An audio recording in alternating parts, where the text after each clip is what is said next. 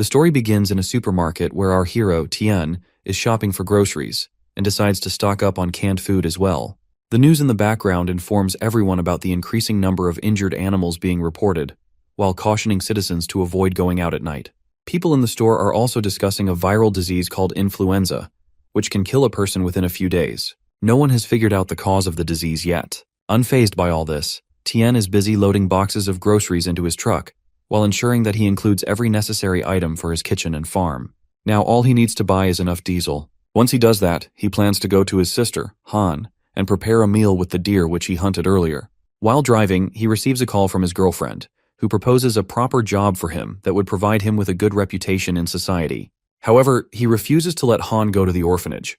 This infuriates his girlfriend, who has no interest in raising a child that isn't even blood-related to him. She even warns him to break up with her and forget about marriage if he continues like this.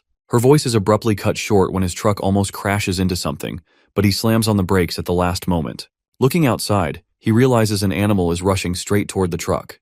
At first he thinks it's a dog, but he's horrified to see that it's a sheep which is still alive despite being hit on the head. The next moment, the sheep runs into the woods, and he decides not to report the incident to the traffic police. After a while, he arrives in front of his house, where his little sister greets him warmly. To see him bring this much stuff, she offers to help him. He gives her a small bag so she can assist him. While on their way home, she informs him proudly that she has completed all the tasks which he gave her. She counts all the work she has done. After doing all this, she is so tired that the stew he makes will make her feel better. He asks whether she would like to have a carrot and venison stew, and she happily agrees. Then he catches his dog trying to eat the crops and hits it on the head as a warning, while making it clear that it can't eat them. Unbeknownst to them, a small part of the crops has turned toxic. As they pass by the barn, the cow inside, which is also eating the toxic grass, has red eyes, with a bee sitting on it. Inside the home, Tien is cooking for his sister, while the news announces that the most spectacular solar eclipse of the century is going to occur. She is excited to hear it and asks whether the day will turn into night because of it. Meanwhile, she eagerly eats her food, thinking about how Tien has improved not only as a hunter, but as a cook as well. Tien, on the other hand, explains that the day won't turn into night during the eclipse, but the sun will appear darker. He allows her to view it with the special glasses which he gives her. Meanwhile, the countdown reaches its end, and the eclipse occurs. Suddenly the power goes out and the air turns cold. His dog starts barking loudly as well. Han points outside, and he is startled to see a blizzard beginning in the middle of summer. He asks her to get inside while he locks up the cattle. He instructs his dog to stay with her. He goes outside and calls for his other dog, Xiaohei. Suddenly he notices the sun shining behind the eclipse. The untimely blizzard, and now the sun leave him completely startled. In the next moment, his dog's barking turns into growling at something behind him. It turns out to be the same mutant cow, while Tien is too confused to fully comprehend the situation. As soon as Tien understands the situation, he rushes to get his compound bow, which he spots lying on a log. He grabs it immediately and targets the mutant cow. In the next moment, he fires 3 arrows in a row, but he is shocked to see that even after all 3 arrows pierce the cow's head, it is still alive. Understanding the urgency of the situation, he decides to shoot again. The next moment, a screen appears in front of him, which informs him that he has no arrows left while there are 3 targets nearby. He doesn't understand the screen at first, but when he checks his pocket, he realizes that there are no arrows left. He is kicked by the cow but is now ready to attack it again. However, his focus shifts to his dog, which is looking toward the house. He immediately understands that his sister is not safe and rushes inside. Inside the house, his other dog has also turned into a mutant, now growling at Han. Before it can attack her, Tien kicks it away. He immediately scoops Han into his arms and tells her he is going to take her to the safe house, while warning her not to come out. She asks about their dog, and he informs her that it has become dangerous. On their way, he sees a screen again and concludes that this is truly not an illusion. He puts Han inside a room and warns her not to come out, no matter what. The next moment, the number of mutant animals turns to 5 on his screen. He locks the girl inside the room and runs ahead, where Xiao Bai is about to attack him but is stopped by Xiaohei. He rushes ahead while planning to handle the cow, then goes back to aid his dog. He picks up the axe and waits as the cow charges. When it is close enough, he dodges the attack, causing the cow's horns to get stuck in the tree trunk. He is about to attack the cow when Xiao Bai bites his neck. In that moment, he wonders whether his black dog has been killed. Before he can think further, the cow pierces its horn into his stomach. The next moment, he starts to hear strange noises. His screen shows him that the apocalypse game has started. His consciousness urges him not to fall asleep, even though he doesn't understand what is really happening around him. Despite this, he is determined to protect Han as he picks up the axe again. The next moment, a screen appears, which informs him that the success of the Apocalypse survival game match has begun. As the apocalyptic game loaded successfully, Tien became its player, finding himself in a poorly maintained manor at level 1. He received the Eye of Truth as a reward, and his class was B. To upgrade to a fortress, he needed 800,000 points. Lying on the ground, he woke, wondering if he was still alive. His torn clothes and bloodstains remained, but he was shocked to see that his wounds had vanished. Puzzled, he wondered where Cow and Bai were. A strange sensation overcame him, and he realized that both the cow and Bai lay dead nearby. He questioned what had happened during his unconsciousness, knowing such damage couldn't be caused by a human. He felt a change within him, welcomed into the Apocalypse survival game as his status activated. A surge of power washed over him, feeling as if a beam of light had struck him, igniting a rage within. Seeing the cow still alive, Tien leapt at it with his axe. He pushed aside thoughts of his recent experiences, pondering his newfound abilities, including wound healing and the strange explosion he had witnessed. As Tien processed the situation, it became increasingly clear that this was more than just a game. The system had fully loaded, and his shelter had been successfully established. Points had been allocated, beginners' rewards distributed, and players were urged to assess themselves. Tien wondered if this flood of information was directly implanted into his mind. He learned that the first phase of destruction had concluded, with the second phase scheduled to begin in 30 days. Natural disasters loomed, and the shelter stood as the last bastion of safety. Tien felt the weight of responsibility to not only survive, but also to fortify his shelter into the strongest fortress possible. The first phase had already poisoned the land humans relied upon for survival, leaving him anxious about what the second phase would bring. Examining Bai, Tien realized he had passed out. According to the information he gleaned, Bai and the others must have mutated after consuming radiation-contaminated plants. After securing Bai in a makeshift cage to prevent any harm, Tien tied him up tightly and turned his attention to checking on Han. Entering the safe house, he descended the stairs in darkness. Trying to switch on the lights, he discovered they hadn't been restored. His phone showed no signal, suggesting the communication system was also down, but the backup diesel generator provided some relief. Using the faint glow of a phoenix, Tien searched the room, wondering where Han was and why there was no movement. Spotting Han's legs, he hurried over and found her lying down. His system indicated that Han was sleeping peacefully. She woke at the sound of his approach and asked why he hadn't spread out the mattress instead of sleeping on the floor. She explained she had obediently waited for him, recalling a bright light and nothing more before asking if he was all right. He reassured her that everything was under control and there was no need to worry. Han inquired about Bai's whereabouts, to which Tien explained that Bai was injured and unavailable for the time being. He suggested she rest a while longer while he attended to matters. Han agreed and drifted back to sleep. As she slept, Tien pondered the absence of mutant domestic animals and wondered how this system differed from online games. Upon further investigation, he discovered a starting bonus that seemed somewhat familiar. However, it was disappointing as he had hoped for weapons or skills, but instead found that he needed another 999 points to start the game. Staring at the screen, he noticed a question mark in one corner and wondered about its significance. It appeared that the primary currency of this system was points, and he recalled the seed he had planted in the poisoned land. Realizing its high cost, he knew he couldn't afford it at the moment. He resolved to check the stockpile of supplies at home, knowing that those in direct contact with the ground had already been contaminated in various ways. As the network disconnected, Tien realized it might take some time to recover, and he doubted the situation outside was promising. Contemplating the polluted sources around him, he knew he had to address them soon. Looking outside, he opened a door in the safe house and found an array of guns neatly arranged.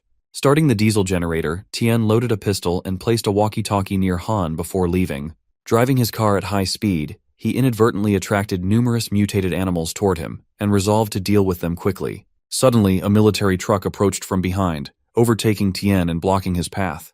The truck's machine gun targeted Tien's car, threatening to open fire. As an army scout with a zoom scope overlooking Tien, he observed that the normally bustling Voki-Toki road surface was raised. Tien suspected military forces were stationed nearby and sensed a crisis in the city. He wondered about Zhang King's whereabouts. The soldier warned Tien of the danger outside and advised him to return home. Through the Voki-Toki, someone reported that Area B was under attack by mutant cats and urgently needed reinforcements. Tien explained to the soldier that he had left home due to lack of supplies and asked about the current city situation. The soldier directed him to the designated government supply point and emphasized the city's unsafe conditions, urging Tien to return home promptly. Tien agreed and the soldier departed. As a military aircraft flew overhead, Tien contemplated the presence of mutant creatures. Despite his recent split with Zhonglin, he couldn't ignore the post-apocalyptic world and resolved to check on her during his journey. As he entered the city, Tian encountered widespread destruction. People spoke of another looting incident on XX Street, and a female body had been discovered at pawn number XX. Driving through, Tian noticed only police cars and ambulances remained active. He witnessed two men hurriedly loading an injured woman into an ambulance. She was on the brink of shock from severe blood loss. Another paramedic mentioned another case of lung damage due to food poisoning, urging readiness to administer an adrenaline shot. They discussed the shortage of cardiac stimulants due to high patient volumes, many infected by the same illness. Nearby, a distraught woman begged her infected husband not to fall asleep. They were almost at the hospital. He lamented the lack of available beds and the overwhelmed emergency hotline. Tian concluded that the healthcare system was struggling to cope, exacerbated by the effects of radiation leaks from the nearby plants. Tian wondered if he could manage to get his hands on enough supplies to successfully survive the game. The police were instructing citizens that the location was a government-designated emergency supply procurement site. They emphasized the need for everyone to follow the rules, form orderly queues, and avoid rushing. Each person had a purchase limit: 5 gins of rice, 5 gins of flour, and 1 gin of vegetables, verified with a valid ID. Arguments erupted as people fought over their place in line. One person insisted they had been waiting for 5 hours and deserved to be served first, while another claimed the spot was originally theirs before a restroom break. Tensions escalated, especially when someone purported to be the general manager of a local corporation, leading to confrontations with others in line. Some were even forcibly removed. Meanwhile, on the fringes, a young girl cried to her mother for food. Tian witnessed two people fighting over a scarce resource, each claiming they had reached it first, while a frantic rush for supplies continued among the crowd. As Tian contemplated his girlfriend's rented apartment just around the corner, a speeding car narrowly missed him as he was about to turn. The car screeched to a halt, and a man emerged, knocking on Tian's window to inquire if he had come from the procurement site and what he was looking for. He had noticed Tian wandering around the department store market. The man tried to offer various fruits and vegetables: watermelon, cucumber, pumpkin, tomatoes. But Tian challenged him, saying he would only buy if the man dared to take a bite first. The man hesitated, asking why Tian didn't trust him and insisting that he hadn't seen anything to buy himself. Tian, frustrated, told him to leave. The man questioned why Tian was being confrontational, asserting he was a law-abiding citizen. Tian then showed a gun, causing the man to recoil in fear, urging Tian to talk things out and emphasizing his compliance with the law. Tian sternly warned the man that if he caught him conducting such heartless business again, he wouldn't hesitate to shoot him, with no repercussions. The man agreed nervously, retrieving his things and reflecting on the tough spot he found himself in. He quickly got into his car and left. Tian proceeded to his girlfriend's apartment building. Climbing the stairs, he arrived at Zhang's door and knocked, calling out to her. With no answer, he began to worry if she was even home. Retrieving the spare key from under the doormat, he unlocked the door and entered. Inside, Tian was shocked to find the typically neat room in disarray. Contaminated fruits and medicine boxes were scattered around.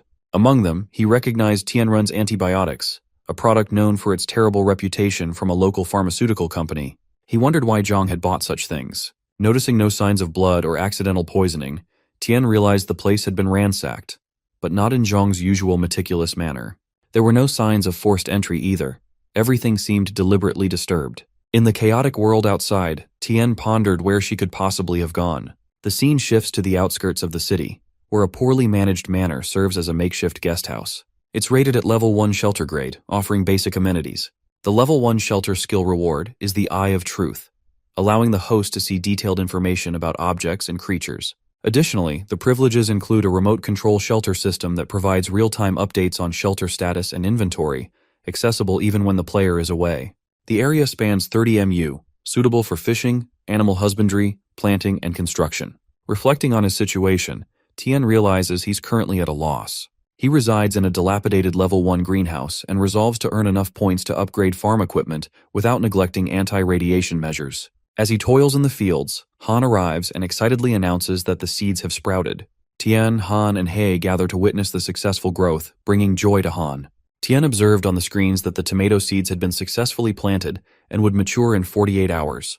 He was pleased with the progress, noting that the anti-radiation grade seeds were performing as expected, maturing quickly. With more points, he and Han could certainly survive in the post-apocalyptic world. Han expressed her initial doubts about the seeds, thinking they had all withered, but she credited Tian for their success. Tian confidently remarked that he always found a way, reminding Han of the rules he had set for her to follow. She affirmed her understanding and vowed not to be underestimated. Han reiterated the rules: only consume food approved by Tian, not leave the farm without permission, report any unusual animals, and keep an eye on He to prevent him from eating indiscriminately. Tian instructed He to listen as well. Recognizing that the anti-radiation crops were ripe, Tian resolved to harvest them promptly. He discovered that the harvest was bountiful, especially with the radiation-resistant tomatoes proving to be nutritious. Long-term consumption promised to enhance overall health with a storage life of 30 days. Tian pondered whether they could also improve physical fitness and eagerly tasted one. Instantly, he felt a comforting warmth spread throughout his body, alleviating the fatigue from days of hard work. In this food-scarce post-apocalyptic world, the upgraded crops not only provided sustenance, but also seemed to offer attribute bonuses. Tian mused over the idea of becoming a full-fledged farm owner within this system. Unlocking permissions, purchasing from the mall, and upgrading shelters all relied on accumulating points, which were obtained primarily through the exchange system. This system facilitated the recycling of crops, livestock, meat, and minerals. Each graded differently and priced accordingly were the supreme god tier. Exchanged for the highest points. These were top-tier crops. God-tier powerful crops that fetched significant points. Ancient medical-grade specialized crops known for their medicinal properties. Anti-radiation grade crops specifically designed to thrive in radiation-affected environments. Tian realized that mastering this exchange system would be crucial for their survival and growth in the harsh new world they found themselves in. Tian learned about the point system for different grades of crops were Level 1, anti-radiation grade crops 1 kilo or 1 point. Level 2, ancient medical grade crops 1 kilo or 100 points. Level 3, God tier powerful crops 1 kilo sour 1000 points. Level 4, supreme God tier enhanced crops 1 kilo and 100,000 points. This exchange system provided a comprehensive service from supply and sales to recycling, making it a vital tool for transforming the farm into a top-tier military base if enough points were accumulated.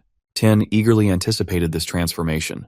Reflecting on the anti-radiation grade crops, Tian considered the potential of the 3 higher grades, each promising even more significant effects. Excited, he decided to inspect the harvest of the ancient medicinal grade crops. Observing the carrots, he confirmed their 10% maturity rate as expected for ancient medicinal grade crops. Further investigation revealed that these carrots were at 100% maturity. They were capable of clearing all negative effects such as poison, illness, and irreversible damage caused by negative effects. Remarkably, they could be stored indefinitely. Tian recognized the immense potential these crops held for their survival and future endeavors in the challenging world they now navigated. Tian marveled at the newfound security of having the ancient medicinal grade crops, knowing they no longer needed to worry about medical treatment. Turning his attention to the recycling interface, he decided to sell 70% of the harvested crops for points and kept the remaining 30% as reserves in his backpack. Confirming the recycling of 200 kilos of radiation-resistant crops, Tian received 2,000 points and found that 3 ancient medicinal grade crops were stored in the warehouse. Pleased with the outcome, he now had 30 gins of anti-radiation grade crops safely stored. To his surprise, Tian was congratulated for completing his first recycling task and achieved the title of Master of Recycling, earning a reward, a smart working robot of the agricultural type. As the robot appeared in his palm and waved, Tian couldn't help but feel skeptical about its usefulness, given its small size. He wondered about the achievement system, suspecting it might lead to more rewards and useful items. Yet, he couldn't shake the feeling that the robot was staring at him in an oddly unsettling way. As the robot swiftly began cutting the crops, Tian was astonished, wondering how it seemed to anticipate his thoughts. Could it be that his consciousness was somehow linked to the system, enabling direct commands to the robot from his mind? He marveled at its capabilities, realizing even a farming robot could be so advanced. Thoughts of earning enough points to exchange for a combat robot crossed his mind, considering how it could ensure Han's safety conveniently. Excited by their successful crop germination, Tian called Han for a meal, asking her to stop watching cartoons. They enjoyed big chicken legs together that day, celebrating their agricultural success. Han, though happy, reminded Tian of their need to be more frugal with food. He, their companion, also eagerly joined in the meal. Tian assured Han they could resume planting and use some of their stored food. He then warned her that if anyone discovered their food supplies, she would be forbidden from eating for 3 days. Han agreed, promising to keep their provisions secret. Tian suggested they eat, knowing Han must be tired of instant noodles after 2 days. He gave the first chicken leg to He, thanking him for protecting both Tian and Han. Han affectionately hugged He, calling him the best, before letting him go and wondering how Bai was feeling. Tian reassured her that Bai was still recovering from serious injuries and wouldn't be able to see her for a while, but promised they would play together once he was better. Han agreed and promised not to disturb Bai in the attic. Suddenly, Tian noticed a warning indicating someone was attempting to invade. He quickly accessed the monitoring screen and discovered the intruder was an unarmed 42-year-old male with a threat level of 3. To his surprise, he realized it was Uncle Nan. Tian wondered how Nan had ended up there under these circumstances. Tian stepped outside and approached Nan, questioning why he had come. Nan, smoking a cigarette, exhaled slowly before acknowledging Tian as boss. He explained his dire situation, requesting help, and inquiring if Tian's farm had any surplus food. Nan had no other options. His home had been ransacked, his stored food stolen, and market prices were exorbitant due to shortages. Tian apologized, revealing that his own food stores had been depleted, worsened by a recent crop failure due to mutation. Despite this, Tian offered what little rations he could spare, expressing gratitude to Nan for looking after his family. Nan, crestfallen, admitted he had already approached many relatives, all unable to assist him. Tian then handed Nan a pack of cup noodles, urging him to explore other options first. Nan thanked him profusely, to which Tian wished him luck. Nan, resigned to their unfortunate circumstances, departed. Tian estimated that the food would last Nan about 5 days, considering it wasn't much. In uncertain times like these, human intentions were unpredictable, prompting Tian to stay cautious. He decided to check on Nan that night, realizing he didn't need the common vegetables stored in the freezer. At nightfall, Tian, accompanied by Han, quietly approached Nan's house, each bringing their own snacks. Suddenly, they heard Xiao scream. Nan hushed Tian, warning him not to startle Xiao. Xiao continued coughing up blood, his condition worsening by the moment. Emotionally distraught, Nan questioned why Xiao's condition was deteriorating instead of improving. As Xiao continued to cough up blood, Tian and Han peered through the window, Han visibly frightened by the sight. Tian reassured her that everything would be fine, urging her not to look. Reflecting on Xiao's symptoms, Tian suspected Xiao had accidentally consumed irradiated vegetables, explaining the rapid deterioration. However, Tian questioned if Xiao, being the best candidate for experimentation, would survive this ordeal. Ultimately, Xiao's fate would hinge on luck. The window glass shattered as a pouch flew into Nan's house, startling both him and Xiao. Nan grew furious, demanding to know who threw it. Xiao urged caution and suggested they inspect the package. Reluctantly, Nan agreed, instructing Xiao to stay put while he investigated. Upon opening the pouch, Nan was shocked to find fresh vegetables and food inside. Overcome with emotion, Xiao expressed his desire to survive, willing to try anything even if it meant lying about his condition. Nan broke down, admitting even the hospital couldn't help Xiao, but he couldn't bear to watch him suffer without trying. Determined, Nan convinced Xiao to eat the food, urging him to chew carefully. Xiao screamed and coughed violently for a moment before suddenly stopping. Nan rejoiced at Xiao's apparent improvement. Meanwhile, Tian noticed a street light flickering back to life, indicating the return of electricity and potentially phone signal. He immediately called his girlfriend Zhang, but she didn't answer despite the phone ringing. The scene shifted to a moving car where several men sat, one of their phones ringing. They pondered whose phone it was until the owner recognized it as Zhang's, suggesting they turn it off now that the signal was restored. One of them inquired about their food stash, relieved they had enough for a month. Pleased with their decision to follow their leader, they discussed their motives. The largest man silenced their questioning, emphasizing the importance of money and action. They all agreed. After the incident at Nan's house, Tian and Han hurried away in their car. Han remarked on the miraculous change she witnessed in Xiao, how he had been vomiting blood before eating the carrot, but soon recovered, his pallor shifting from gray to blue. Tian noted Han's vivid descriptions, reminiscent of her love for animations. Suddenly, an animal attacked their car from above. Tian spotted it, a monkey with menacing claws peering through the window. He instructed Han to stay calm and hold tight. She nodded fearfully, complying with his request. Tian maneuvered the car in a serpentine motion, attempting to dislodge the monkey. He then instructed Han to duck her head, which she did obediently. Despite their efforts, the monkey persisted and ended up in front of the car. Thinking quickly, Tian swerved the vehicle, causing the monkey to collide with a rock. Drawing his gun, Tian shot the monkey, ensuring it posed no further threat. Exiting the car to inspect, Tian discovered a pool of blood where the monkey had fallen. Amongst the blood, he found a coded message. Perplexed, he wondered where it could have come from, as there were no nearby breeding farms or zoos. Tian's thoughts returned to the dire state of the city as he drove home. He instructed Han to relax and watch her animation, explaining that he had some matters to attend to. Agreeing, she departed, leaving Tian to confront Bai, still in his altered state. Donning gloves, Tian contemplated whether the ancient medicinal carrot could reverse the effects of radiation on Bai and restore his consciousness. Tentatively, he fed the carrot to Bai, hoping for a positive outcome. Bai growled loudly in response. Meanwhile, Han, engrossed in her cartoon, heard unsettling noises and grew concerned about Tien's prolonged absence. Rushing to find him, she entered the room where Tien and Bai were. Wanting to play a prank, she tapped Tien on the back, startling him. Relieved to see her, Tien asked if it was her. Han confirmed and teased him about being scared. However, their attention soon turned to Bai, lying motionless with blood around him. Han was overcome with emotion, collapsing in despair.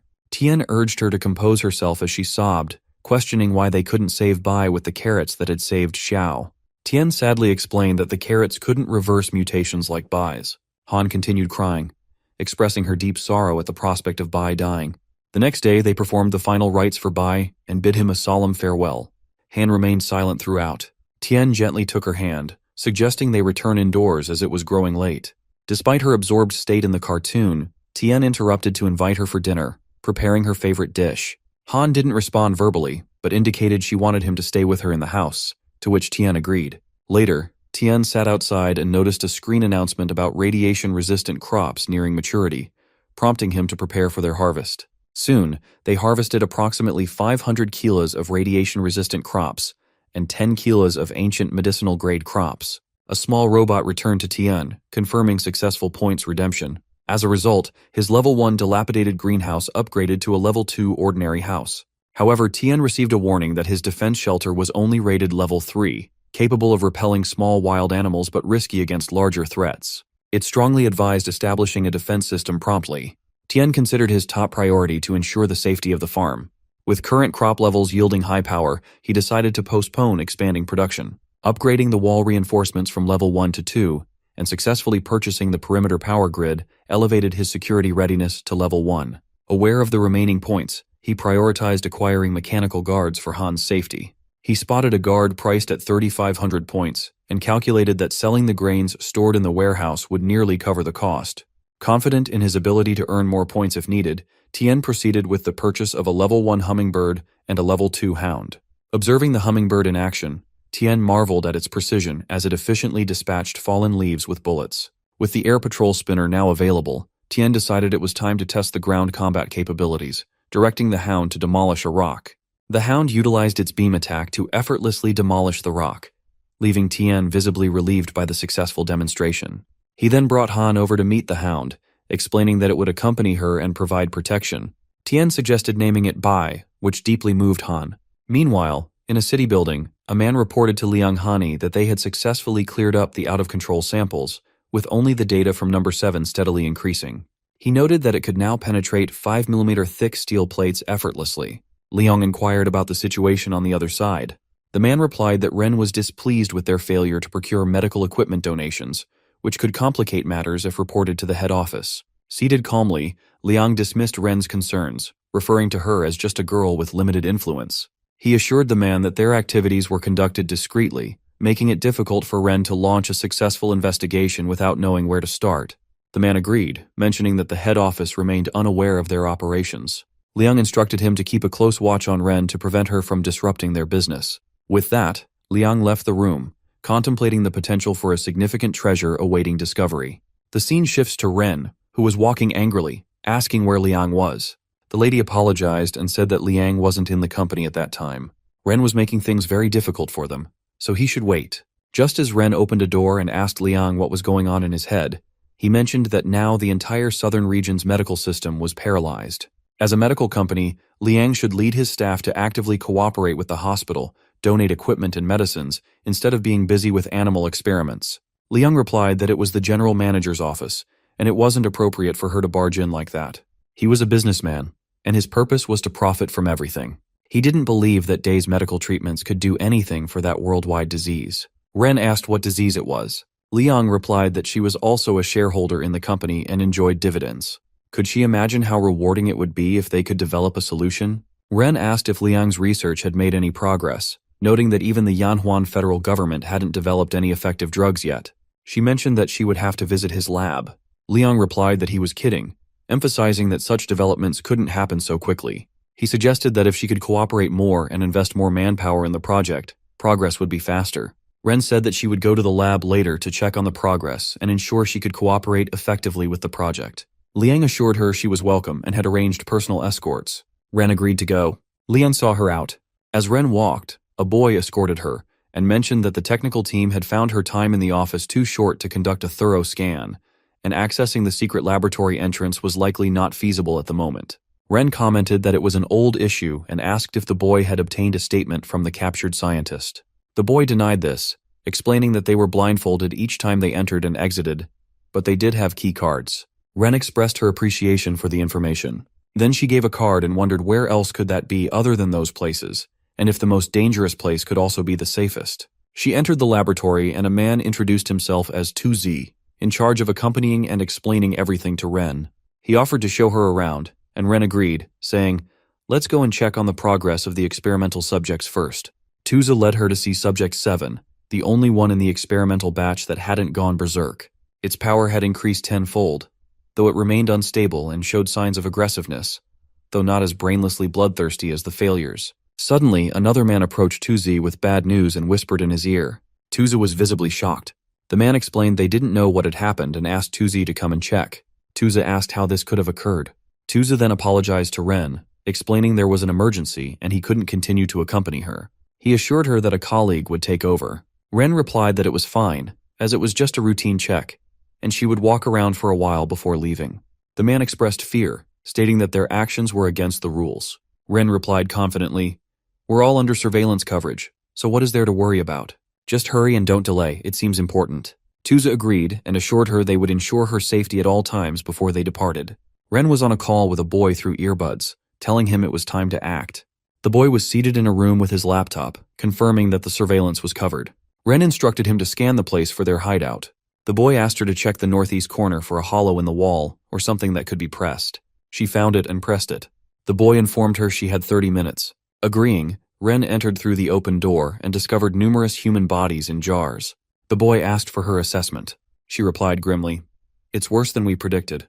The boy asked if he should contact the head officer to intervene. She declined, asking him to wait. As she examined further, she saw a mermaid and asked Ren if she recognized the name, revealing it was Zhong, Tien's girlfriend. The scene shifts to Tien, who found that his radiation-resistant grade corn was ripe for picking. Han was delighted to see it. Tien asked her to come and help him finish the work early for dinner. She eagerly agreed, taking one and expressing her desire to eat grilled corn later. Tien asked if she was already hungry. She replied that she was too hungry to just pick corn.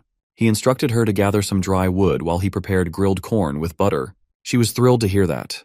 While cooking, Han sat nearby and asked jokingly what would happen if she kept eating like that and turned into a fat pig. Tien thought that her appetite had exceeded his own recently. He explained that the special crop could enhance their physical fitness, and as her physique developed, her nutritional needs would increase. Since she was still growing, eating more wouldn't cause her to gain weight. She agreed and began eating the corn. Tien watched her profile and thought that after eating the radiation-resistant vegetables for a few days, both his and Han's physical condition had improved significantly. He joked that even if she kept eating like that, she wouldn't turn into King Kong Barbie, imagining how she might look and laughing at the thought. Han commented that the grilled corn was delicious. Tien promised to make her a spicy one next. He considered that with their shelter, even if Han's appetite grew comparable to Luffy's in the future, they could still afford it. Hearing a visitor, he wondered who would be visiting at such a time.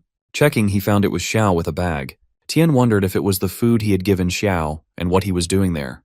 Tien approached Xiao and asked what brought him there. Xiao explained that Tien had given his family some instant noodles the other day, and his father insisted on returning the favor by sending some food to Tien's family, which Xiao had brought over. Tien reassured him it was fine, thinking he had helped the right person. Curious, Tien asked Xiao where he had found all the food. Xiao admitted he had found it in his yard, speculating it might have been quietly sent by a relative or someone who snuck it in. Xiao wanted to repay Tien's kindness, and also had something to ask him.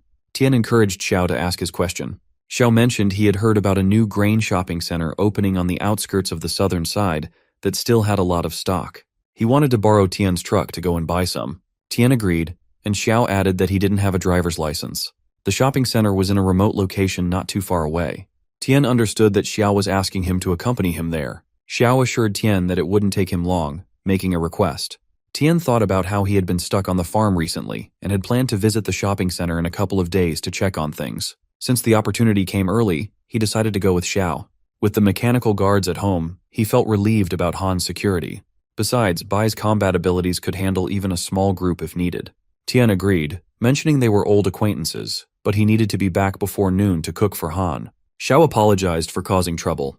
Tian asked him to wait there while he went to get the truck. Inside, Tian instructed Han to stay home and not to open the door for anyone. She reassured him not to worry and praised Bai's capabilities.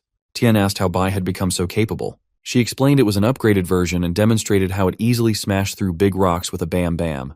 Tian asked if that was so, and reminded Han that she could only use Bai in emergencies in the future, as it could be dangerous otherwise. She agreed, saying she wouldn't blow up rocks anymore. Tian affectionately ruffled her hair, promising that he and Xiao would go shopping and bring back candy for her. Curious, she asked if Xiao was there and expressed a desire to greet him. Tian playfully pinched her cheek and asked if she wanted to show off Bai to others. She insisted she was 6 years old now and not a child anymore, feeling suffocated that no one except Tian talked to her that way. Tian agreed and took Han with him in the truck. Outside, Han greeted Xiao and tried to tell him about Bai, but Tian stopped her, telling her to get out of the car and let Xiao sit there so they could leave early and return in time for him to cook for her. As they left, Han complained that Tian was being mean and hadn't let her finish greeting Xiao. She hurried inside to forget about it and watch cartoons. While traveling, Tian thought that Han could be naive sometimes, expecting she would say something like that. After a while, Xiao asked Tian if it was okay for Han to be home alone. He expressed concern about the current chaotic world and feared the farm might be targeted by bad guys, putting her in danger. Tian scoffed, questioning who would bother with his shabby farm that had no money or food, and reminded Xiao that Han was only 6 years old. Even if she had a self-defense weapon, she wouldn't be able to use it. He thought there was no safer place for her than the farm right now. Xiao asked if Tian had any self-defense tools for Han. Tian replied that he had electrified the farm gate so no one could break in, reassuring Xiao not to worry about it. Xiao expressed relief and then took out his phone to text someone. Tian noticed, and Xiao quickly put his phone back in his pocket, explaining he was worried he didn't have enough money and had borrowed some from friends. The scene shifted to Han, who was watching cartoons excitedly. She exclaimed that they should use the Rainbow Warriors, suggesting Lemon Yellow Super Evolution Golden Yellow, and noted Xiao could change his color too. She hugged her toy, Hei, and asked if Xiao could be a member of the Rainbow Warriors. Hei looked confused. Han joked that last time she and Tian had seen Xiao, he was green with greed, but now he was red, which she found funny. Tian gave some money to Xiao, who was confused to see that. Tian explained that he didn't have much money either, so Xiao could take it for now. Xiao declined, insisting that Tian had already helped his family a lot and he couldn't accept any money. Tian insisted, telling Xiao to stop talking nonsense and focus on driving. Xiao acted grateful for Tian's help and promised to repay his kindness. As they drove, Tian realized they needed to go straight for 500 meters, then turn right 300 meters ahead. Another 200 meters ahead, they would reach a fork in the road, and 100 meters beyond that, they needed to turn right. Xiao seemed worried. Just as Tian was about to turn right, Xiao moved the steering wheel to the left, claiming the road to the right was closed, and they should go left instead. Tian felt something was off and shouted that it wasn't true, as he often traveled that road.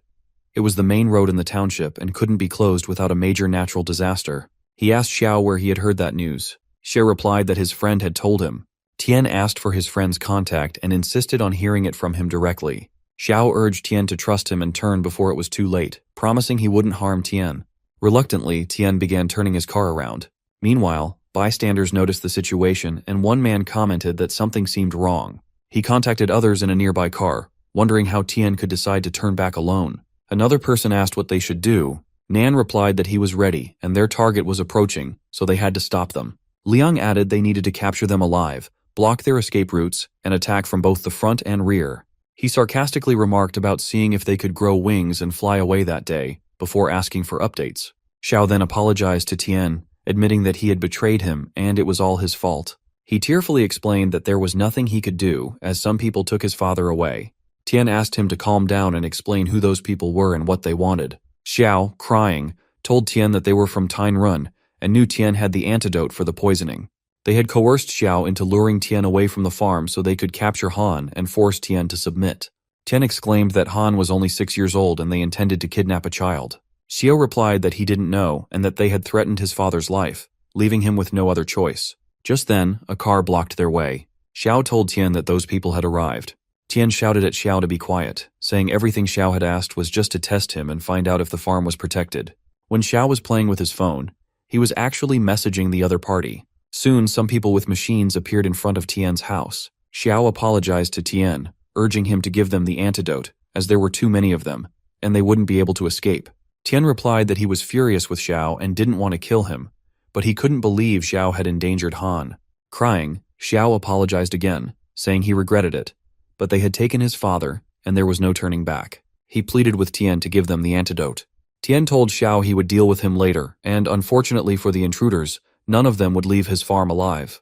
Xiao remembered the night when he was healed, and Nan was so happy about it, saying how scared he had been. Xiao admitted that he couldn't believe he had actually survived. Nan commented that Xiao was an idiot for eating something different that caused his illness. Xiao explained that he was so hungry he couldn't stand it anymore, and found an apple in the cellar that didn't seem to have any trace of contamination. Nan scolded Xiao for being so desperate and daring to eat anything from the cellar, as they were all in contact with the ground. Xiao replied that they had been eating nothing but gruel for several days, so he decided to take a gamble. Otherwise, he would have starved to death sooner or later. Nan told him to stop talking nonsense and mentioned that he had borrowed some food, and they had received a wave of food drops. Among them was a magical elixir that saved Xiao's life, which must have been a blessing from the gods. They couldn't bear to see Xiao suffer so much, so they saved his life. Nan reminded Xiao that many people had died from accidentally eating poisonous vegetables, and he was the only one who survived. Therefore, they must go to pay homage to their ancestral graves later to thank them for their blessings. Xiao thought that if there really was a god, such a disaster shouldn't be allowed to happen in this world. He believed the elixir had been given by someone who didn't want to reveal their identity. Then he noticed a bag of fruits and heard Nan ask if he was hungry. Xiao couldn't believe someone had given them so much food while their family had been left to starve, without even the basic necessities for survival. Nan reassured him that they had received all this food, and that he was going to get something for Xiao to eat, emphasizing that Xiao was still recovering from a serious illness and needed to recover well. Suddenly, Xiao remembered something and got up to go outside. Nan asked where he was going. Xiao replied that he would be back in a while. Nan insisted that Xiao wasn't fully recovered and needed to rest. Xiao asked to be left alone and then went to someone's home and knocked on the door. The boy inside replied, telling him to stop knocking rapidly, and demanded to know who was there. When Miao opened the door, he was shocked to see Xiao covered in blood. Miao asked what Xiao wanted. Xiao replied that his home had been robbed, and he just wanted to check the surveillance video. Miao asked what that was. Xiao showed him the camera and said it was a 360-degree unplugged wireless monitor. Miao agreed. Xiao asked to check who had beaten him up because he needed to find them. Miao agreed but told him to hurry because it was his sleep time. As Xiao went to check, he thought the camera happened to have the perfect angle for his alleyway and wondered who the person would be. Then he saw a truck and recognized its owner by the license plate. He then returned home. Nan asked what he had been doing. Xiao replied that he had found out who saved his life. Nan asked who it was. She said it was Tian. He had checked the CCTV and found that Tian's arrival and departure times matched the time of Xiao's rescue.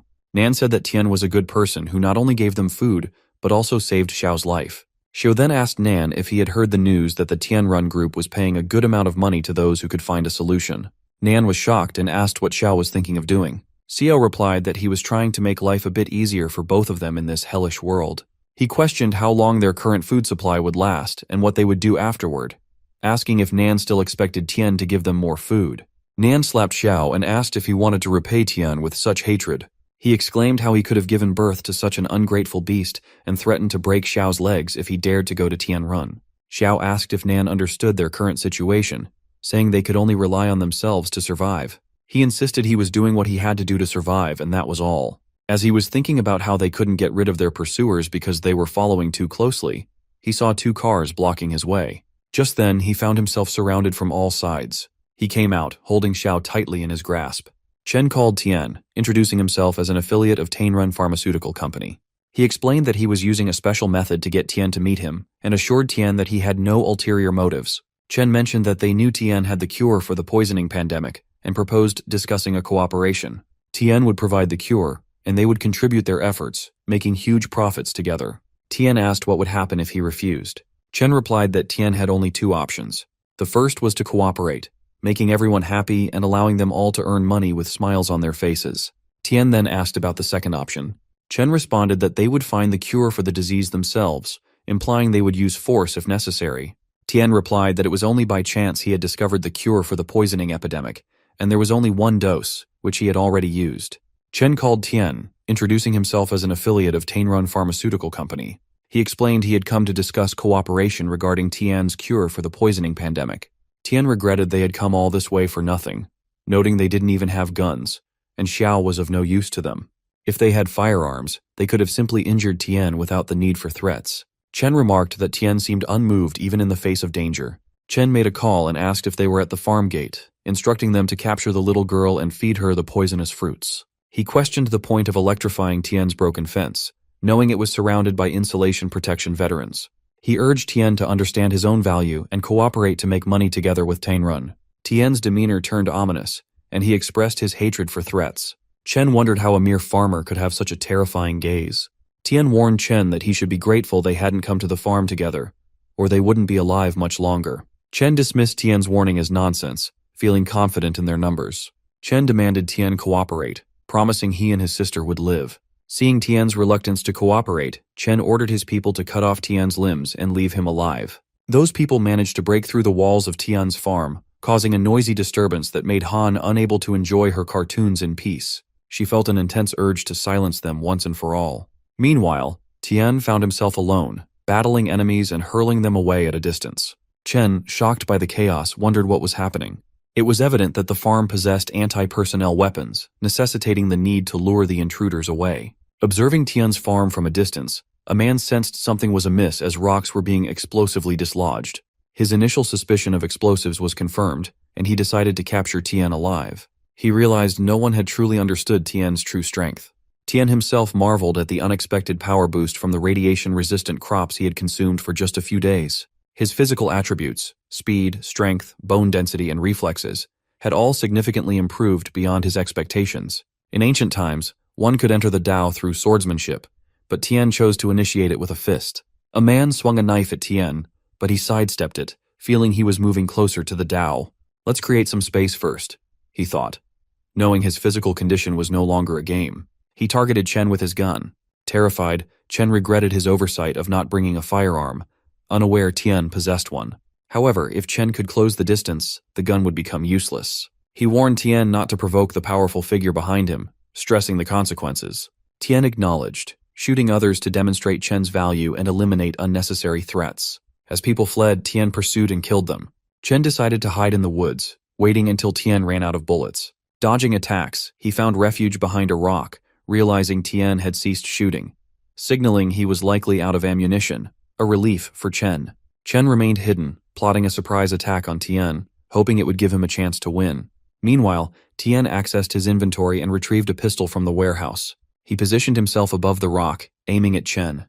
Perplexed, Chen questioned why Tian still possessed a weapon, and if he was also a martial artist.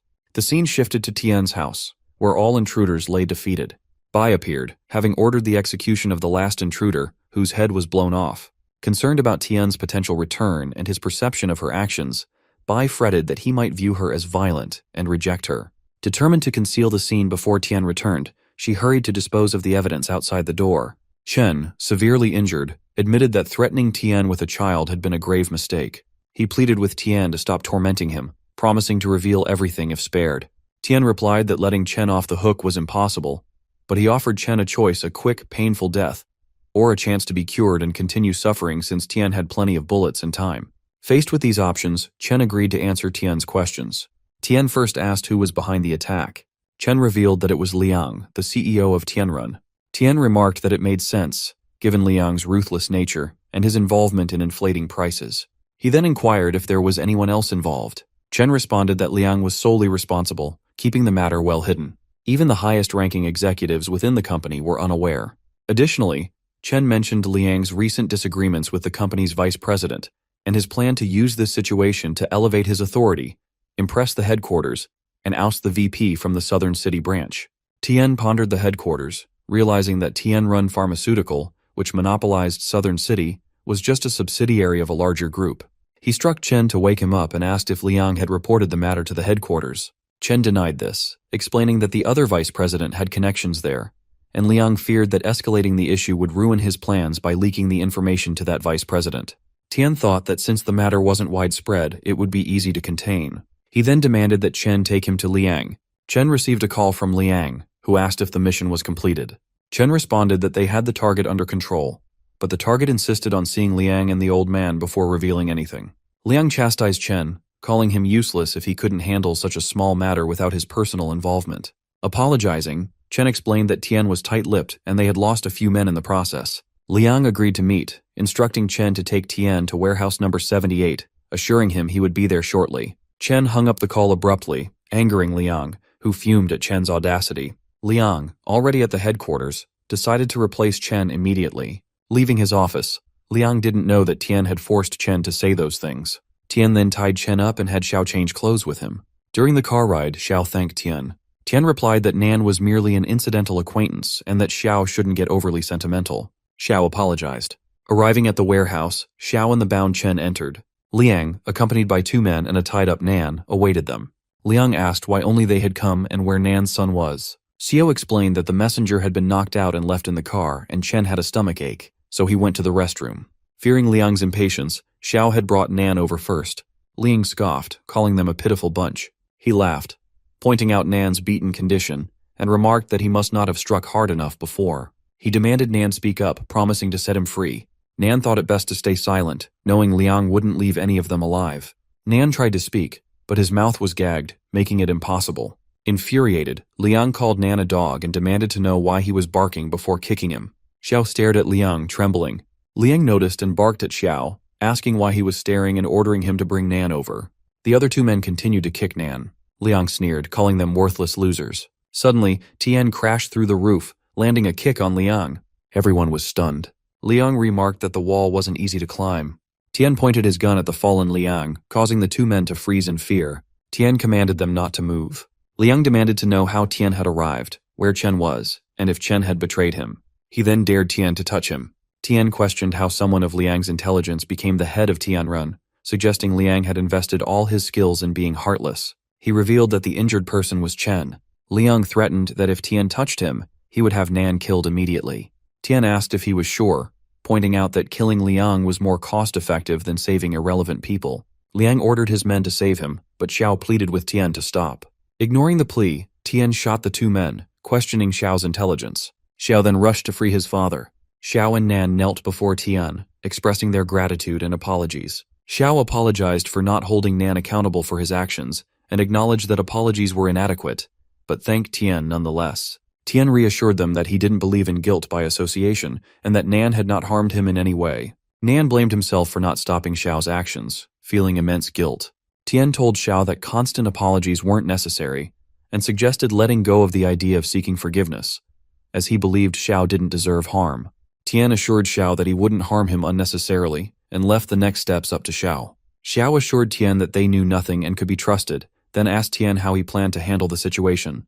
Tian instructed them to gather the people and stack them together, promising to bring the car. Nan asked what Tian intended to do. Tian replied that they had no choice but to clean up the evidence. After gathering the 3 bodies together, Xiao asked Nan if Tian planned to bury them. Nan nodded, pulling Chen aside and agreeing that it wasn't safe to leave them exposed in the middle of nowhere. As Nan reached out to move Chen unexpectedly attacked him with a broken piece of mirror. Nan managed to dodge the blow, surprised by Chen's agility. Xiao was shocked by the sudden violence. Chen explained that he was at a dead end and had nothing to lose by taking someone down with him. He swung the broken mirror at Nan, but Xiao intervened and took the blow himself. Nan was stunned by Xiao's sacrifice. Just then, Tian arrived in the car and struck Chen with it. Xiao screamed in pain and collapsed. Nan began to cry, admitting to Tian that Xiao was right about him being useless and not daring to be good or bad. He blamed himself for putting his father in danger due to his selfish desires. Nan accepted that Xiao deserved what happened and wished to give his life back to him, finally finding peace. He asked Tian to thank Han for him, mentioning that the candies for Han's food that night were from him, knowing they were something a child would appreciate. With his last breath, Xiao passed away. Nan was overwhelmed with grief. After a while, he and Tian set fire to the warehouse and left the scene. The scene shifted to Ren in her office, calmly sipping tea as someone rushed in, clearly agitated. She instructed them to calm down and explain slowly. After composing themselves, the person informed Ren that something significant had occurred. Ren asked what had happened, and they hesitantly revealed that Liang had died. Ren swiftly examined the bodies and asked the doctor if they had confirmed their identities.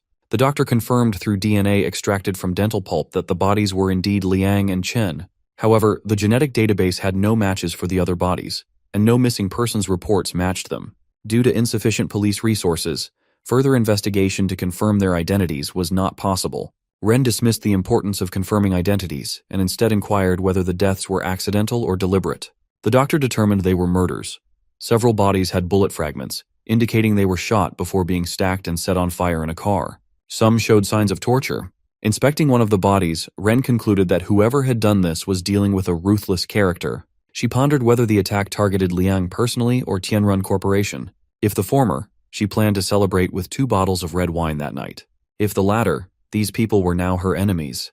Tian purchased a small bomb and asked Nan if he truly wanted to seek revenge. Nan agreed, declaring he was willing to risk his life for it. Tian then handed the bomb to Nan, explaining that he had taken care of the traces that could be handled, but couldn't guarantee that Tianrun wouldn't find any clues pointing to him. This was a reminder not to let what happened to Xiao occur again. Nan reassured Tian, promising to ensure the bomb exploded as intended without worry. Tian then confided all the secrets to Nan and returned home with him, calling Han to ask what she was doing there. Nan was bewildered to see Han unfazed by everything, including a robot dog in the house. Outside, Han had arranged a crane and a small sand mound to conceal the bodies. She realized Tian and Nan had returned, denying any wrongdoing and claiming she was only playing a digging game and hadn't set anything off. Tian reprimanded her, having seen everything she had done, prompting her to admit she lied because she feared he would hate her if he discovered her violent actions, worrying he might not want her anymore. He asked how he could ever not want her. She explained that it was because she had killed people. Nan wondered if that was the reason. Tian reassured Han, telling her that no matter what mistakes she had made, he would stand by her side and bear them together. He emphasized that from beginning to end, she was the most important person in his family, and he was delighted that she knew how to protect herself. He encouraged her to just be herself and assured her that he would guide her, so she shouldn't feel burdened. He praised her for dealing with those who had malicious intentions and preventing them from harming others. Han then declared that she would retaliate against those who tried to bully Tian. Nan reflected that the world was changing too quickly, and he needed to adapt. Han then confided everything to Tian, who confirmed if she was saying that she saw those people wearing red and that this made her hate them. She ordered Bai to eliminate them, and Bai agreed, mentioning how those individuals had knocked down the gate and disturbed her while watching cartoons, a color she found unsettling. Tian asked if others also had colors. Han confirmed, describing Tian with a calming blue, He with an approachable green, and Xiao also associated with the unsettling red color. She mentioned that Nan's color was gray with a hint of green, and she had also noticed that some passers-by were gray too. Tian wondered what the people emitting the red color had in common, suspecting they all harbored ill intentions towards Han. He asked if, besides seeing different colors, she had noticed any words or letters around them. He wondered if Han was also a player. She denied seeing any words or letters. He asked when she started seeing colors on people. She replied it had been about a week ago. Tian speculated that her ability had emerged only after the start of the destruction season, confirming that Han hadn't seen the system and thus wasn't a player. Thinking about this, he pinched her cheeks, a habit of his when contemplating a problem. Tian believed it was likely an evolution after eating radiation-resistant vegetables. He smiled, and she jokingly commented on how scary he could be. He expressed his happiness. Tian considered that if that were the case, the crops provided by the food system didn't have the same side effects as the radiative crops, but the likelihood of mutation was higher. They had both eaten radiation-resistant food for only a few days, yet their physical functions had improved significantly. Han had also evolved the ability to perceive others' emotions, akin to a proximity program or humanoid reconnaissance device. Tian named his ability the Eye of Truth and dubbed Han's ability the Eye of Good and Evil. He expressed admiration for her ability and noted its usefulness to him. When she asked if she would be able to help him in the future, he agreed, affirming that if she saw someone emitting red color in the future, she should inform him as she was his strongest assistant. As he gently touched her, she became happy. He then asked if she was hungry and offered to cook for her. Later, he prepared all the food, and the three of them sat down together to eat. Tian told Han that from now on, Nan would also live with them and help with the farm work. Nan mentioned he didn't fully understand the situation but would do as Tian instructed. Han was delighted to hear this and asked where Nan would live. Nan replied that he would build a thatched hut near the gate to live in and keep watch over it. Han then asked what would happen to Xiao now that Nan was living with them. Nan explained that Xiao had gone to another world to atone for his sins. Han remarked that it seemed those who emitted red light and wanted to bully Tian wouldn't live long. She vowed that anyone who dared to bully Tian or He would face Bai's retaliation. Tian praised Han for her intelligence and suggested she focus on her meal. Nan thought that things couldn't get any more intense than they were now. Furthermore, his hands were already stained with blood, but now he didn't have to worry. As long as he could help his son get revenge, he was willing to be Tian's watchdog.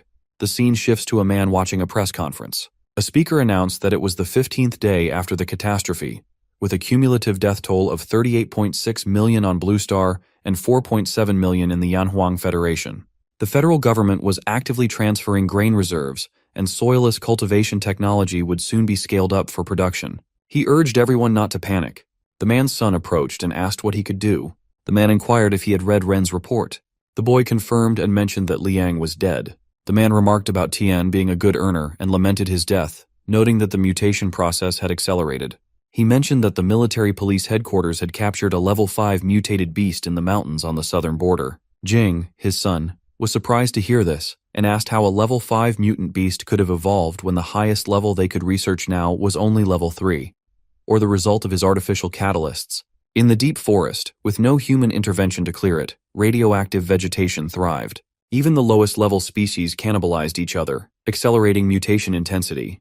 The father remarked that their current manufacturing technology was vulnerable to unknown natural evolution. He instructed King to take over the lab there, and Ren had discovered that Liang's secret experiments had utilized many intriguing technologies. They planned to combine these discoveries with their current resources and ensure the prompt extraction of the virus. Jing agreed with the plan. Ren sat in her office, pondering that the records from 2 days prior had appeared entirely routine, suggesting that the cause of his death lay within that narrow window. However, the surveillance footage from those crucial days had been deleted by Liang, leaving them bereft of clues. Dwelling on this seemed futile for now. They needed to decide on the location of the new research institute, and Ren still had to welcome the incoming leader. Stepping outside, she greeted Jing, who arrived from the south. After a handshake and introductions, Ren noticed a man standing behind Jing and inquired about him. Jing explained he was Kui, the king's assistant. Jing then mentioned hearing about a suitable research institute from Ren and asked to see it. She agreed, mentioning a few locations on the city outskirts from which he could choose. Meanwhile, the scene shifted to Tian, who was inspecting the fish livestock. In that pond, Tian had fish ranging from level 1 to level 5, and he marveled at the variety of species available. He noted that the points required to purchase different types of fish at the same level remained consistent. Suddenly, he spotted a bluefin tuna and rare pre-apocalyptic ingredients available for 500 points. Excitedly, Tian asked Han if she liked eating a lot of bluefin tuna. She inquired if it was the expensive fish that melts in their mouth. Tian confirmed this and mentioned that they previously couldn't afford much, but now they could indulge as they pleased. Han joyfully expressed her desire to eat it. Tian gathered his equipment and suggested they use the excavator to dig a fish pond together. Han agreed enthusiastically, and He joined them. With the excavator, Tian, Han, He, and Nan arrived at an open area. Tian instructed them to start digging there. Nan rubbed He and asked about its age, noticing it had grown significantly. Tian explained that He had already reached adulthood and shouldn't have been growing any larger. Nan speculated whether He had gained weight due to the farm's good food, recalling when He first arrived and only reached Nan's knees, now reaching up to their thighs.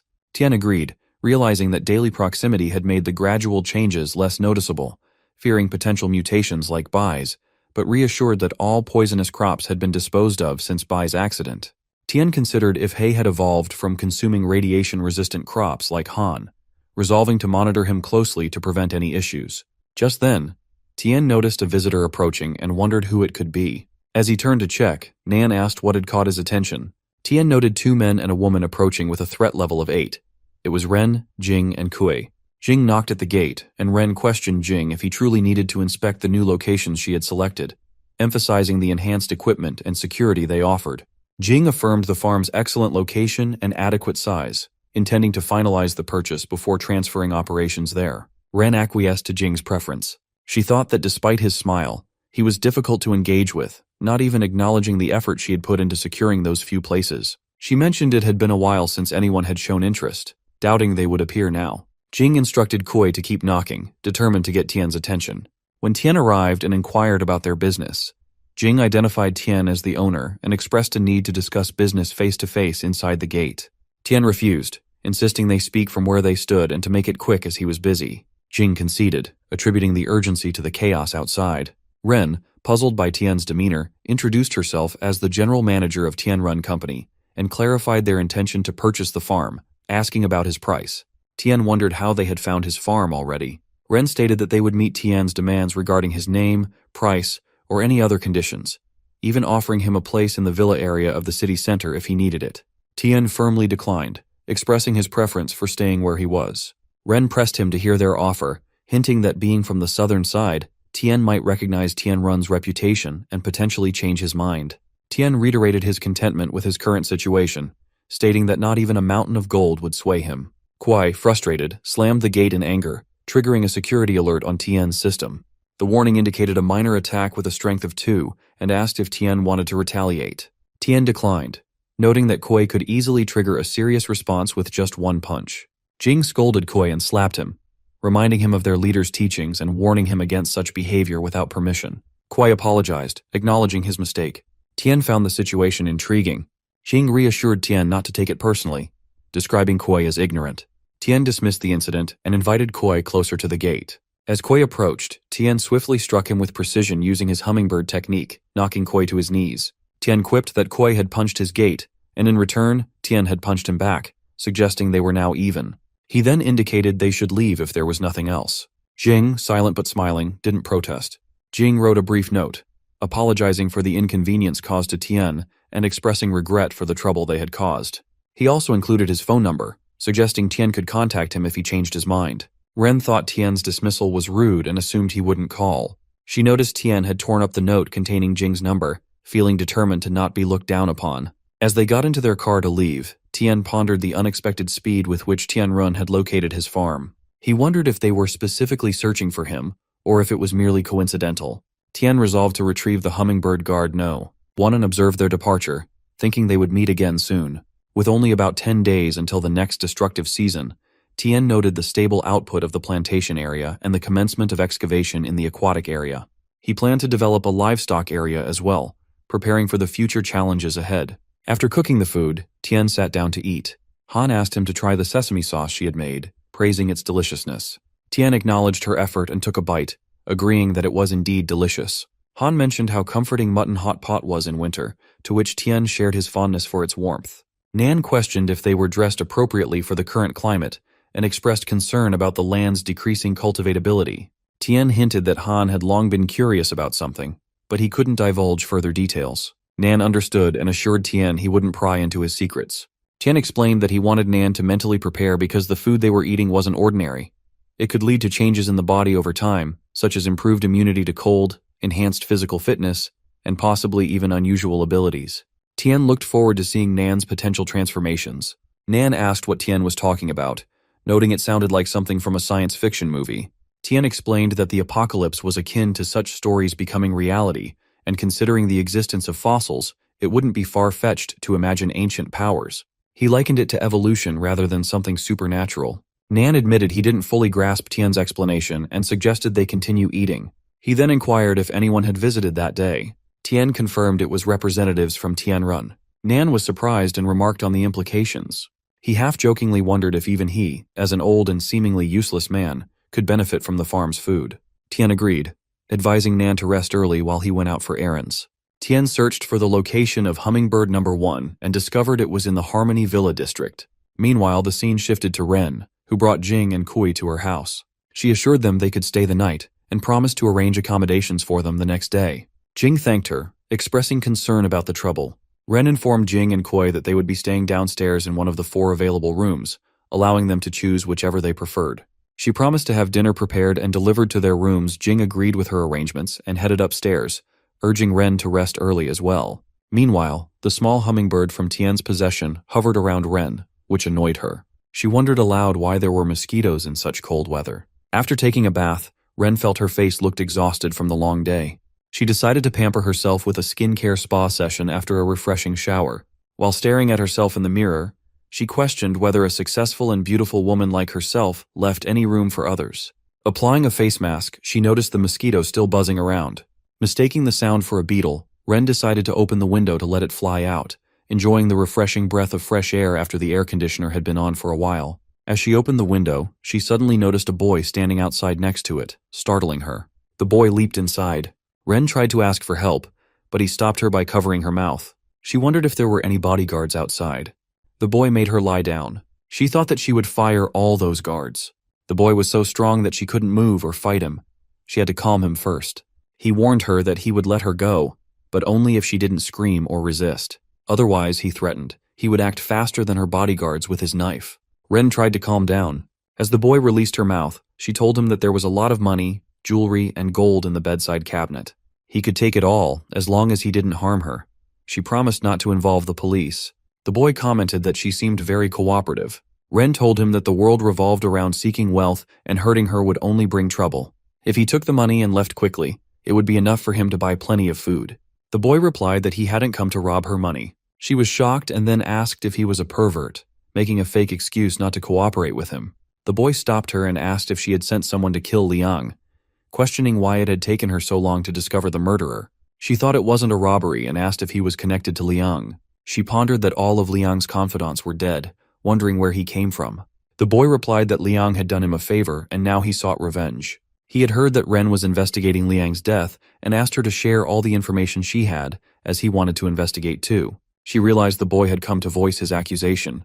She explained that she and the police were investigating Liang's death, but the clues were limited and there was no way to pinpoint the real culprit so quickly. The boy said she had taken over Liang's position after his death, suggesting she might be responsible. She was shocked, realizing she had no evidence and had made many enemies in the southern side. It seemed natural for someone to take advantage of the chaos and exact revenge on Liang so tragically killed. She insisted she had no deep grudge against him, and his position as general manager wasn't worth killing over. The boy thought Ren was right and acknowledged her intelligence. He couldn't believe they didn't have any suspects. Ren explained there were truly no suspects. Liang had destroyed all documents and surveillance related to recent conspiracies. How could she pinpoint a suspect when she didn't know whom he had been interacting with before his death? It was a challenging matter for her. The boy speculated that Liang wanted everything for himself, leaving no clues behind. She asked if he would let her go. Just as he heard footsteps, the boy swiftly struck Ren's neck, causing her to collapse. Outside, Kuei pounded on the door to break it down, while the maid informed Ren that the alarm system had been triggered, indicating something had happened. Kuei asked him to save Ren. Upon entering the room, they found Ren lying there. The maid checked on Ren while Kuei inspected the window and instructed Jing not to let the boy escape. Descending, the boy thought about how the imposing Kuei had managed to break down the door. Jing remarked that breaking into a girl's bedroom in the middle of the night was rude. The boy saw Jing and asked how he had found him, as he had left no trace behind. Jing replied that when the boy stepped on the gravity-sensing device at the window, he had asked Kuei to block the door. If the boy didn't want a face-to-face confrontation, Jing reasoned, he would likely try to escape through the window, which would be his only route out. The boy admired Jing's cleverness but wondered if a mere bean sprout like him could stop him. He rushed to punch Jing, but Jing blocked the blow, and the boy received a counterattack. Jing had scars on his leg, and remarked that it was interesting how the bones in his arm were nothing compared to his knee. He calculated that his forearm's ulna and radius should be fractured from the frontal impact force of 700 kilograms, and his carpal joints should be crushed and dislocated due to their inability to absorb such force, yet there were no signs of injury now. Jing asked if the boy had practiced martial arts, noting he hadn't seen any special techniques. Confused, Jing demanded an answer from the boy. Otherwise, he wouldn't let the boy go that night. The boy's hands trembled as he faced Jing. The boy wondered if Jing had ever practiced any martial arts. He couldn't believe Jing had actually stopped his punch. Even though his current physical capabilities surpassed those of a normal human, it was troublesome to be entangled with a skilled fighter. They heard people approaching and discussing the sounds they had heard. The boy apologized to Jing, saying he didn't have time to play and threatened that next time they met, he would beat Jing to death. Jing leaped to attack, but the boy threw dust to obscure Jing's vision. Jing coughed, giving the boy a chance to escape, taunting Jing to wash his eyes while he left. Furious, Jing barely managed to open his eyes and saw the boy jumping off the wall to depart, saying goodbye. Jing's companions arrived and asked if he was okay and if he had let the boy escape. Jing, still recovering, marveled at the boy's intelligence and near-superhuman physical condition, acknowledging his excellent martial arts skills. Determined, Jing vowed to find him. Jing reassured them that he was fine, just needing to wash his face. He instructed the man to be cautious and asked if they should pursue the boy. Jing declined, noting the boy's speed would make it impossible to catch him. He then inquired about Ren's condition. The guard went to check on her and reported back that it wasn't serious. The boy had only knocked her unconscious. He advised giving her pills from the medicine cabinet upon waking, as the dosage was already written on them. The maid suggested calling the police, but Jing reasoned that the southern side was too chaotic, and involving the authorities might cause trouble for their comrades in the army and police force. The maid agreed, expressing gratitude and commenting on the chaotic state of the world. Kuei arrived with bad news, stating that he had checked the room and discovered a missing hard drive. Jing questioned if it was the gray hard drive that had been plugged into his computer, which Kuei confirmed. The third boy was Tian. who returned home thinking that disconnecting the network cable would ensure no problems. He wanted to understand what Tianrun Company truly intended. Plugging the hard drive into his laptop, he discovered experimental files and wondered if Jing was a researcher. Opening the files, he found that despite numerous creatures dying as a result, Jing still believed fervently that the world would be better than before. Tian realized it wasn't a confidential document from Tianrun. He read about the radioactive food causing dramatic changes in the limbs and body shapes of beasts and humans. These changes weren't merely catastrophic, they brought about evolution. Jing believed they had taken the wrong evolutionary path, leading to premature deaths halfway through. He was determined to find the correct path, even at the cost of human lives, believing it would usher humanity into the next stage of civilization. In this future, humans wouldn't be separated due to terminal illnesses or born prematurely with congenital anomalies. They wouldn't be seen as burdens due to their lack of strength. They would possess strength rivaling tigers and leopards, living to be over 100 years old. Whether death or supreme glory awaited them at the end of the road, they would face it fearlessly. The scene shifts to Jing and Kui, who report no luck with their search. Jing speculates that the other party may have used some means to evade detection, or they might not have accessed the contents of the hard drive yet. The mother disk wasn't receiving any signals from the daughter disk at all. Kui asked if the information was important. Jing dismissed it, saying the hard drive was from the old days and difficult for outsiders to understand. Jing worried he couldn't turn back now. If his notes were discovered, they might realize he had come to the southern side for something real. Kui remarked to Jing that it seemed too coincidental they were attacked upon arriving in the southern side, and identified the attacker as number 7. Jing replied that if number 7 truly wanted to take action against them, he wouldn't have sent such a rookie. The person had strong physical fitness, but lacked refined skills. Ahead lay darkness, with an abyss behind them. There was no turning back. Meanwhile, Tian noted it was November 21, 2025 in the Yanguang calendar. He pondered that Jing's ideas resonated with him, but the arrogance of sacrificing human lives troubled him. He wondered if they had already begun human experiments. Tian has a level 1 Bama Xian pig cub, a level 1 Windsor rabbit cub, and a level 1 Qingyan chicken cub. When he shows them to Han, she lights up and asks him where he got those cute little animals. Tian thinks she might not understand a complicated explanation, so he wonders how to explain it to her. Then he gets an idea. He tells her that he has a Doraemon treasure bag and can take out anything he wants from it. She gets really excited and asks if it's true. He assures her that it is. Tian then tells her to keep it a secret between them. She agrees. He is surprised at how quickly she understood. Then he sees Han holding the rabbit cub and playing with it. He tells her not to play around with their precious food and to put it back in the shed quickly. She is shocked to hear the rabbit is for food and begs him not to cook it because it's so cute and still so small. Tian tells her about the spicy rabbit meat. Then he talks about pork bacon burgers, Hainan chicken rice, grilled chicken legs, sautéed diced rabbit with pickled pepper, chicken pot, pork chop rice, spicy rabbit pot, and rice with pepper ginger rabbit. Han realizes she might have to become a vegetarian. She hesitates, but Tian tells her to be grateful for the hard-earned food and to eat everything without leaving any bite. He explains that forming relationships with the animals can be painful, so it's best to leave that to him. He extends his hand, and she gives the rabbit back, promising that from now on, she will eat everything without leaving a single bite. Tian is then congratulated because the plantation has produced a rare product, albino corn, so they need to harvest it as soon as possible. He wonders about this rare product and what it might be. Tian tells Han to go ahead and play while he checks out the cornfield. She agrees and leaves. Tian checks and discovers that the albino corn is a level 2 rare item, a single-use consumable. It is an extremely rare mutated product from anti-radiation corn, with a probability of 1 in 100,000.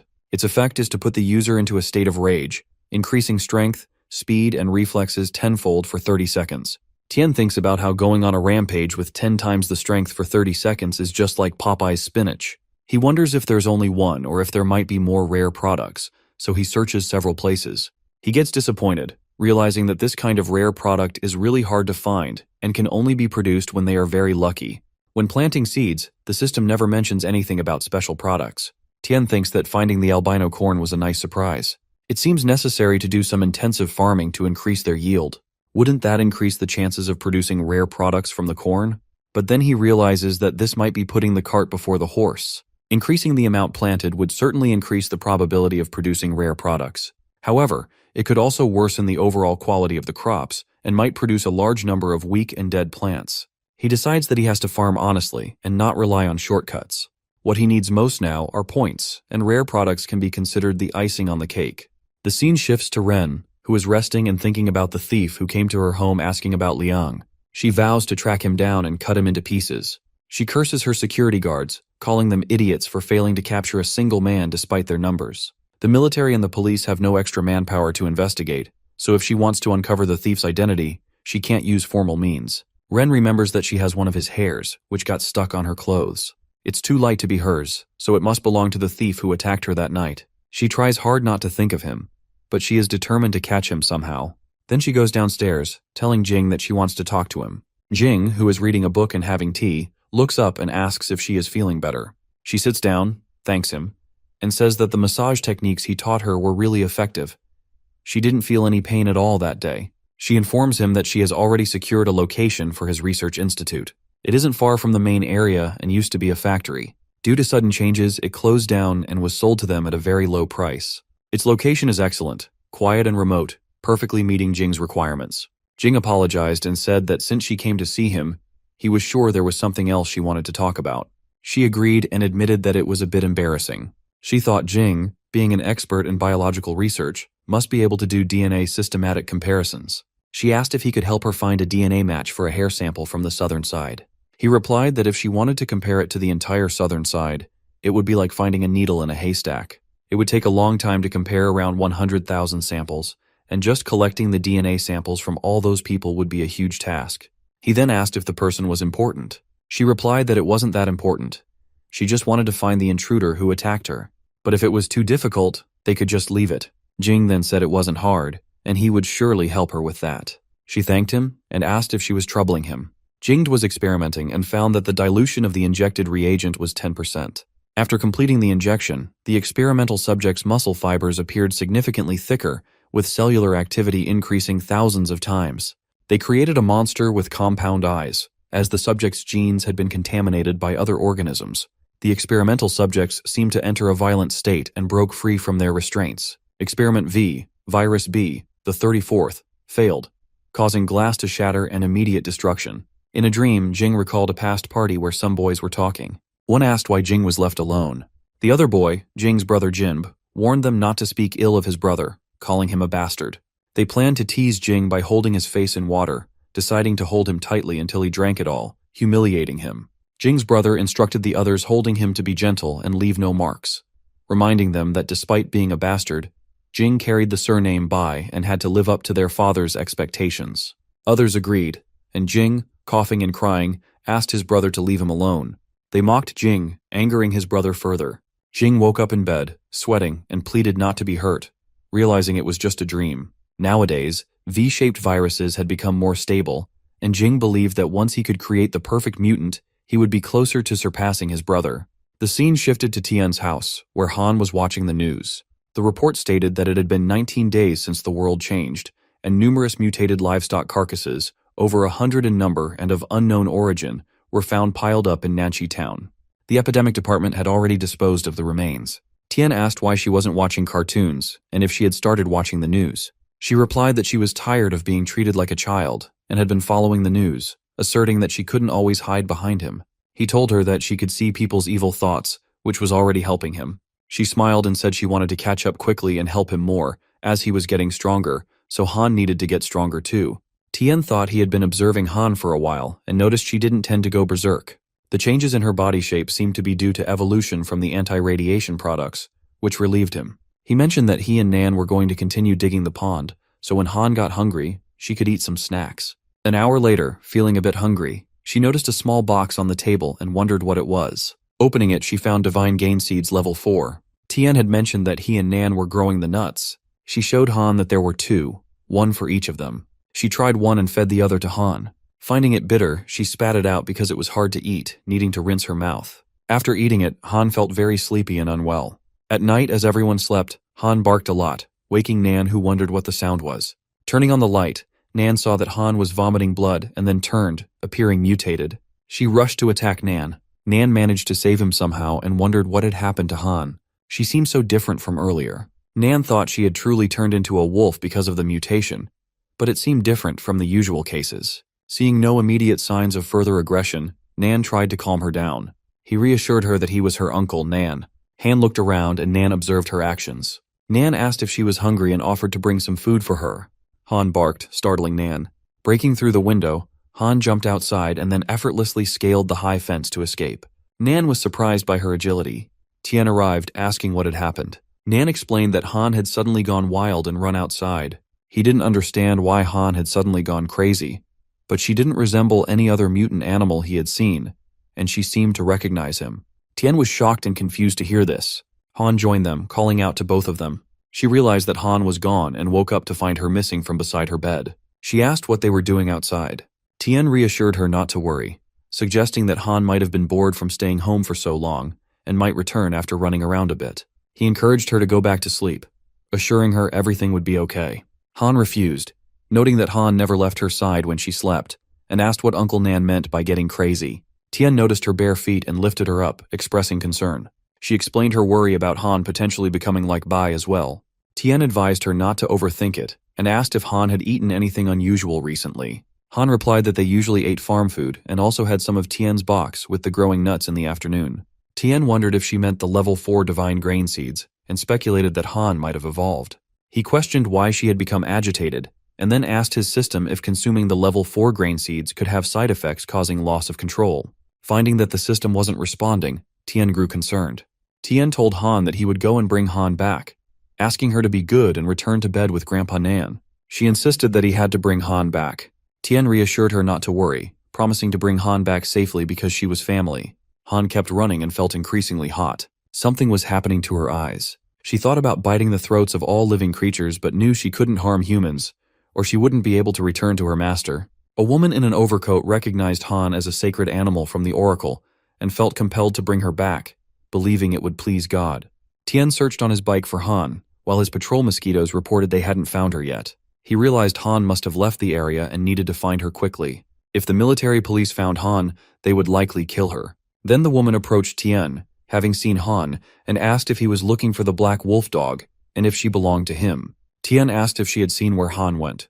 The woman asked if he knew the truth behind the apocalypse. Confused and focused on finding Han, Tian insisted she just tell him where the dog went and that he wasn't interested in anything else. The lady explained that the disasters were punishment for humanity's sins, and the apocalypse wouldn't end until all humans were extinct. She suggested that Tian could save himself by joining their self-help society and making a sincere confession to God for a chance at survival.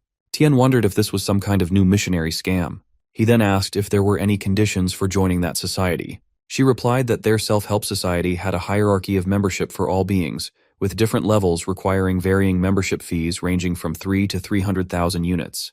The higher the level, the closer one was believed to be to God, and the greater the chance of salvation. However, since Tian was the master of the sacred animals, she suggested he could simply bring that animal to join the club. Tian retorted that she should study more about brainwashing and deception before trying to deceive people. Offended, she asked how he dared to disrespect God. Tian shrugged it off, stating he had no time to entertain her, and questioned if salvation could be achieved through piety, asserting that it was up to individuals to save themselves. With that, he walked away. As Tian left, she commented that those who didn't believe in God would suffer eternal damnation in hell, considering him the lowest of the low. He was reminded of the past when Tian was standing on the side of the road, smoking next to Hai's car. Suddenly, he heard a noise and went to investigate, finding a dog lying there with blood around it. Tian thought it might have been hit by a car while crossing the road. Nearby, he saw a very cute and small dog next to the dead one.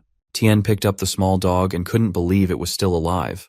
It seemed the dead dog was the small one's mother and had been dead for a few days, yet the small dog was surprisingly resilient.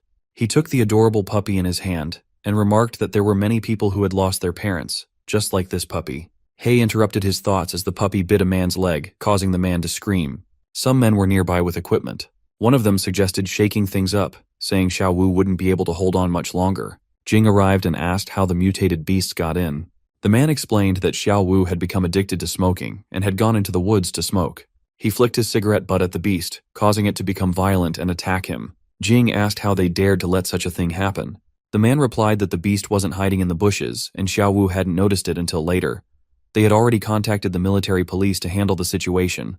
Jing asked him to repeat himself, questioning if they were saying the mutant was lurking in the bushes. The man confirmed this. Jing thought that low-level mutant beasts would simply wander around aimlessly, following the heat of living creatures, indicating this might be a high-level mutant beast. Moreover, The mutant only bit the security guard's leg without killing him, suggesting it knew the danger of guns and was trying to use the guards as a shield, which was terrifyingly clever. If they captured and studied it, they might be able to break through the instability of the V virus. This was the perfect mutant beast Jing had been looking for. Jing ordered them to gather all available men and capture the mutant beast alive before the military police arrived. They were to be equipped with tranquilizer guns and sedatives, emphasizing that the beast had to be captured alive. Jing distributed guns to everyone and cautioned them to be careful, aiming for the limbs. As they fired shots, He managed to dodge some but was hit and started running away. Jing ordered them to chase after him. Meanwhile, Tian was at home when the second hummingbird report came in, indicating large dog paw prints found approximately 700 meters southeast. Tian rushed to the location and examined the paw prints. He noticed traces of fresh blood and deduced that they had not been there long, likely belonging to He. He wondered what had happened and how He had been injured so severely. The people from Jing's group were chasing Rao, the dog, in their cars. Jing thought that no mutated animal could move so fast, and he was excited to observe its muscular tone while running, admiring the creature's beauty. He was determined to catch the dog.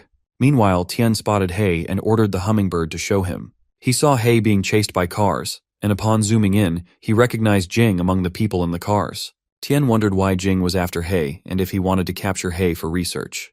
Tian took out an Albin core from his inventory, determined that those people wouldn't get away with it. The pursuers were shooting at He, who dodged their attacks as he continued ahead. Jing contacted the other two cars in his group and instructed them to surround He from both sides, aiming to drive him into the old factory up ahead. They agreed and moved into position. As they prepared to execute the plan, He spotted them and used a tree for support to jump over one of the cars, causing it to crash. A man fired a bullet towards He, but Tian swiftly moved in with white light blazing around him, using his power to intercept and block the shot. He realized that after consuming the Albin core and entering a frenzy state, he had 26 seconds remaining before it wore off. He wondered if the person blocking the shot was Tian. Jing was astonished to see the white light surrounding Tian. Tian knew he had only 26 seconds left and swiftly moved to take down all the men before the effect wore off completely. Jing was shocked by Tian's sudden prowess. With just 5 seconds remaining, Tian closed in and delivered a powerful punch, causing Jing to fall. As the 26 seconds elapsed, Tian moved back, sensing there might be side effects from using the Albin core. Jing realized how close he had come to danger, and decided Tian was too dangerous to be left alive, aiming his gun at Tian. The bullet hit Tian just as He launched an attack on Jing. As Tian regained consciousness, he found himself lying on top of He, who was walking at the time. He asked how He was doing. Trying to access the system, Tian discovered it wasn't responding. He then noticed something white appearing around He and capturing him. Tian wondered what it was. The scene shifted to Jing, who was lying down receiving treatment. Someone apologized, explaining that the situation had been dire. Jing had suffered a severe blow to the head, causing confusion in his pituitary gland and squeezing the blood vessels in his brain, including a fatal wound to his neck. It was considered miraculous that Jing had survived thus far. Another person apologized to Ren, stating they had done their best, but Jing's prognosis remained uncertain. Ren interrupted, reminding them it was their duty as guards to protect researcher Jing's safety with their lives. Now Jing lay in a hospital bed, his fate hanging in the balance. Another man apologized to Ren, explaining that Jing was determined to capture the mutant animals and had taken off first with the advance team. By the time they arrived, the advance team had already suffered heavy losses, with only Da Kui managing to survive. Ren cut him off, saying she didn't want to hear excuses. She asked if the man had witnessed the attacks firsthand. He denied it, saying it was too fast, just a white light. Ren turned sharply to him, warning him to come up with a credible story before trying to deceive anyone. The man apologized again, insisting he wasn't lying. Ren reminded him they were paid well and she wasn't interested in hearing him shirk responsibility. The doctor reported that Jing's condition was deteriorating, with his heart rate dropping and another hematoma found in his brain. Ren instructed them to do everything possible to save him. The doctor replied that it was futile, and Jing couldn't be saved. Ren insisted they give him a shot of adrenaline so he could communicate any last thoughts. Jing managed to open his eyes and called out to Da Kui, who confirmed he was there. Jing requested to be injected with the V-shaped virus. Da Kui refused, explaining that there had been no successful human trials, and if it failed, Jing would not rest peacefully in his grave with a complete human body. Jing argued that dying as a human or a monster was the same to him, and he didn't want to lose like this. They decided to inject 5 milliliters of the V-shaped virus into Jing and prepare shackles and a bomb neck collar. They asked Jing if he wanted them to call his family. Jing replied that there was no need. His family was just those who shared his blood, but that wasn't his home. He instructed them to proceed. As the doctors injected the V-shaped virus into him, Jing screamed loudly, his body convulsing. Ren was surprised by the intensity of his reaction, while Da Kui remained silent, hoping for the best. The scene shifted to Tian, where He was encased in the white substance that suddenly broke apart. He evolved into a half-man and emerged outside. Tian wonders where He is. He taps Tian on the shoulder. The scene shifts to Han and Nan. Nan tells Han to go to bed and not wait for Tian. He mentions that He couldn't have gone far, and Tian will bring him back soon. It would be bad if she caught a cold in such cold weather. She replied that she wouldn't catch a cold because she was healthy and would wait for Tian to come back. She asked Grandpa Nan to hold her hand because it was warm. As he holds it, he finds it really warm and is amazed at how much a person's health can improve by eating food from the farm. She tells him she's an evolved superwoman. Nan takes her to sit on his lap, saying he'll accompany her while they wait for Tian. As they wait, morning comes and they both fall asleep sitting like that. Han hears a sound, rushes outside, calls for Tian, and asks if he found He. She then sees He carrying Tian and asks him what happened to Tian. Tian replied that he had brought He back. Nan arrived and was surprised by this. Then Tian helped He put on normal human clothes. As Han looked at He from all sides, she commented that He had changed a lot.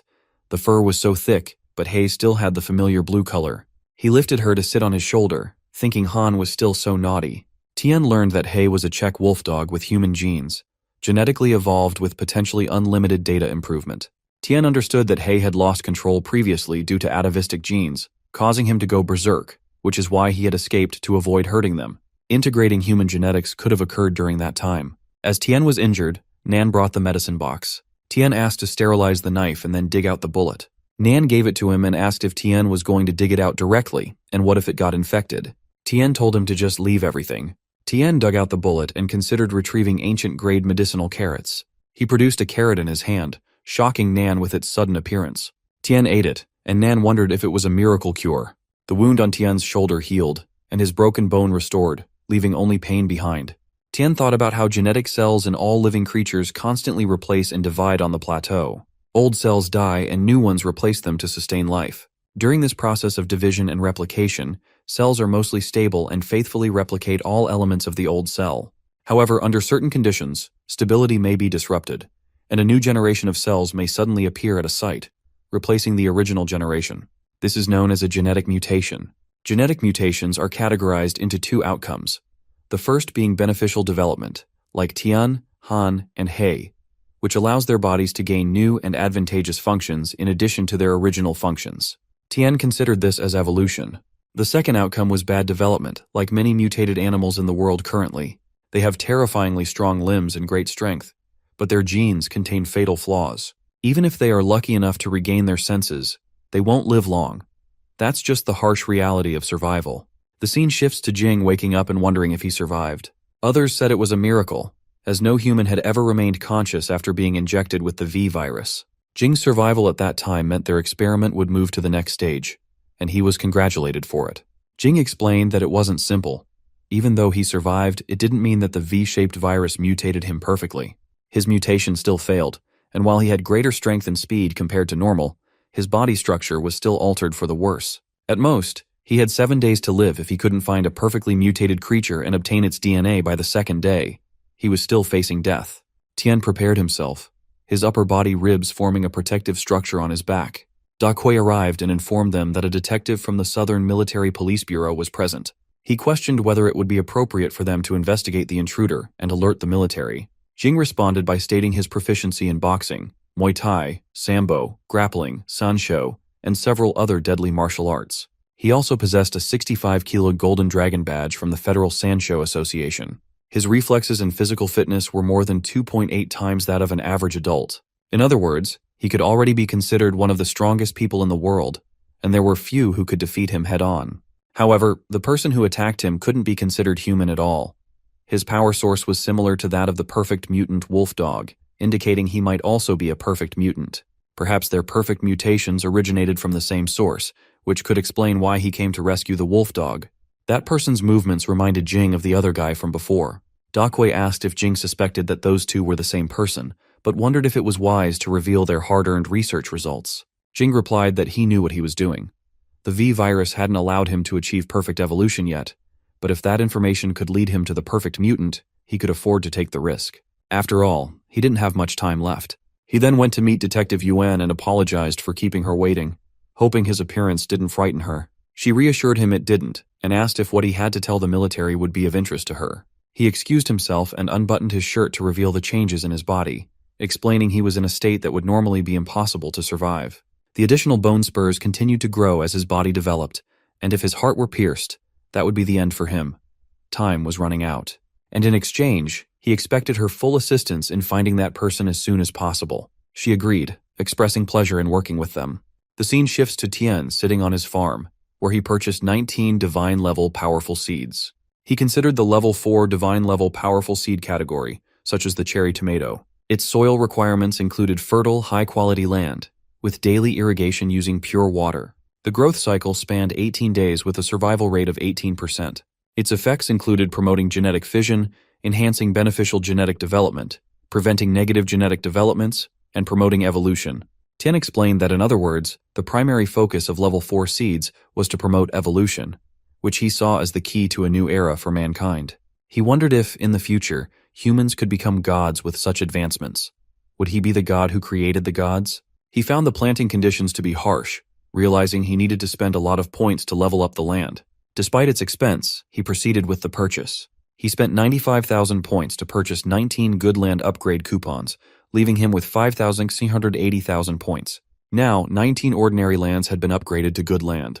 He noted the nutrient-rich black soil, capable of growing crops above level 4 and boosting yields for crops below level 3.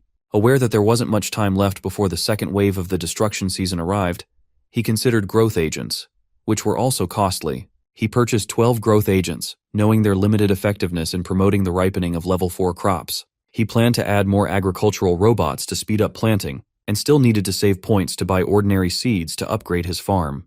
All the small robots were busy farming, and Tien knew he had to do his best to harvest as many ripe crops as possible before the second wave of the destruction season arrived.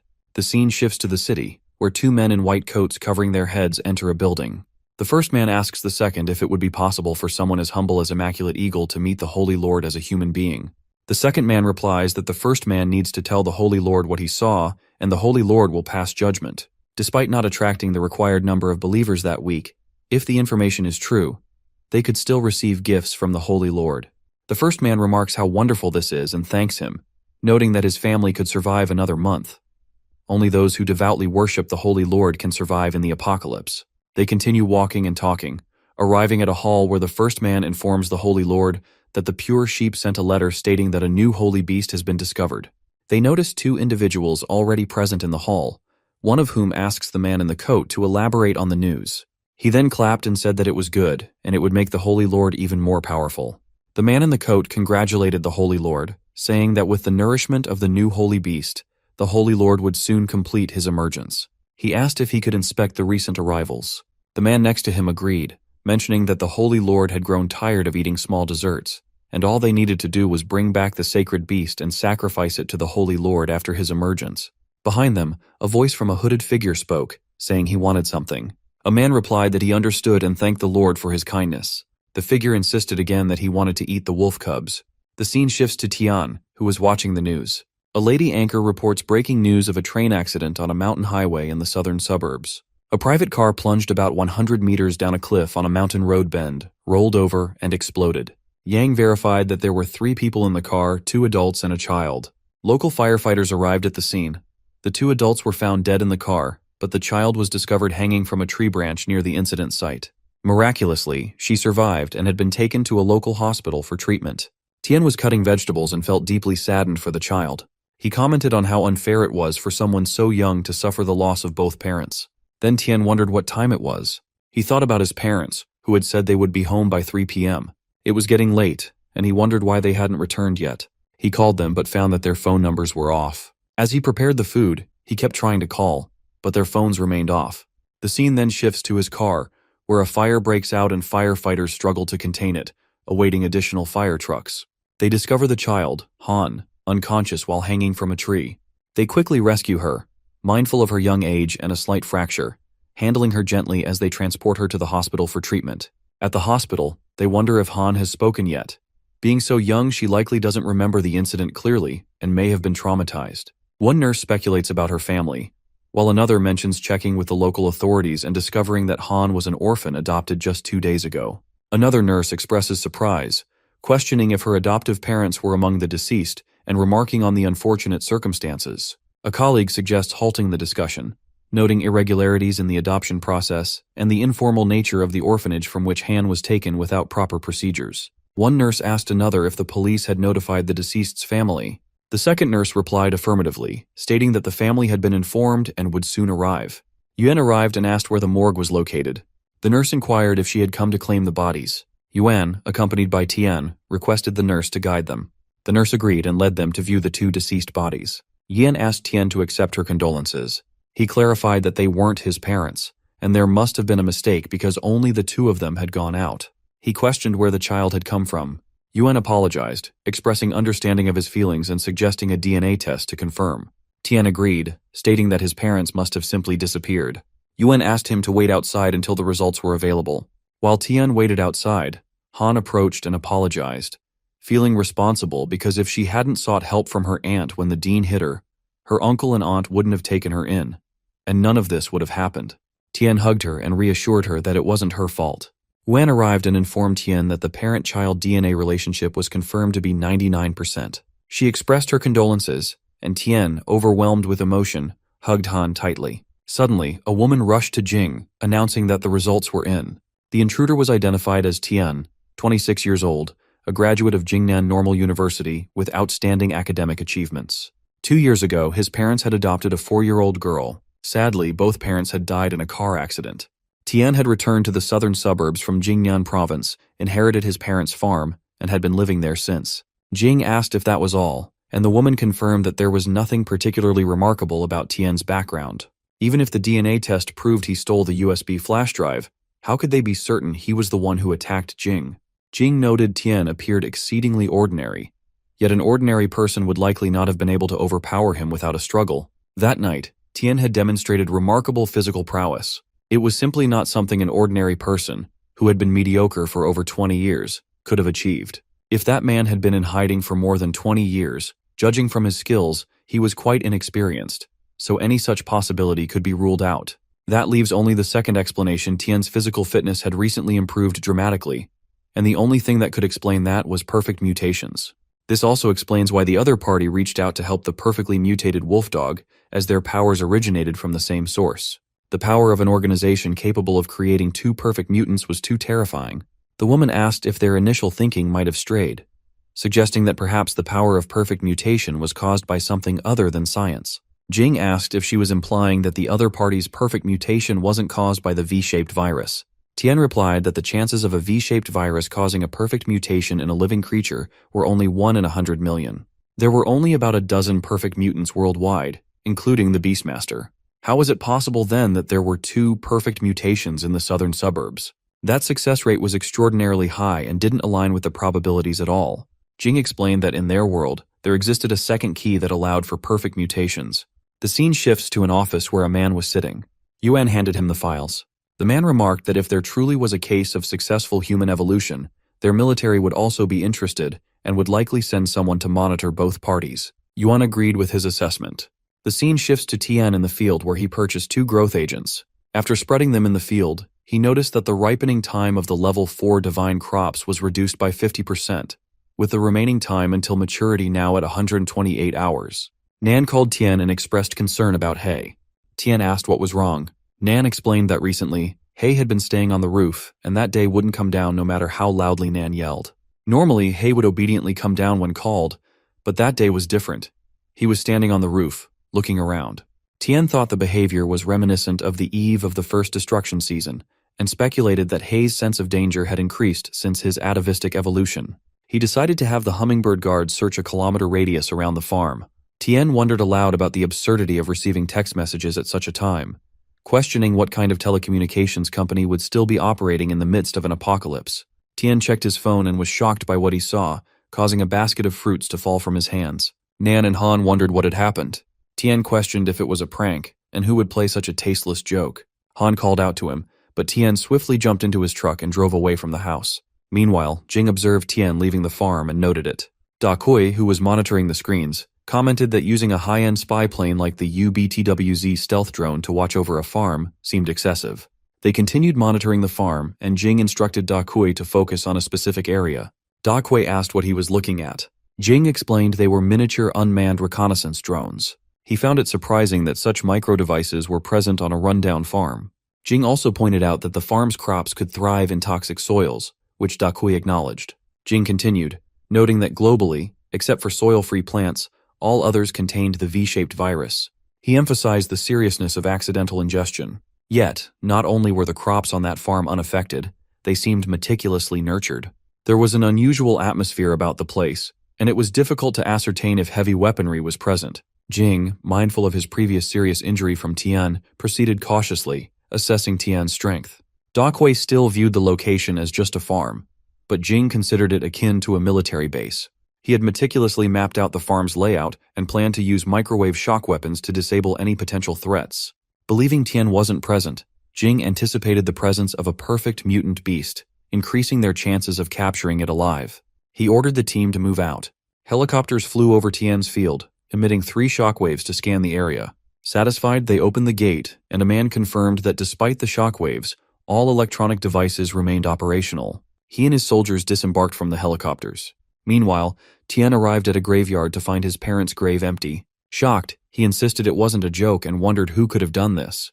Tian received messages from an unknown sender claiming to possess his parents' ashes, challenging Tian to confirm this himself.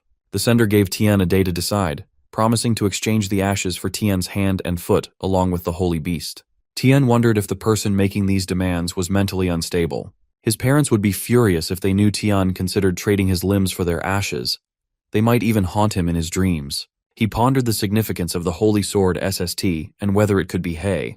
Meanwhile, He went out for a walk, attracting attention from numerous onlookers. Tian texted the person, questioning how they thought they could control him with a box of inorganic substances. He asserted that the person could do as they wished with his parents' ashes, but vowed to make them kneel and apologize to his parents. Tian suspected the person had targeted He and feared they might eliminate him once they discovered his abilities. He considered if the person could be the woman from before, though it seemed unlikely. A powerful company like Tianrun wouldn't resort to such despicable tactics if seeking revenge. Tian was left wondering about the true identity and motives of this person. Tian received a warning of a farm invasion, noting that the adversaries possessed high-precision, modern weapons with a threat level of 99. At night, soldiers surrounded Tian's house. They reported thermal imaging detected activity inside the building's perimeter. One soldier gestured to wait, but the thermal image abruptly disappeared, leaving them puzzled about where the intruders had gone. Meanwhile, He stood atop the house with Han on his shoulder, visibly angry. Han commented that those people were all bad. Then she instructed her to do as she said, and turn them all into compost. Suddenly, all the windows broke and many bombs were thrown inside the house, causing explosions. The head of the soldiers ordered the others to start searching. All the soldiers rushed inside, and after searching, they wondered if there really was no one there. Jing was among them as well. Jing felt something and then asked them all to immediately go out. Suddenly, a beam of light attacked them all, and somehow Jing and 2 others managed to escape. Jing wondered how that was possible, and if the shock weapons didn't work. They found that the outside soldiers had also died. Jing wondered what was going on in that ordinary farm, and why there were battle robots, and how such advanced technology was present. Tian arrived, stating that it turned out to be Jing, and Jing was there to take revenge on Tian. Tian appreciated that and said Jing must have spent a lot of time investigating, which was a lot of work. Jing said that it wasn't too hard to investigate Tian, but he really exceeded Jing's expectations that night. Now that everything was clear, there wasn't much more to say. He wouldn't live much longer anyway, and he would die if the plan failed. Dying there wasn't any different from dying in a hospital bed. Teeny relied on their abilities, and the winner would take everything. Nan asked Tian to kill them, saying the people in that company were no good. Tian replied that before killing Jing, he wanted him to confess. Then he asked where the ashes of Jing's parents were. Jing asked what Tian meant. They were both confused. Tian asked if Jing hadn't stolen his parents' ashes. Jing asked if he was kidding. The scene shifted to Sheng, Jing's brother, who became furious and threw his phone in frustration. He called Tian an unfilial bastard and asked how Tian could ignore their mother's ashes. Sheng said if it were him, he would give his whole body for their mother. Then he kicked the phone and said Tian didn't even offer the sacred beast, resulting in all the snacks their mother wanted being gone. Some men there asked Sheng to calm down and brought new goods, offering them to Sheng's mother to enjoy. Sheng replied that he was useless, and his mother was tired of eating those dirty things. The 2 men agreed. Sheng continued that his mother wanted to eat wolf cubs, but those men were all losers in positions of power who couldn't even get a sacred beast. A man tried to make an excuse, but Sheng shouted that he didn't want to listen, just as his mother called him. Sheng calmed down and said he missed her a lot. His mother, completely pale, emerged from the well and referred to Sheng as a good boy. Sheng became emotional as she came out to meet him again. He hugged her and said it was all his fault he couldn't get the wolf cubs she wanted. He asked her not to get mad or abandon him, and not to hit him because he would be a good boy from then on, and would surely bring them to her. She was going to be happy when she ate them, so she didn't have to be mad at him. It turned out his mother was actually a black monster who said she wanted to eat them. Tian asked Jing if he had stolen the ashes of his parents. Jing was surprised to hear that. Tian thought it seemed like Jing hadn't done it, but it was strange because Jing had clearly been bitten through the neck by He, yet he was still standing there. Tian used his power to check Jing's stats and found that he only had 118 hours of survival time left. The evaluation showed signs of evil, and Jing had used the power of evil evolution to save himself from dying. If he couldn't activate the evil mutant gene fusion in his brother within 118 hours, he would be dragged to hell by the same power that saved his life. Tian thought it seemed like the radiation from the plants had triggered the evolution failure, but due to He's perfect mutant genes and their fusion, Jing's life had been temporarily saved. Tian then understood that Jing wanted to acquire He's perfect mutant genes. Tian said that even if Jing hadn't stolen the ashes, his intentions wouldn't benefit Tian, and he couldn't let Jing leave there. The robots aimed at Jing to shoot. Jing asked them to wait, and suggested that since the ashes of his parents were important to Tian, maybe Jing could help him retrieve them. He emphasized that there was no irreconcilable hatred between them, and proposed turning their conflict into a deal based on evolutionary genetics and self-preservation. Tian ordered his robots to stop. Jing suggested they could exchange resources. Tian asked if Jing could help him find the ashes. Jing replied that he had a vast network of connections, resources, and technology. If Tian wanted to find someone in the southern side, it would be much faster with Jing's assistance than if Tian did it alone. Tian replied that if Jing wished to obtain the evolutionary genetics, that bargaining chip alone might be enough. Even without Jing's help, Tian believed he would eventually locate that person. However, Tian noticed that Jing was emphasizing his connections with Nectar rather than Tianrun, so he asked about Jing's connection with Tianrun. Jing replied that he wasn't a member of Tianrun. He stood independently and had no allegiance to any party's interests. He held no enmity toward Tian, whether for killing Liang, invading the villa, or attacking Rin, all of which were unrelated to Jing. As long as Jing could get what he needed, that was sufficient. In other words, Tian would be a tool for Jing's purposes. Tian commented that it seemed interesting, but Nan wasn't happy about it. Jing approached Tian, suggesting Tian could have the handy rooms, and Jing would get the evolutionary genetics to save his life. A win-win situation. He extended his hand for a handshake, but Tian didn't reciprocate. Instead, Tian crossed in front of Jing and instructed Jing's men to squat in the corner with their hands on their heads, then asked Jing to follow him. Tian led him inside to meet He. Han used her eye skill and noticed a green aura around Jing, signaling to Tian that everything was good.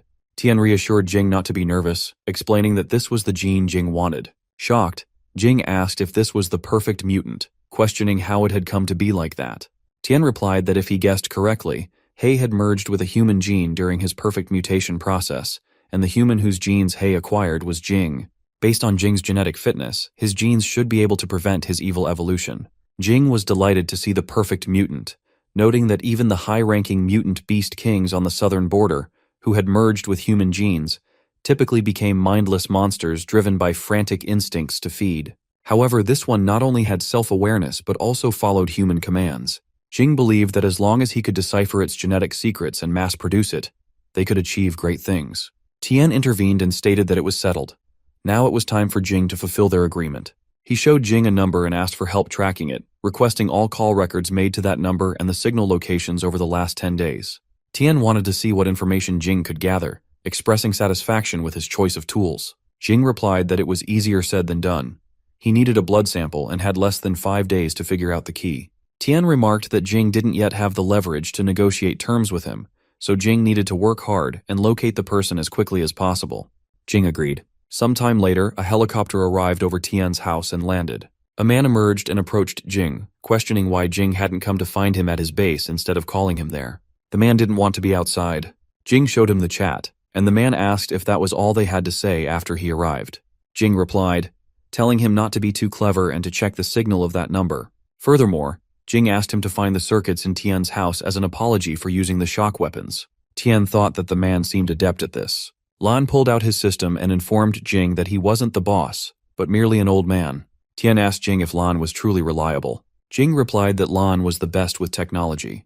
Lan began his work. Tian then asked Jing how he had become a mutant and transformed into such an inhuman, ghostly form, suggesting it was akin to entering the era of gods. Jing responded that it was expected Tian had accessed the contents of his USB flash drive. He admitted Tian was superior in that aspect of human advancement. 10 days after the world changed, Jing's team extracted the V virus from a radioactive planet. This virus was the source of mutations in those who consumed it. Through his experiments, Jing discovered that the V-shaped virus caused biological cells to divide rapidly and greatly increased the likelihood of evil mutations, ultimately creating deformed, short-lived monsters driven solely by their need to feed.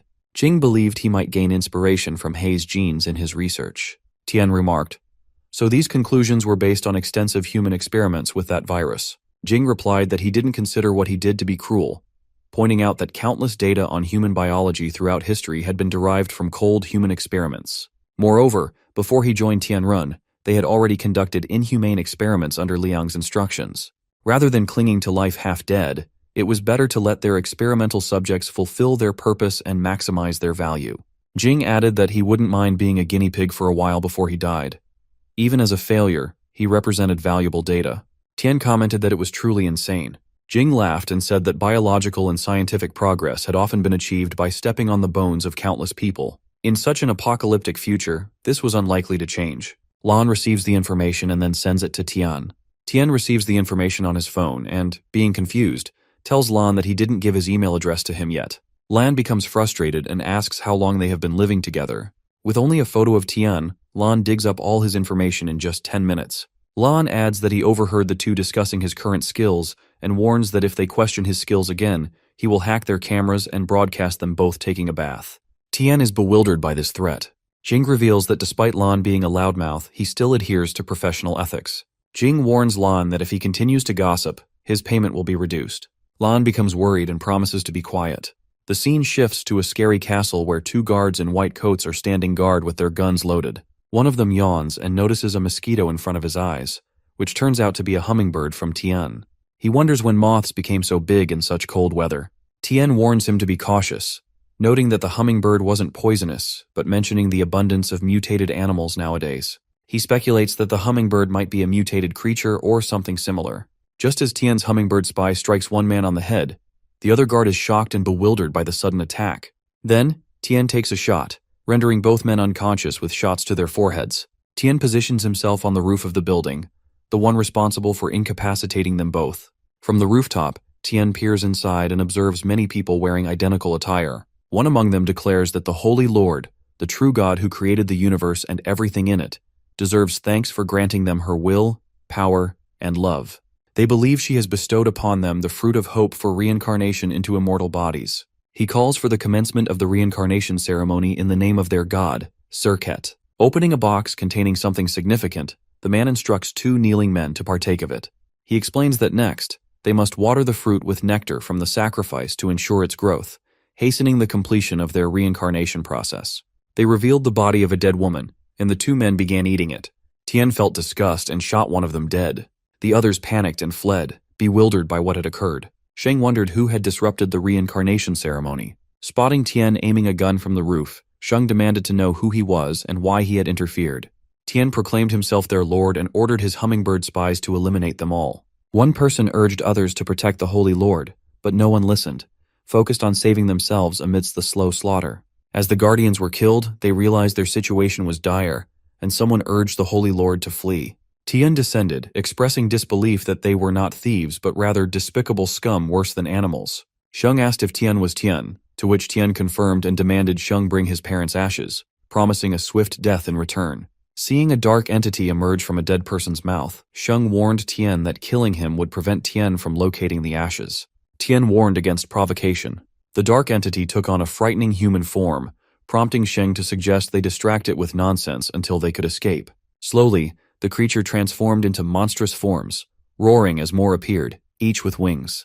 Tian drew his gun, calling the monsters ugly and disgusting, but found his bullets had no effect against their tough bodies. As they rushed to attack him, he dodged and opened the doors of his warehouse, hoping to find a variety of lethal weapons. He considered a bazooka or something similar, but realized he didn't have enough points to purchase them, having spent them on seeds just the day before. Summoning his hummingbird warriors, Tien watched as they attacked the monsters, only to find their firepower unable to penetrate the creature's thick skin. He reflected that while he had expected ordinary thugs exploiting the apocalypse for profit and evil, he hadn't anticipated they would possess such bizarre monsters. He resolved to bring out a few of his heavy combat warriors.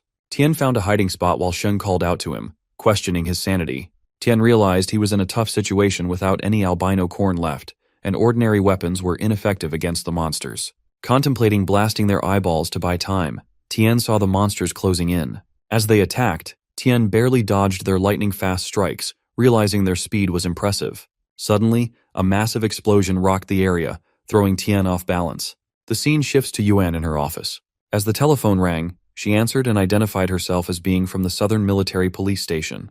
On the other end, an old man expressed relief that she finally answered, describing an explosion near his house accompanied by strange noises, the result of mutant beasts causing havoc. He pleaded for Yuan to come and investigate, as he was with frightened children. Yuan agreed to come and asked for the location of the explosion. Afterward, Yuan instructed the police force to mobilize a cleanup crew and follow her, mentioning the possibility of encountering level 2 or 3 mutant beasts on the outskirts of the city. One man acknowledged her orders to inform the others. Another eagerly asked if there truly were mutant beasts of that level in the city, expressing excitement at the prospect of capturing one alive for a reward from their leader. Yuan cautioned that level 3 mutant beasts shouldn't be underestimated, emphasizing they were far more challenging than regular level 1 beasts. Meanwhile, Tien was struck against a wall as the monsters closed in on him. Despite shooting out their eyeballs to slow them down, his ribs were broken, and he resorted to using ancient medicinal-grade tomato to heal himself. Sheng remarked that Tien was on the brink of death yet still fought back, noting he hadn't even fought back when he was severely injured, and was likely to become a meal for the monsters. The creatures leaped to attack Tien, knocking him outside the wall. Sheng wondered if Tien had died, likening the monsters to pigs. He recalled Tien's warning not to enter that room. Unaware of Sheng's caution, Tien thought the attack had almost struck him, and he was seriously injured. He heard cries for help and turned to see who was aiding him, discovering numerous women imprisoned with chains, pleading for assistance. They were crying and scared of the monsters, wanting to go back home. Tien wondered if the girl who was sacrificed was also considered goods, and how many people Sheng had already killed. He saw the monsters approaching and knew it wasn't good. The women were terrified because the monsters were getting closer. Tien decided he wouldn't let the monsters come any further. He then noticed a place that looked like a warehouse. It seemed like they weren't just using the women as goods. There were also lots of food, gold bars, jewelry, and antiques. He didn't expect to find such valuable items hidden in the warehouse. Tien then saw a sword in the hand of a statue. He quickly climbed to the top of the statue and took the sword. To his surprise, it was a real Tang Dao sword. Its foreign technique was one of the most advanced in the world.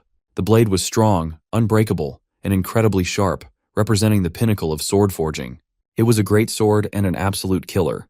Tien took the sword and heard the women's screams. He thought the monsters were getting closer, which wasn't good. So, he decided to try the sword to see if it could cut through the monsters. He rushed forward and slashed the sword at a monster. It worked, but it wasn't enough. With his current strength, he couldn't kill them in a single blow. This only angered the monsters, so he decided to get out of there first. As the monsters entered, Tien led them to follow him. They reached an open area, and the monsters rushed to attack him. He took out his sword and slashed at a monster. One monster used its tail to attack Tien, slamming him against the wall. Tien freed himself and realized it was hard to cause them fatal damage by attacking the surface. Dragging the fight out was a disadvantage, so he needed to start with their weak points. One monster attacked Tien, and he thought about its weak points. Then, he slashed the sword at the monster's head and finally managed to kill it. Then Tien saw the next monster. On the other side, Sheng inspected his precious collection, thinking about how his brothers would tear Tien into pieces, leaving not even a scrap of bone. Just then, Tien arrived and pointed his sword at Sheng. Sheng said it was all over, wondering how it was possible. The outer shell of the working ants was impenetrable to bullets, and he couldn't believe Tien had killed them. Sheng warned that if Tien messed with his superiors, they wouldn't let him go. Tien replied that if he could kill monsters, he wasn't afraid of Sheng's superiors. Saying go to hell, Tien prepared to slash Sheng with his sword, but then someone yelled for him to stop. Tien saw Yuan arrive with a gun and asked him to put his sword down. Sheng acted innocent, pleading for help and claiming that Tien was trying to kill him, urging the police to shoot Tien. Tien insisted that the police should point the gun at Sheng, not him. Yan asked what he meant and Tien told her to look around. She saw women tied in chains, looking terrified. A police officer informed Yuan that some of these women were reported missing before, and he recognized them from the photos. There was no mistake. Yen was shocked to hear this. She also saw the supplies and wondered what was going on. Another officer told Yuan that there was a major case a female body had been found in the main hall in a grotesque manner. Several cult members were shot dead, and there were also 2 corpses of mutated beasts in the side hall. Yuan then ordered everyone to stay calm, assuring them that everything was under control. She told them to notify the bureau and the hospital, as well as some cooperative units, and to get all their spare hands to come and support. Sheng was arrested, and as the police took him away, he taunted Tian, asking what he could do now. Tian felt angry but calmed himself and took his sword back.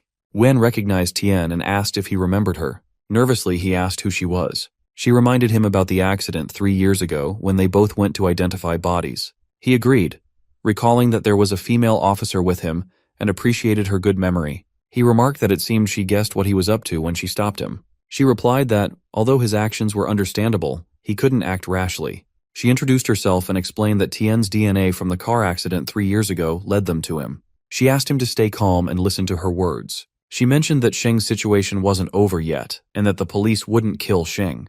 She acknowledged Tian's extraordinary strength, saying that even though there were many of them, they wouldn't be able to stop Tian from killing Sheng. However, she emphasized that the Yanhuang Federation was still under the control of the military police and the parliament. She continued, explaining that this wasn't the place for vigilante justice, and asked him to trust the military police. They wouldn't spare any guilty person. It was their duty. She asked him to cooperate with their investigation and tell them what he knew. When he agreed, she thanked him for his cooperation.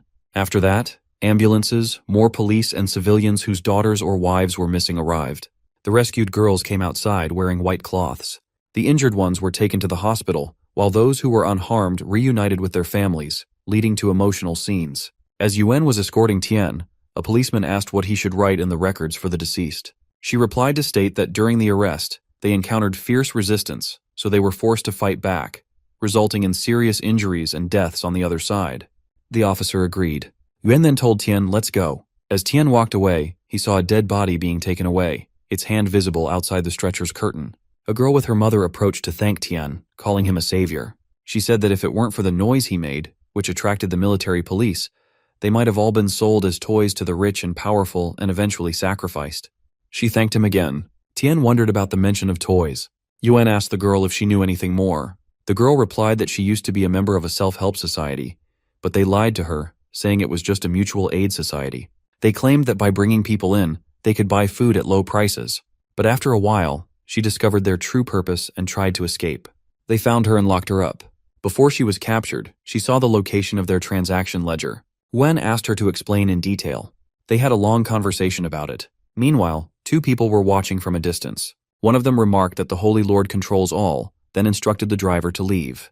After everything, Tian was sent to live in a room. He told the officer that most things were sorted out, so he asked if he could leave since he still had things to do at home. Out of the window, Yuan and an officer were watching over Tian. Yuan said she didn't agree with the way the situation was being handled. The officer responded that, since ancient times, merits and demerits have been irreconcilable. Even if Tian had done good deeds, it couldn't cover up the fact that he committed a crime. He was just a citizen and didn't have the authority to take the law into his own hands and judge or kill others. Yuan agreed, saying he had no right to do so, but added that was only true if they found the missing girls before he did, and if the higher-ups had issued an order for his detention. The officer said they were waiting for a response from the city council, but it was unlikely the higher-ups would tolerate the presence of a dangerous man like Tian. Yuan mentioned that nowadays, the world had changed, and both the military and the police were severely understaffed. She added that it's difficult to predict the future of law enforcement. Even though the higher-ups hadn't responded yet, the man was rushing to convict Tian. To put it bluntly, she suggested he must be panicking about his dereliction of duty. Therefore, she prepared to send Tian's evidence of law violations directly to the leader's desk the moment they received a reply from the higher-ups. She emphasized that this would make it easier for him to do his job. She questioned whether such lenient treatment would truly bring justice to the girls who were killed and trafficked, expressing doubt. Chen became angry and told Yuan to watch her mouth. He asserted that he didn't care about her background. He was the sheriff, and she was his subordinate. He ordered her to detain the suspect and keep him under guard. Just then, someone approached Chen and asked what he was doing. Chen was startled because the person who approached was his superior. Respectfully, Chen asked why he was there.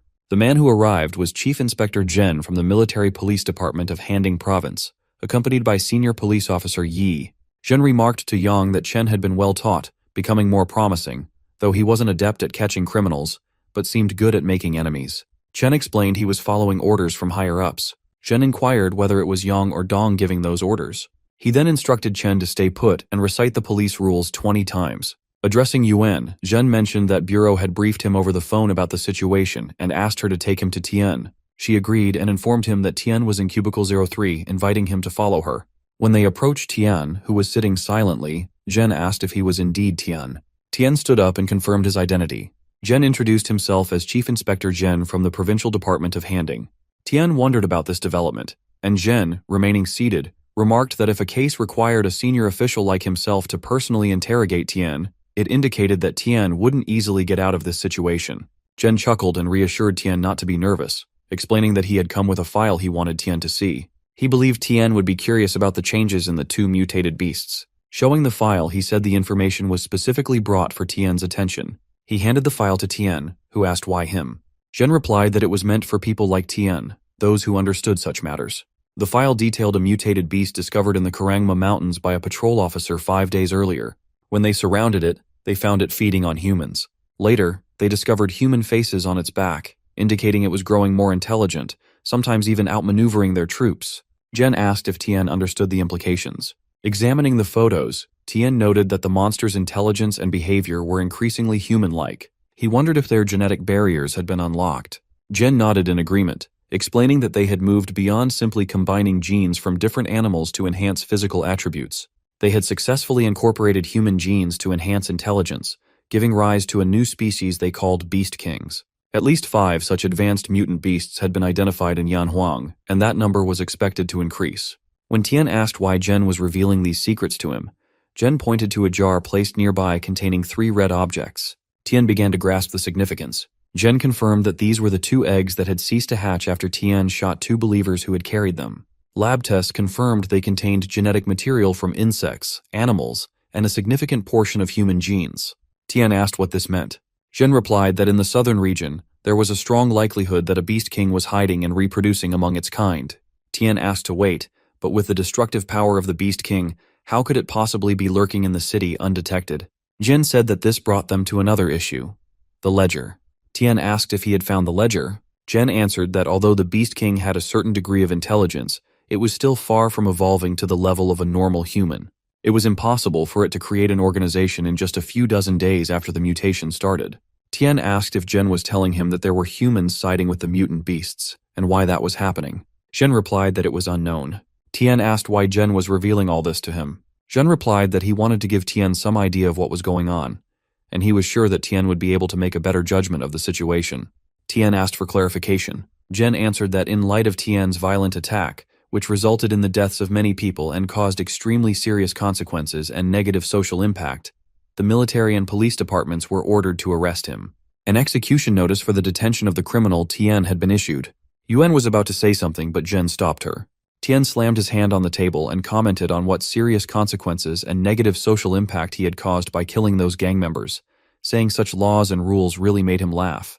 Zhen told him not to be so angry and just listen. Now that the world had changed, Zhen was going to be brutally honest and say that in the future, the military and police in the cities might not be able to protect all civilians. But until the existing social system collapses, they still remain the most powerful forces. According to the current evolution speed of the mutant beasts, there was a trend towards integrating the military and city police departments. This would mean the military police would take over the cities. Unlike the city police, the military police had zero tolerance for violations of the law and were as ruthless as war machines. They could shelter Tian now and wipe his record clean, but they wouldn't have that power once the military police take over the city. Tian asked Zhen to clarify what he was trying to say. Zhen replied that it was simple. They wanted Tian to join them. They could give him a privileged status, and even if the military police take over the city in the future, Tian could still have some special powers. Tian asked if Zhen wanted him to join the military police. Zhen explained that having an official status wouldn't be a bad thing for him. It would ensure the protection of him and his family. Tian said he needed some time to think about it. Yuan suggested returning Tian's sword to him and stated that they wanted his answer by the morning of the day after tomorrow. Yan added that if Tian agreed, he should fill out the form, and if he didn't, She would bring the enforcement team to find him the day after tomorrow. Tian asked how someone could say such cold words. She handed him the letter and the sword, saying there was no point in flattering her, but if he joined the military police, none of this would be a problem. Tian said he would surely give his answer by the day after tomorrow. Tian then saw some men passing by him with a policeman, so he asked Yuan if those people were involved in the buying and selling recorded in the ledger. Tian felt like their faces were familiar and wondered if they were members of the Southern City Council. As one of the men turned to look at Tian, he realized the inspector was telling the truth. These weren't just some rich and famous people. They were members of the parliament. Tian didn't expect that even they were involved, and wondered if they were only engaged in buying and selling, or if they were already standing against mankind. Tian returned home and checked on the level 4 Divine Gain cherry tomato. He asked Han if she would help him if he became a military policeman. She agreed. He told her that in that case, he wouldn't be able to be with her as much, and she might cry when she was alone at night. She replied that she hoped he wouldn't give up on what he wanted to do because of her. She reminded him that 3 years ago, he gave up his job and came back to run the farm, and she felt she had been dragging him down. He replied that she didn't do anything wrong. He made that choice on his own. As he moved his hand over her head, she said she didn't want to be protected by him all the time, and wanted to grow up fast as well. She continued that no matter what choice he made, she would surely support him. She had Hay and Grandpa Nan to take care of her as well, so she wouldn't be afraid. He commented that she had really grown up, and that he would now leave her in charge of spreading the growth potion on the Divine Gain cherry tomatoes, adding jokingly that there should be no slacking off to watch cartoons. The scene shifts to the prison, where a man approached Sheng's cell. Sheng kept smiling the entire time. The man passed a small seed-like object into Sheng's cell. Sheng picked it up and ate it. The scene shifts to Tian, where they take blood from Hay and give it to Lan.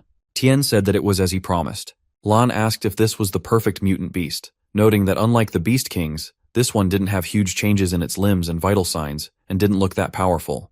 Tian replied that there were many directions to perfect mutation. The mutation of the existing Beast Kings might not be in the right direction. The right path to perfect mutation could involve increased strength, a change in physical form, or an increase in intelligence. The process of mutation varied, so it was naturally impossible for it to be exactly the same every time. Lan agreed with Tian's words and added that he had the wrong impression initially. Each organism had a different genetic makeup, so the same perfect mutant gene might produce different results in different organisms. Then Tian asked how Jing was doing. Lan replied that Tian had destroyed a cult, and Jing was in jail for a while. If Tian hadn't given that blood sample, Lan was afraid his boss's grave would be filled with grass. The scene shifts to Jing, where surgeons were examining his body, and found that the bone spurs grew back in less than 30 minutes after being removed. Currently, they were growing even faster, making surgery impossible. Lan arrived with the blood sample. Jing sat up and commented that it was great. He asked the doctors to analyze the sample immediately, noting that he only had 24 hours left. Upon analysis, a surgeon reported changes in the arrangement of the 20th pair of chromosomes. According to the blood cell analysis, the density of the skeleton was more than 10 times that of ordinary dogs, and it contained 79 chromosomes, one more than the average dog. Jing realized that Tian had unlocked the genetic code. The surgeon explained that the extra chromosome would greatly increase its size, strength, speed, and bone density. Another surgeon added that the extra chromosome could almost be called divine, and that these were the genes of a perfect mutant, not the genetically messed up ones in their monsters created by the V-shaped virus. The first surgeon noted that although the success rate wasn't high, they would try to replicate it. Jing ordered them to get ready to replicate the process. The scene shifts to Tian, where he checked on the level 4 Divine Gain cherry tomato, which had entered the ripening stage. Now, Tian would be able to observe its effects. As he examined it, he thought about the potential impact of a Divine Gain fruit in its ripening stage. Tian realized that the evolution path after consuming a level 4 fruit involved awakening the genetic memory of the bloodline genes, enhancing the original data of the body, and acquiring the ancient talents of the race, with an activation probability of 80%. He noted the different types of potential enhancements. Intelligent brain type was the human body could affect electromagnetic fields, allowing abilities such as hypnotism, mind reading, and controlling electric machinery, with an activation probability of 4%. Divine type was the human body could develop foreign abilities such as immortality, wings, and extreme speed, with an activation probability of 4%. Ancient divine type was this included abilities like controlling weather, water, fire, and other substances, with an activation probability of 0.4%. Tian was amazed at the possibilities and began to consider the implications of these abilities. Tian thought that the intelligent brain type and the divine type were already tempting enough, but the probability of atavistic evolution was too high. If he were to evolve into the most useless of all, the atavistic type, it would be a big loss. He decided to ask the system for advice. Tian wondered if he could reset his evolution if he ate a level 4 fruit and evolved into the atavistic type. He discovered that the host could continue to eat level 4 fruits, and if other types of evolution were activated afterward, the host could choose to keep one evolution type. In other words, as long as he had enough divine gain fruits, he would eventually be able to evolve into the ancient divine type. The scene shifts to Zhen, who asked Yuan if Tian had agreed. She replied that Tian contacted her and said he would send the application form the next day. Zhen was happy to hear that and said that his trip to the southern side wasn't in vain. She asked if he was leaving. He replied that his superiors had already urged him enough, and he was planning to go back after finishing the cult case. He had only come to the southern side because he had been specially appointed by the Ministry of National Security to be in charge of recruiting special talents. Wen commented that they had arrested Congressman Li and Guo for more than 10 hours, but the political department hadn't taken any action, and she felt that something was wrong. Zhen asked if there had been any movement from Wang's side. She agreed and asked Zhen to stay in the southern side for a few more days as she felt uneasy. The next morning, Tian was coming out of his entrance gate to submit the application form. As he stepped outside, he noticed a dead body hanging from a nearby tree. At first he wondered who the girl was, and upon closer inspection, he realized it was the girl who had revealed Sheng's plans when Tian saved the girls. Shocked, Tian rushed towards her. A lawyer representing Congressman Li and Guo met with Zhen and stated that he had been commissioned by the Southern Side Council specifically to handle the case concerning the detention of the two congressmen, Li and Guo, by the military police department.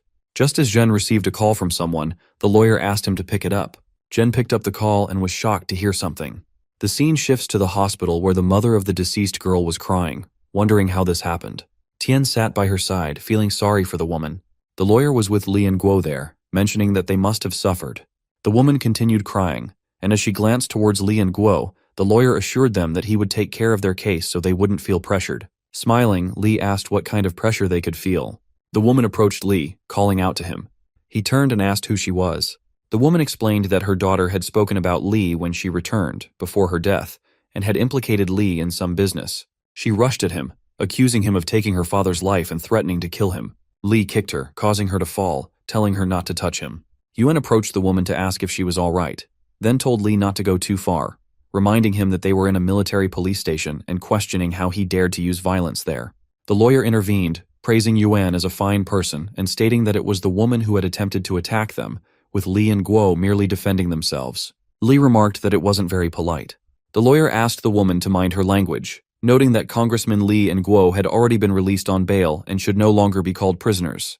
Wen was shocked to hear this. The lawyer urged the woman to calm down, pointing out that she had attacked the congressman for no reason and could be held accountable. Yuan protested that it was impossible and questioned how they could have been released. The lawyer responded that he would issue a warning to Yuan, as she had attempted to arrest a member of parliament. He cited physical evidence, documentary evidence, witness statements, victim statements, criminal investigation reports, the defendant's statements and defenses, expert opinions, examinations, inspections, identifications, investigations, and laboratory records. He continued, adding that there were also audiovisual materials and electronic data, emphasizing that nothing less than this evidence would convict a congressman. Tian listened silently to it all. Yuan asserted that they had apprehended the ringleader, and a testimony was only a matter of time. The lawyer replied that, unfortunately, the maximum detention period of 24 hours had elapsed, and he would now be taking the men away. Walking away with disdain, he commented that she was exerting herself to manage the case, but he hoped that in the future she would be able to distinguish correctly between criminals and law-abiding citizens to prevent similar incidents. He mentioned their busy schedule, implying they didn't have much time to cooperate with her investigation. Furthermore, he dismissed the credibility of the witness she mentioned, stating that the witness had already been diagnosed by a doctor and provided a psychiatric certificate, rendering their testimony invalid. She warned him not to assume it was over, and vowed to keep watch. The lawyer asserted that it was a direct order from the Ministry of National Security. If she doubted him, she could verify with her superior officer. The lawyer concluded that he had simply followed formal procedures in his office to retrieve Li and Guo, and as promised, the witness would later be transferred to the custody of the Southern Side 4th Hospital. Yuan was shocked to hear this. Just then, the lawyer noticed Tian looking at him, and he felt a chill down his spine. The three of them got into the car and drove off. Meanwhile, the woman cried, lamenting that her daughter had been right. They couldn't do anything to those people. If even the military police station couldn't punish them, who else could? Tian noticed a worn-out form there, realizing it was his application form. After tearing it up, he hurried away and reached his farm. There, he found that the level 4 Divine Gain cherry tomatoes were ripe and needed to be harvested immediately. He gathered them all, totaling 2.5 kilos. After eating some, he sensed that the 47th evolutionary chromosome had activated within him, completing a successful evolution. This was an atavistic evolution type, enhancing his ability to hard-avoid awakening skills and doubling his basic attributes. The scene shifts to the lawyer's car where he tells Li and Guo that they had managed to contain the situation. Given that only a few people knew about the matter, he assured them that with proper follow-up, the impact on them would not be too severe. He advised them to work together to calm things down. Li was smoking and remarked that they understood, suggesting that they could handle the lower-class people with condolence money and supplies. Guo disagreed, pointing out that public opinion on the internet still mattered, especially with photos circulating of them shaking hands with the victims' relatives and distributing condolence money. He suggested getting reporters to write more favorable stories about them and holding a press conference to refute rumors, which would easily sway naive people and rehabilitate their reputation. Li grumbled about the annoyance of having to pretend for such fools. Guo urged patience, emphasizing that this was a crucial time for their transformation into emperors, and only by appeasing the masses could they secure their future food supply. Li responded that he understood, but suddenly, a sword severed Guo's head, shocking Li. Looking up, Li realized it was Tian. From atop the car, Tian casually asked about the food. Li, stunned, demanded to know how Tian dared to do such a thing, reminding him that Li was a congressman and Tian hadn't been warned about the consequences. Tian was courting death. Tian calmly stated that since they had consumed that thing, only blood could cleanse them, as they no longer deserved to be human beings. Without hesitation, Tian killed both of them. After parking the car and cleaning up the blood, Tian noticed a small living object emerging from the car. He crushed it swiftly, then proceeded to eat something himself. Tian sensed the successful completion of his evolution, acquiring an atavistic type. His awakened skill, named Flash, doubled his basic attributes. Reflecting that he had consumed the 40th Divine Gain Velheru tomato, which was still the weakest evolution, Tian ate more, feeling stronger and ready for another evolution. He digested everything thoroughly before continuing with the atavistic type, feeling satisfied for the time being. Feeling different, Tian sensed his evolution taking a new direction and obtained a rare item. Upon inspection, he discovered it was an intelligent brain, enhancing his basic attributes similarly to the atavistic type evolution enhancement data. Intrigued, he decided to test out his telepathy ability. Activating it, Tian found he could sense living creatures within a range of about 10 meters. Spotting a bird nearby, Tian focused on it. He heard the bird wondering about rice because it was hungry. Tian realized that when he touched a living creature, he could sense its thoughts, but it wasn't enough. Leaving the bird, it remarked that humans were bad while birds were good.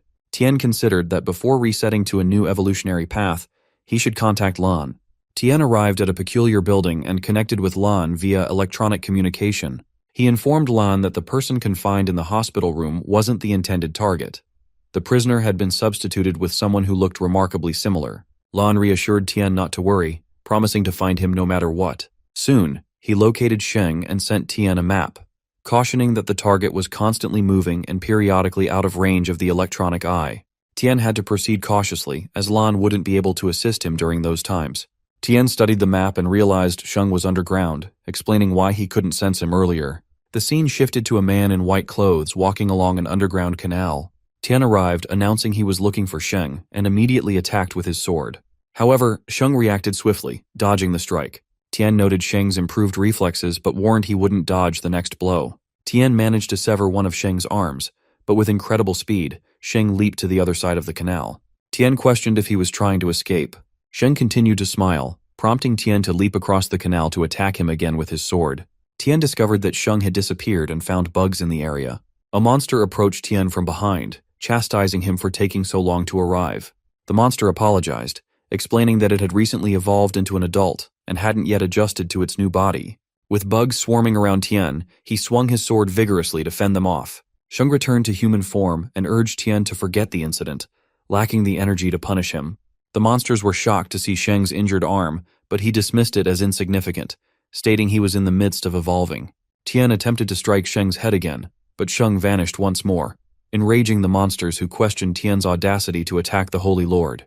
Sheng reappeared behind the monster, advising better control, while the bugs continued to swarm around him. The monster apologized, admitting its current lack of skill. Sheng ordered it to kill Tian. The monster agreed and approached Tian, promising Sheng that he would return to fetch him once he finished. Sheng insisted they forget it and leave Tian alive, needing to recharge after completing his evolution. The monster faced Tian directly. Tian charged at the monster, declaring his disdain for those who boast about themselves. Meanwhile, Sheng returned and had to return to his mother, deciding to pupate there, covering himself in white clothes. Tian battled the monster fiercely. The monster acknowledged Tian's difficulty, pondering how an ordinary human could possess powers similar to its own. Tian's appearance didn't suggest evolution, and the monster wondered why Tian could evade its attacks, as if predicting its moves. Tian thought he was toying with the monster to read its movements. As long as he focused, Tian knew every move the monster made. Tian asked if the monster knew him. The monster replied affirmatively, but noted Tian didn't recognize his opponent. The monster intended to give Tian a gift, admiring Tian's resilience and the beautiful scene of a girl hanging from a tree. Just then he grabbed Tian's sword. Tian insisted the bug should be flushed down the drain. The monster asked Tian if he knew who he was dealing with, dismissing him as just a mere human. Tian retaliated against the monster, triggering memories of a scene where Wang knelt before Sheng. Sheng told Wang not to settle for being a minor mare, challenging him to work with Sheng instead. Sheng promised to grant Wang an immortal body and elevate him beyond ordinary humans. Wang eagerly agreed, stating he would do anything for eternal life. Sheng placed something in Wang's mouth, emphasizing the need for worship from believers, particularly young and lively women, as sustenance. Wang accepted, pledging to offer tribute to the Lord. The monster reflected that it wasn't wrong to seek strength in a post-apocalyptic world to survive, where the ecosystem favored the strong and deemed the weak as prey. He believed those lowlifes deserved to perish, acknowledging that helping him evolve would provide them sustenance for his ascension. The monster asked Tian what he had done to him. Tian thought delving into someone's mind was exhausting. He then opened his inventory and consumed an ancient, high-grade medicinal carrot, fully restoring his stamina. He told the monster that he had figured out his identity, and hadn't expected Mayor Wang to be such a coward afraid of death. Curious, the monster asked how Tian knew Wang's real identity. Tian replied that he had read the monster's memories, filled with arrogance and extreme self-interest. The monster questioned how this was possible and speculated if Tian was an evolved human. He admitted he had never heard of an evolved human with such abilities in the southern region. According to the Holy Lord, evolution required consuming the fruits of hope. Tian asked if the monster meant those slimy, disgusting bug eggs, asserting that Sheng didn't need such a repulsive method for evolution. It was more like parasitism than true evolution. Perplexed, the monster asked what Tian meant. Tian explained that he had seen in the monster's consciousness how the bug's consciousness competed with him for control of his body. It was evident from the monster's subconscious that it was prepared to undergo evil evolution, and it was only a matter of time before Wang's consciousness disintegrated. Tian asked how long Wang's personality could endure before becoming a mindless monster. The monster warned Tian not to liken him to lowly ants, stating that the egg he consumed was second only to the prince's. Even if his consciousness could no longer dominate the body, he had become a superior being, shedding the fragile and useless human form. Tian wondered about the prince and speculated whether Sheng had consumed a higher-level egg. Nearby, he noticed a living body. Concerned, another monster suddenly attacked him. Tian marveled at how quickly it had hatched. Tian's hand is severed by the attack, causing him to fall into the canal. Wang congratulates Sheng on the birth of the prince. Sheng is angered that Wang couldn't kill a human and now has to do it himself. Wang denies this, saying that Tian was a Samsung evolver. Sheng, the monster, remarks that there really was a survivor on the southern side. Wang agrees, saying he wasn't good enough for that. Sheng adds that no matter how much he evolves, Tian is still a low elven human without any physical enhancements, and what a waste of the third-level eggs his mother gave Wang. Wang asks Sheng to look at Tian.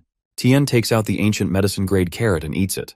Others are shocked at how a human can regenerate his hand. Sheng comments that it's interesting. Tian thinks that while the ancient medicine-grade carrots are easy to use, repairing flesh takes time, and if they notice this flaw, Tian will be in trouble. Sheng remarked that Tian's hand had grown back so fast that he changed his mind about wanting to kill Tian. He mentioned he'd like to have Tian's genes but found the idea of just eating him boring, especially since Tian had many secrets. Instead, he proposed a deal. Tian asked to hear about this deal. Sheng replied that evolved beings like them, superior to human races, should unite forces. To put it simply, the land's poisoning had already caused a severe food shortage, compounded by evolving beast kings. Given current human technology, it was only a matter of time before humans were eliminated from Blue Star. Low-level, weak creatures like humans would become resources for the strong. Only the evolved could adapt well to the new environment. Sheng asked Tian to join them, seizing the southern side before major beast kings took over. They could enjoy food, survival resources, and higher evolution levels together. Didn't that impress Tian? A life ruled by them awaited. Tian replied that Sheng's speech was impressive, but it was a pity that humans weren't merely his blood bags, and he warned Sheng not to underestimate them. Sheng realized the negotiation had failed and expressed curiosity about Tian's abilities, although now Tian could only be Sheng's nourishment. Sheng attacked Tian, telling him to go to hell. The scene shifted to Tian's house, where everyone else was farming. Han felt a sudden pain, causing her to drop the food from her hand. Nan asked what was wrong. She reassured them she was fine, attributing the pain to a sudden throbbing in her chest and dizziness. She believed she would feel better after some rest. She thought the sensation was intense, reminiscent of heart palpitations, and it gave her a sense of foreboding. Han asked Nan to continue collecting fruits, while Tian reminded them they needed to stock up on food before the second destruction wave arrived. Nan began to feel better and insisted she wouldn't hold them back. The scene shifted to Tian, who screamed. Sheng remarked that he had finally discovered Tian's secret. Tian could only repair his body after consuming that strange fruit. Given this, Sheng decided not to let Tian eat it, leaving Tian with both hands restrained. Sheng pointed out that it was now 2 against 1, yet Tian still posed a significant threat to his own kind. Uncertain of what to do next, Sheng admitted he couldn't bring himself to kill Tian. Meanwhile, Wang floated in the canal, injured by Tian. Sheng expressed growing curiosity about Tian's fruits. Ignoring Wang's pleas for help, Sheng offered Tian a deal. If Tian revealed his secret, Sheng would consider granting him a quick death. Just as Tian's small hummingbirds arrived to attack Sheng, Sheng wondered why there were still more. Tian seemed relentless, pulling out all his cards. The firepower of the tiny creatures was useless against Sheng's hard armor. They were mere stray bullets that could be more dangerous if they hit their own side. Tian knew this, but it wasn't his purpose. Sheng remarked that the mosquitoes were noisy and wondered if they were supposed to tickle him. Tian struck Sheng's sword with a hummingbird, then swung his sword at Sheng. Sheng was surprised, and Tian noted that while the hard armor was troublesome, the joints were vulnerable. He landed a solid slash on Sheng, causing Sheng to scream loudly and injure his legs. Tian moved back, realizing he couldn't continue like this. He needed to improve. He took out some fruits to eat. Sheng fell to his knees, admitting he had just evolved and hadn't eaten anything yet. He lacked the energy to repair his body and felt extremely hungry. Wang asked Sheng to save him, explaining that the previous battle had drained his energy, making it impossible for him to stand. He pleaded with Sheng to take him back to Sheng's mother so Wang could repair his body. Wang emphasized that Sheng needed him to control the southern side, and that evolving had taken Wang considerable effort. He didn't want to die. Sheng replied amidst the noise and his hunger, stating he had just evolved and needed something to eat. Lamenting his lack of energy, he compared Tian to a hard-to-catch flea, adding that he was in a terrible mood. Wang urged him to simply eat and not infiltrate the southern side's military police department, emphasizing his desire to live and the effort he had put into reaching his current state. Sheng clarified that Wang's role was to expedite food collection, and that promoting him to level 3 was a reward for his hard work, though he hadn't anticipated Wang being so ineffective. He then mentioned that their mother was nearing the final stage of her evolution, predicting that once she emerged from her cocoon, their clan would control the entire southern side. And when the time came, Sheng's people would be able to produce as much as they wanted. He was so hungry and needed to eat to replenish his energy. Wang denied this, but Sheng killed him, stating that after being distracted for a little bit, they would be able to fix themselves again. However, it felt so good to eat a level 3 evolver, and Sheng felt energized.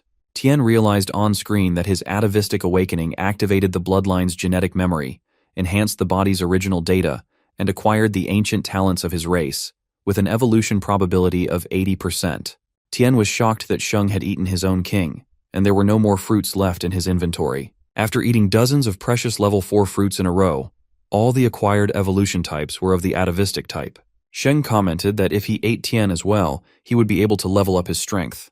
Tian ate the last one, realizing that Sheng had become so fast that Tian couldn't escape.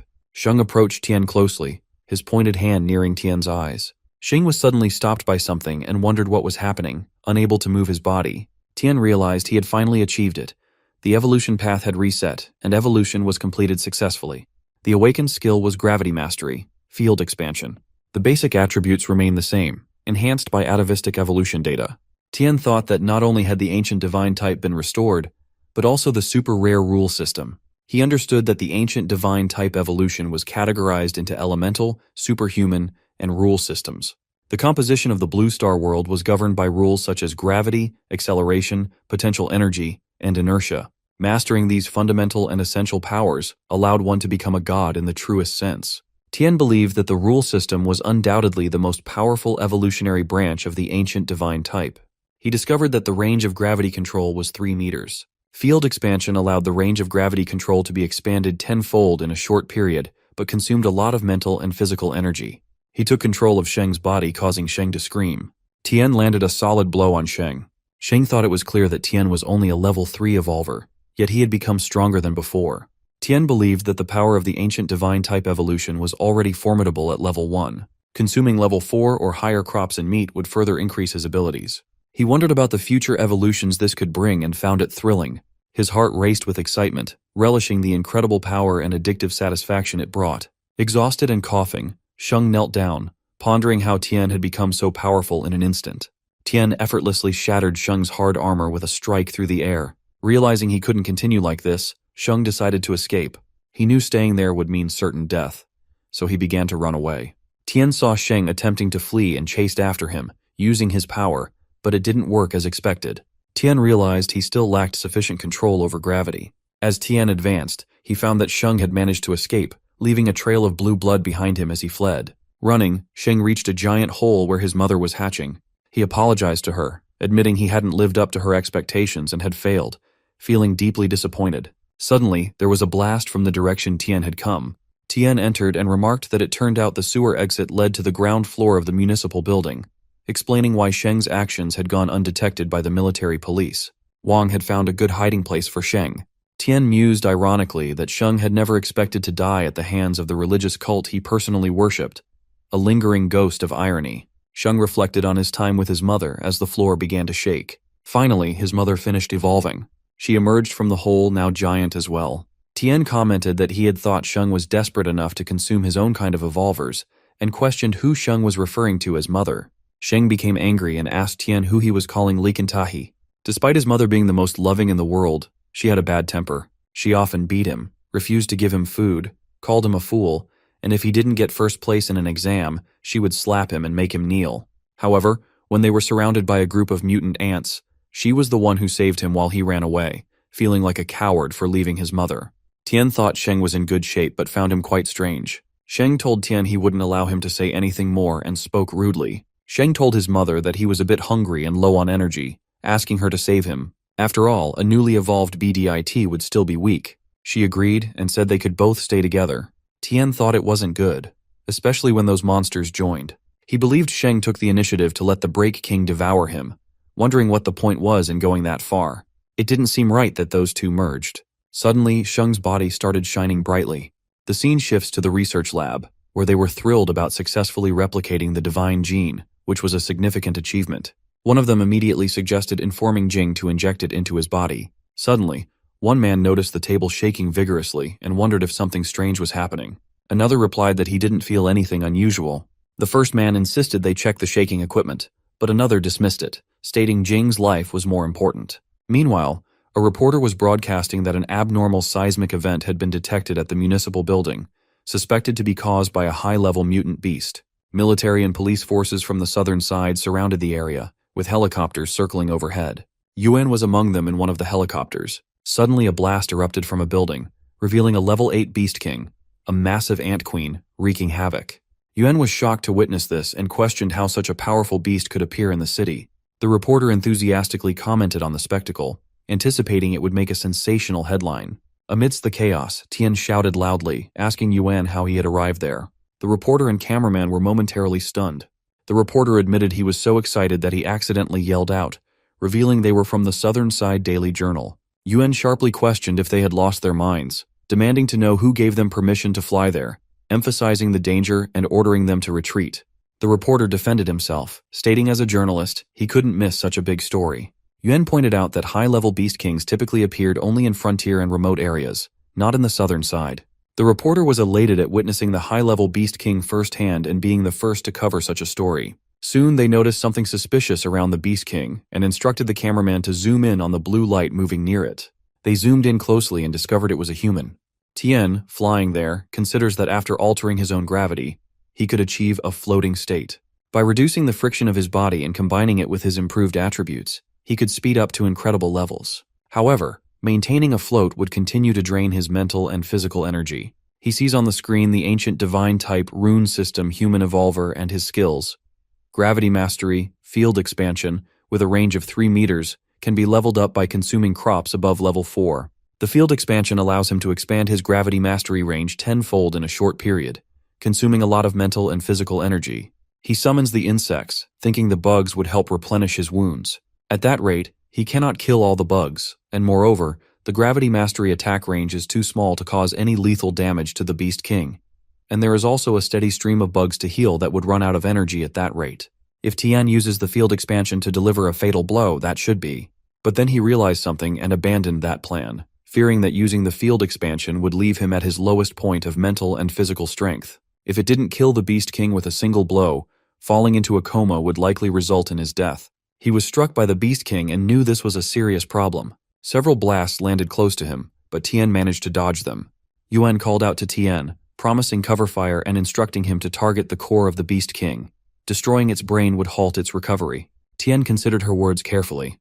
Tian noted that the core of the Beast King was typically near its brain, the hardest part of its armor. Yuan warned him to be cautious, noting the distinctiveness of the surroundings in that area. Tian understood and continued attacking the monster, wondering about the exact position of its core. As he approached the Beast King, he observed the bugs gathering around what seemed to be its core. With the assistance of the military police, he unleashed his full mental power. Determined to end it, Tian prepared for the final blow. After unleashing his full powers to attack the Beast King, Tian began to fall, but helicopters swooped in with nets and saved him from crashing. Wen commented on how close it was. Seeing Tian, she wondered about his identity, considering him the mysterious person. Finally, the Beast King was defeated. The reporter announced that at 6:14 in the morning, a super-large mutant appeared at the municipal building, causing damage over a 10-kilometer radius. It was estimated to be at least a level 8 Beast King in size and energy fluctuations. The creature was now eliminated by a powerful blue humanoid, covered in a light that made it difficult to see clearly. Many people watched the report, with the reporter speculating whether this was a new government weapon or a new type of mutant, admitting they had no further information. The Honglishu store was unreachable. A boy in a hoodie watched the broadcast and commented that the boy was an evolver. The scene shifts to Tian lying on his bed, realizing that the second wave of destruction was imminent, with only 8 hours remaining. He was urged to focus on upgrading his shelter's level and defenses to prepare for its arrival. Wondering what it could be, he recalled fainting after expending all his physical and mental energy. Fortunately, he hadn't been unconscious for too long, and the system reminded him that the current farm defenses were inadequate for the second destruction wave. Watching the countdown, Tian realized the second wave would likely bring more devastation than the first.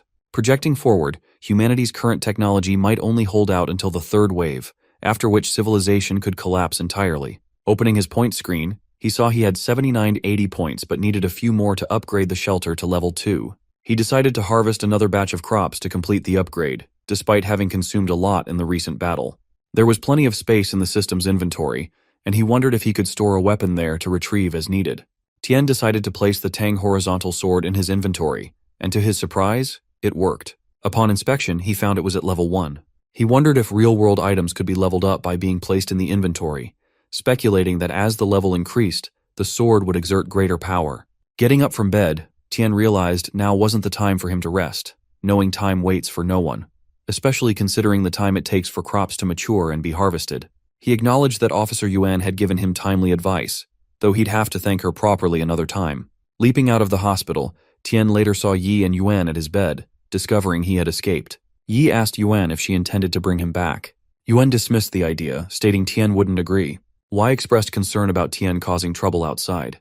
Yuan countered by asking if Yi believed the Southern Side military police could apprehend a mutant capable of taking down a Beast King alone, noting that the strongest mutants in the military only had enhanced strength and physical abilities. Yi acknowledged Tian's capabilities but assured he didn't mean to pressure Tian into anything. He continued that the meaning was that they should continue to win over people with such great power, and they couldn't force him to do what he doesn't want to. He was probably angry at their incompetence. Nowadays, the military police were so weak that they couldn't even protect a girl, and why would he trust them? Wen said that she will convince her dad, too, and she didn't think that he had any ill intention towards humanity. On the contrary, he was on their side. Don't bother him yet, just wait and see what will happen. She was looking forward to how powerful Tina will be in the future. Yi asked her to go ahead and tell him. Then Tian reached back to his home, Han and Nan were so happy to see him back. Tien apologized for making them worry. All three hugged him, and Tien thought that he had gotten a lot stronger. But what about his superpower? Tien asked them to let him go. Han was lifted by him and told to keep lifting her. Tien saw Nan's body and commented that he had evolved as well. Nan agreed and said that he woke up like that Lady Day, and he didn't know which food evolved him. Han asked him to see that she had gotten stronger as well. Tien saw the stats of Nan and Han, and thought that the members had evolved into the atavistic type.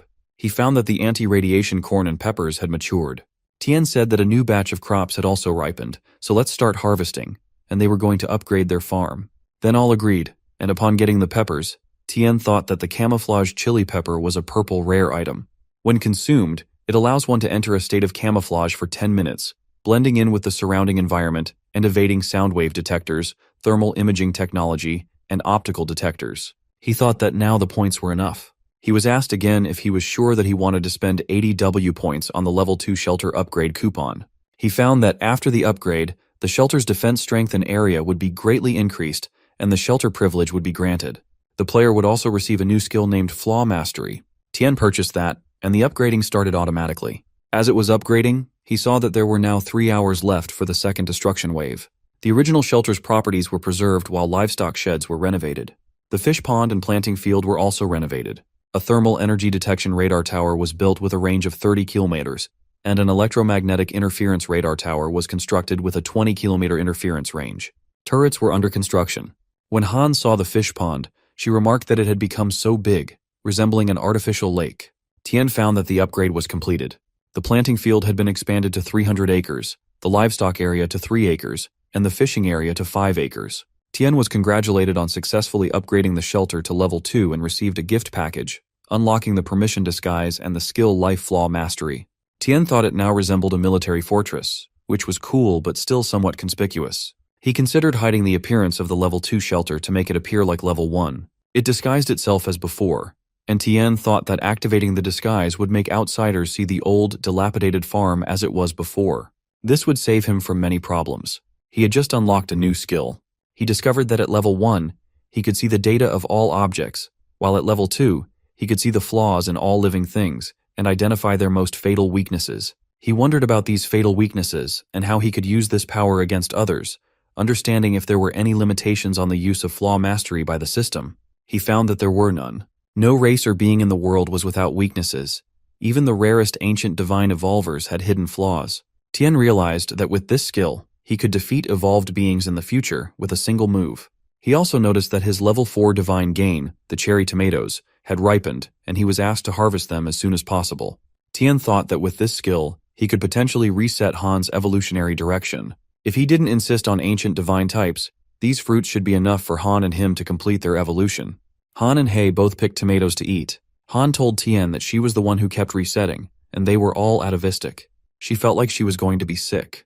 He replied that if she ate some more, maybe she would win the next one and couldn't lose to Hei. She replied that she wouldn't lose and started eating several tomatoes. Hei was shocked to see that. Suddenly something happened, and Han admitted she did that. Tien found her intelligent brain evolver skill was magnetic field mastery of the Eye of Truth and appreciated her. They noticed something happened to Hei as well. Han was happy and commented that it was so cool. Tien realized it was the Sacred Beast skill, King's Pressure. He found that there were 30 seconds left for the second destruction wave. The scene shifted to Jing, who had just been injected with the good virus. He was asked how he was feeling. Jing replied that he was in very good shape now, not just because his physical state had fully recovered, but also because he believed he had successfully replicated the divine gene and become a pioneer in the era of the gods. He found that he couldn't stop trembling. The last 5 seconds of the second wave of destruction started. As it finished, the water waves came so badly, totally changing the weather. Tien thought that the active, flowing water life on Earth would disappear from there, with the third destruction wave coming in 60 days. Tien was determined to savor that period. He thought about the water sources when suddenly, a gigantic circle formed in the sky, causing lightning strikes. The scene shifted to a ship in the middle of the sea where they discovered that the ship wasn't receiving any signals or radar. All communications were lost. A crew member called the captain to come out and see the ocean. As they checked, they were shocked. The captain wondered about their mutated sea creatures and noticed that the color of the ocean had become strangely unnatural. They questioned if this was only in their area or if it affected all water sources. The entire sea turned red, teeming with mutated creatures. A man was getting closer to the divine gene, and, by obtaining it, he said that he didn't expect Jing to be able to actually create it. Just as a skeleton tail came to grab the divine gene and cause some damage to the man's hand, the man asked who the person was that dared to do such a thing. He found Jing and said that his evolution had been very successful and that he arrived so quickly, so the man must have triggered something. Jing came in front of the man, asking how he got the password for the safe box. The man replied that Jing was indeed a descendant of their family, and the headquarters was right to leave that responsibility to Jing as he had truly extracted the divine gene. Jing realized that it was Ming and asked how Ming had come there. Ming replied that he came to deliver orders from the headquarters and then referred to Jing as his brother, stating that from that day, all of Jing's research projects in the southern region would be taken over by Ming, and that Jing had to return to the headquarters that day to report on his work. Jing asked if Ming was the only one there. Ming replied that it was obvious he hadn't come alone, and that Jing's evolution data had been reported to him a long time ago, so how could he have come without any preparation? Then a lot of men came up behind Jing with guns. Jing didn't understand and asked what Ming was talking about. Ming replied that it seemed Jing had a personal agenda. Why didn't Jing report the successful research to the headquarters immediately? Was he trying to monopolize the achievement? Even if they hadn't seen each other for a few years, Ming remarked that Jing was still the same. Domineering, shameless, and justifiably robbing him of everything, calling it profit recovery instead of robbery. The headquarters and the Bai family had given Jing everything, including research funding and technical support, so his results should naturally be shared with them. But Jing didn't have to worry. He had created such great benefits for the headquarters that even if he returned now, he would still receive a huge reward. Ming wasn't robbing Jing of his credit, he was taking him back to enjoy his success. Jing asked what there was to enjoy about happiness, and said he was afraid he would be dragged off to become an experimental subject in the Divine Creation Project as soon as he landed on the ground. Ming replied that even Jing himself had used his own body for experiments, so it shouldn't be a problem for him if they were to study that experiment. As far as Ming knew, Jing had only made 2 copies of the divine gene. He used one on himself, and the other was in his hand. Ming wanted such a precious sample. Lan and the other researchers arrived as well. Lan told Jing that he didn't have anything to do with their family, and, as he was a worker, he should be allowed to leave. Ming commented that such an important person couldn't leave like that. Jing asked Ming if he thought he could use them to threaten him. Ming agreed and said that by taking control of the Southern Side Research Institute, he could show Jing that even though Jing had evolved, he was still a human with a mortal body. He couldn't remain unscathed in the face of their many guns. Ming told Jing to stop making meaningless resistance and to hand over the divine gene obediently, as his current situation was sad and embarrassing. Jing thought that with his current physical strength, there wasn't any way he could withstand that many assault rifles. But with the blessings of extreme speed, he should be able to escape. Ming said it seemed like Jing didn't want to cooperate, and it was said that some evolved people had super healing powers, so Jing should still be able to live with broken arms and legs. Then a blast occurred. The scene shifts to Tian's house where he had prepared food. Han commented that it looked lovely. Tian said there wasn't anything she didn't like to eat. Nan asked Tian why there was a feast. Tian replied that it was to celebrate the fact that they had all the evolutionary directions, and as a result, he put a lot of effort into the meal, adding many high-grade ingredients. He mentioned that the second destruction wave had occurred and everyone was still at level 1, so he wanted to see everyone level up sooner. Han said that even though they had such a celebration, He didn't come to eat with them. Tian thought about the conditions for He to transform back into the Beastman form. First, He deactivated the Beast King mode due to his physical strength being too low, weakening him to the point of being unable to maintain the mode. Tian mentioned that He liked his current state a lot, so Tian made a separate meal for He to eat outside. Han agreed, commenting that He looked more handsome. Suddenly, Tian received a warning that 2 heat sources were rapidly approaching the farm. He detected that they were humans moving at 38 meters per second. The targets had taken heavy damage, their body temperature dropping, and they would arrive at the farm in 23 seconds. Tian wondered about the speed of these humans, thinking only mutants could achieve such velocity. Using his power, he identified Jing carrying Lan. Jing appeared at the entrance gate, curious about what was happening at the farm. He felt an invisible force holding him back, and it seemed Tian wasn't going to help him. Knowing Ming would find him soon, Jing began to turn away. Just then, Tian arrived, flying with his gravity skill, and remarked that Jing had gotten himself into a big mess. Jing realized it was Tian. Tian asked if Jing was about to leave with such a disappointed look on his face. He then allowed them to enter, expressing his interest in Jing's evolutionary direction. Jing reminded Tian that just a few days ago, it was merely a rundown farm, but in a short time, it had become a fortress. Yet, what Jing saw outside still appeared run down. which baffled him as current technology couldn't achieve such perfection. It was incredible. He asked Tian to save them, expressing his fear of dying. Tian replied that he could save Jing, but wanted to know what he would gain in return. Jing answered that he could provide information that Tian would find interesting. As they entered, Jing asked if Tian's evolutionary ability was to control gravity. Tian questioned how Jing could deduce that. Jing explained that Tian had killed the Beast King in the southern city center. The wounds on the Beast King showed signs of hypergravity compression, a phenomenon Jing had studied in videos. Though he didn't get a clear view of the cave, the person's powers resembled Tian's, especially their ability to levitate similar to high-speed flight. This consistency pointed to gravity control as their shared characteristic. Tian replied that it was indeed interesting. Despite Jing and Tian having different ideas about evolution, Jing had grown to respect him more and more. Tian welcomed them to the farm. He arrived with Nan and Han. Jing was shocked to see He had grown giant. Han told Tian that Jing had turned green. Jing wondered what the green light meant and asked if they all had evolved. Tian asked why he was surprised. Jing replied that he was amazed at the speed of their evolution. He thought the rate of perfect mutations was unusually high there, especially with He evolving to the size of a small mountain. Tian asked how much longer Jing would remain in a daze because Lan wouldn't last long. He asked Jing to hand Lan over to him. Jing agreed, and they all took Lan inside to lie down. Tian fed Lan a carrot and upon coming out, informed the others that they needed to wait for Lan to wake up. There were many bullet wounds on Jing, which he was tending to, and he asked Tian if that was all. He questioned if Lan, being just an ordinary human, needed surgery for such serious wounds. Tian replied that he had his own methods. Jing realized he had crossed the line. Tian asked him to explain what had happened. Jing explained that he had replicated He's evolutionary genetics and used them on himself, which not only allowed him to survive, but also resulted in a perfect mutation. He showed Tian the divine gene and mentioned that before escaping the research institute, he had destroyed some data and managed to grab the second potion. Tian wondered if it had the same effect as his divine fruits, and if replacing He's atavistic gene could achieve atavistic evolution. He questioned if it meant replacing other evolutionary types could do the same. Jing explained that he had achieved perfect mutation, but dismissed how he sustained such serious injuries as unimportant. He quickly added that the head office had discovered his attempt to keep his research secret and sent his brother to take over, intending to bring him back for further research. Fortunately, he had managed to escape their pursuit. Tian asked how Jing could think it wasn't important. He pondered what kind of family would conduct research on Jing. Han asked Jing how his brother could harm him and declared that if anyone dared to hurt Han, Tian would deal with them severely, possibly by lethal means. Jing became emotional and explained that not all family members were like Han and Tian. He had a good brother. Han looked at Tian and thought she had been dependent on him from the start.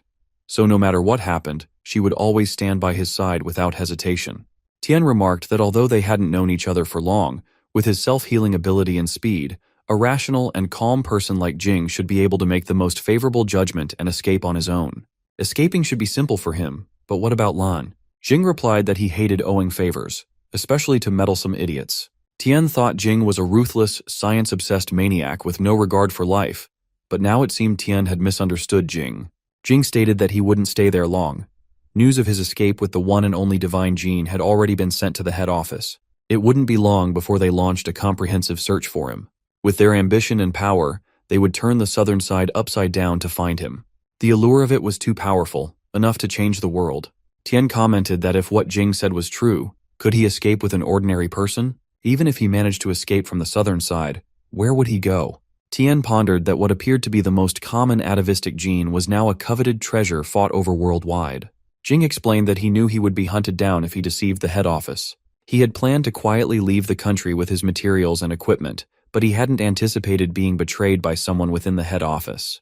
His assets in the EU were frozen, so he would have to find another way. He decided he was going to Storm Island. Storm Island is surrounded by the three major countries of Yanhuang, the European Union, and ancient Egypt. Due to its unique terrain, storms sweep through the area year-round.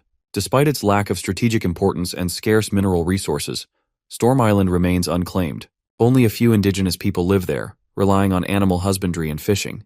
The level of technology and civilization on the island is notably primitive. Jing revealed to Tian that he had built a small base there several years ago during his biological research expeditions, which he had never disclosed to anyone. That made it the ideal hiding place for him now. Tian asked what exactly the head office was. Jing explained that the headquarters was a monopoly group comprised of several large families involved in nearly every profitable industry. The five major families, Bai, Ren, Lan, Qin, and Zhong, formed the cornerstone of this organization, representing the highest centers of power. After the world changed, Jing realized that there were infinite possibilities that could exist with their radioactive plants. He proposed the Divine Creation Project to the head office, but there were differing opinions within the office about the project.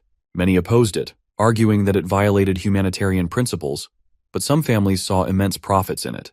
Without informing the Bai and Zhang families, Jing was allocated all the resources to establish a research institute in Southern City under the guise of researching new medicines. Jing's true intention was to utilize the head office's resources to achieve his goals. He didn't want his research results to merely serve profit and hegemony. Despite belonging to the Bai family as an illegitimate son, he lacked influence in both the head office and the family. Whenever he needed approval, he had to concoct irresistible lies, believing he had everything under control. However, it seemed that was never truly the case. Tian agreed and said that he would send Jing to Storm Island. Jing was surprised and mentioned that they couldn't simply sneak onto a ship anymore, especially with the polluted oceans where boats could be attacked by mutated sea beasts. He also noted that the head office was definitely monitoring all airplanes, which made him afraid. Tian asked who said they needed a boat and then led Tian outside. Once there, Tian explained that maximum returns required maximum investment. He revealed a helicopter with stealth paint, which would help them evade radar detection. Tian assured Jing that it would safely transport him and Can to Storm Island, along with all the necessary lab equipment and living supplies. Jing asked why Tian was helping him, wondering if Tian believed Jing's plan was too extreme. Tian replied that after witnessing numerous brutal events, his perspective had changed. He emphasized the urgent need for radical changes in the human environment, especially given the pollution of the seas. Tian added that if Jing accepted his investment, Jing would need to adjust some of his concepts. Jing said that if Tian really helped him reach Storm Island with all his equipment, he promised that someday in the future, when Tian needed him, Jing would travel thousands of miles to help him, disregarding any opposition, and clear the world for him. They shook hands, and Tian reminded Jing to remember his promise. Until they were sent away, Jing couldn't live or eat at Tian's place, so he asked for help in feeding the sheep for a few days. The scene shifted to Ming, who was speaking with his father and seemed angry that Jing had resisted. Ming hadn't expected that outcome despite making extensive preparations. He acknowledged Jing's unexpectedly strong evolutionary abilities, but reassured his father not to worry, stating that Jing wouldn't get far. Ming had already dispatched people to inspect and monitor all airlines and transportation hubs throughout the southern region. Additionally, the medical industry was under their control. Jing was just an ordinary person, heavily injured and without access to systematic medical treatment. It was certain he wouldn't survive for long. As soon as he appeared, they would catch him immediately. Father remarked that despite everything, Jing was still a member of their family, and they couldn't easily explain if they harmed him. Ming replied that whether Lan lived or died had nothing to do with their family. Father ordered Ming to handle the matter, to which Ming assured him to leave it to him. Father then mentioned hearing that Jing had achieved perfect mutation. Ming confirmed this. Father continued, expressing surprise that his own son was the first perfect mutant among the 5 major families. He noted that if not for Jing's deviant thoughts, making Jing his heir would have been a good choice. He emphasized that the family's heir must excel in every aspect, urging Ming not to disappoint him. Ming responded that if he couldn't capture Jing within 3 days, he would relinquish all his privileges in the head office and the family. Father reminded him that it was a promise Ming had made, expecting good news in 3 days. The call ended, and Ming instructed a man to bring Ren because he wanted to ask her some questions personally. The man agreed. Jing was doing what Tian told him, feeding the pigs, while Tian sat nearby commenting that Jing was too stingy with his work. Jing replied that he had been doing such tasks since he was 8 years old. Tian mentioned that even the young master of the Bai family had done similar work before. Jing explained that he was an illegitimate child in his family and lived with his mother until he turned 8. If the family hadn't been so thinly spread, they might never have acknowledged his existence, but he didn't mind. He didn't feel like a true member of the family, but having their surname provided him with the resources he needed. Tian thought it sounded like the scandalous dramas of wealthy families were really true. He received notifications on his phone, and Jing asked what was going on. Tian replied that he had something interesting to discuss with him. The scene then shifted to Ming, who wanted Ren to tell her everything about the people Jing had interacted with since arriving in the southern region. But the information gathered didn't differ from what Ming already knew from her sources. Ren told him that Jing had destroyed a lot of data before leaving the institute, so there wasn't much information she could provide. He asked if there was anything special. She replied that all the information she had was already shared, and since he was an insider, he should know she hadn't spent much time with Jing. Ming commented that Ren seemed somewhat hostile towards Jing. Ren said it might be because of Jing's questioning and his destruction of her carefully prepared laboratory after arriving quietly in the southern region. Ming explained that the decision was made by the three families because Jing had stolen the divine gene belonging to them and betrayed them. Ren thought that judging from the seriousness the headquarters had placed on the matter, the power of the potion must be far beyond her imagination. She pondered on the divine gene and considered those inhuman monsters in the research lab. Besides the mutation of Jing's body after injecting the semi-finished product, the result of that genetic alteration was Liang's death. Then she got an idea that Tian might be the one responsible. Ren told Ming that the head officer's real research was actually about transforming human beings. Ming replied that as far as he could say, it wasn't something she should delve into. At present, the three families had an opportunity to bridge the power gap, so he needed to find Jing and asked her to play her part. Ren thought he was quite unpleasant and pointed out that with the power of Ming's family, they should have already blocked Jing's escape routes. If even the family couldn't find Jing, how could a mere manager without access to high-level secrets do so? Ming told her there was no need for criticism, and that since the head of the Ren family hadn't granted her the right to know, it meant she wasn't taken seriously in her family, blaming it on her status as a woman without the capital to be part of the core. Ren thought she wouldn't share anything even if she knew more, apologized, and said that was all she knew about Jing. After all, she considered herself a woman with limited abilities. After excusing herself, Ren was leaving when Ming remarked that this was why he always said women should stay at home and raise children. Outside, Ren pondered for a moment before getting into her car and calling Tian. She identified herself and requested to meet him urgently, knowing Jing was at his home. Tian initially feigned ignorance, but Ren insisted that Tina knew what she meant and urged him not to disappoint her rare kindness. She promised to arrive at his farm within half an hour. Upon reaching the farm, Tian was already waiting. Ren wasted no time and asked him to hand over Jing. Tian brushed off her request as presumptuous, questioning her sudden appearance and accusations. Ren pressed him not to play games, revealing that her men had obtained a DNA comparison report suggesting Jing's involvement with Tian. She emphasized that their personal ties shouldn't interfere with headquarters affairs and threatened to escalate the matter unless Jing was handed over, as she hadn't yet reported the findings to headquarters. Just as a sniper attack targeted Tian, he managed to dodge it. Ren was shocked and wondered where the sniper shot had come from. Ming arrived with his men, expressing surprise that Jing had been hiding in such a rundown farm. He sarcastically thanked Ren for unwittingly leading them there and warned her to consider how she would explain tipping off the traitor to his family. Ren was stunned that Ming had found them and asked if he had followed her. Ming replied that he didn't even trust his own family's illegitimate son, so he certainly didn't trust her. He explained that he monitored all devices, expecting to provoke her, and she fell right into his trap. Frustrated, Ren decided to sneak Jing away and hand him over to his guardian, thinking Ming's comment about women being stupid was directed at her and Jing alike, calling them both garbage. Tian and Ren found themselves in the sniper's crosshairs, and Ming ordered everyone to stay put and settle things peacefully. Ming told Ren that as long as she didn't oppose him, she could remain a member of her family and he wouldn't harm her. Then he asked Tian to return Jing. Observing Tian's modest appearance and apparent financial strain, Ming questioned what benefit he could gain by sheltering a fugitive. He insisted that Tian hand over Jing, promising wealth and resources in return. Tian hesitated, wary of Ming's well-equipped men. In response, Tian criticized Ming as someone who only spoke highly of himself and exuded arrogance. He unleashed his hummingbird warriors, catching Ming's men off guard. Ming's forces were bewildered by this sudden attack. He ordered his snipers to target both Tian and Ren. Ren sought cover behind her car, but as bullets headed towards Tian, he used gravity control to redirect them harmlessly to the ground. Ren and Ming were stunned by Tian's ability. Tian asked Ren why she still seemed hesitant, suggesting she didn't fully trust him yet. Han arrived, flying in, and mentioned she couldn't control so many people at once currently. Tian reassured her it was fine, given her current level. He then used brainwave control on Ming, leaving him immobilized. Ming was shocked by his inability to move and asked if Tian was a perfect mutant.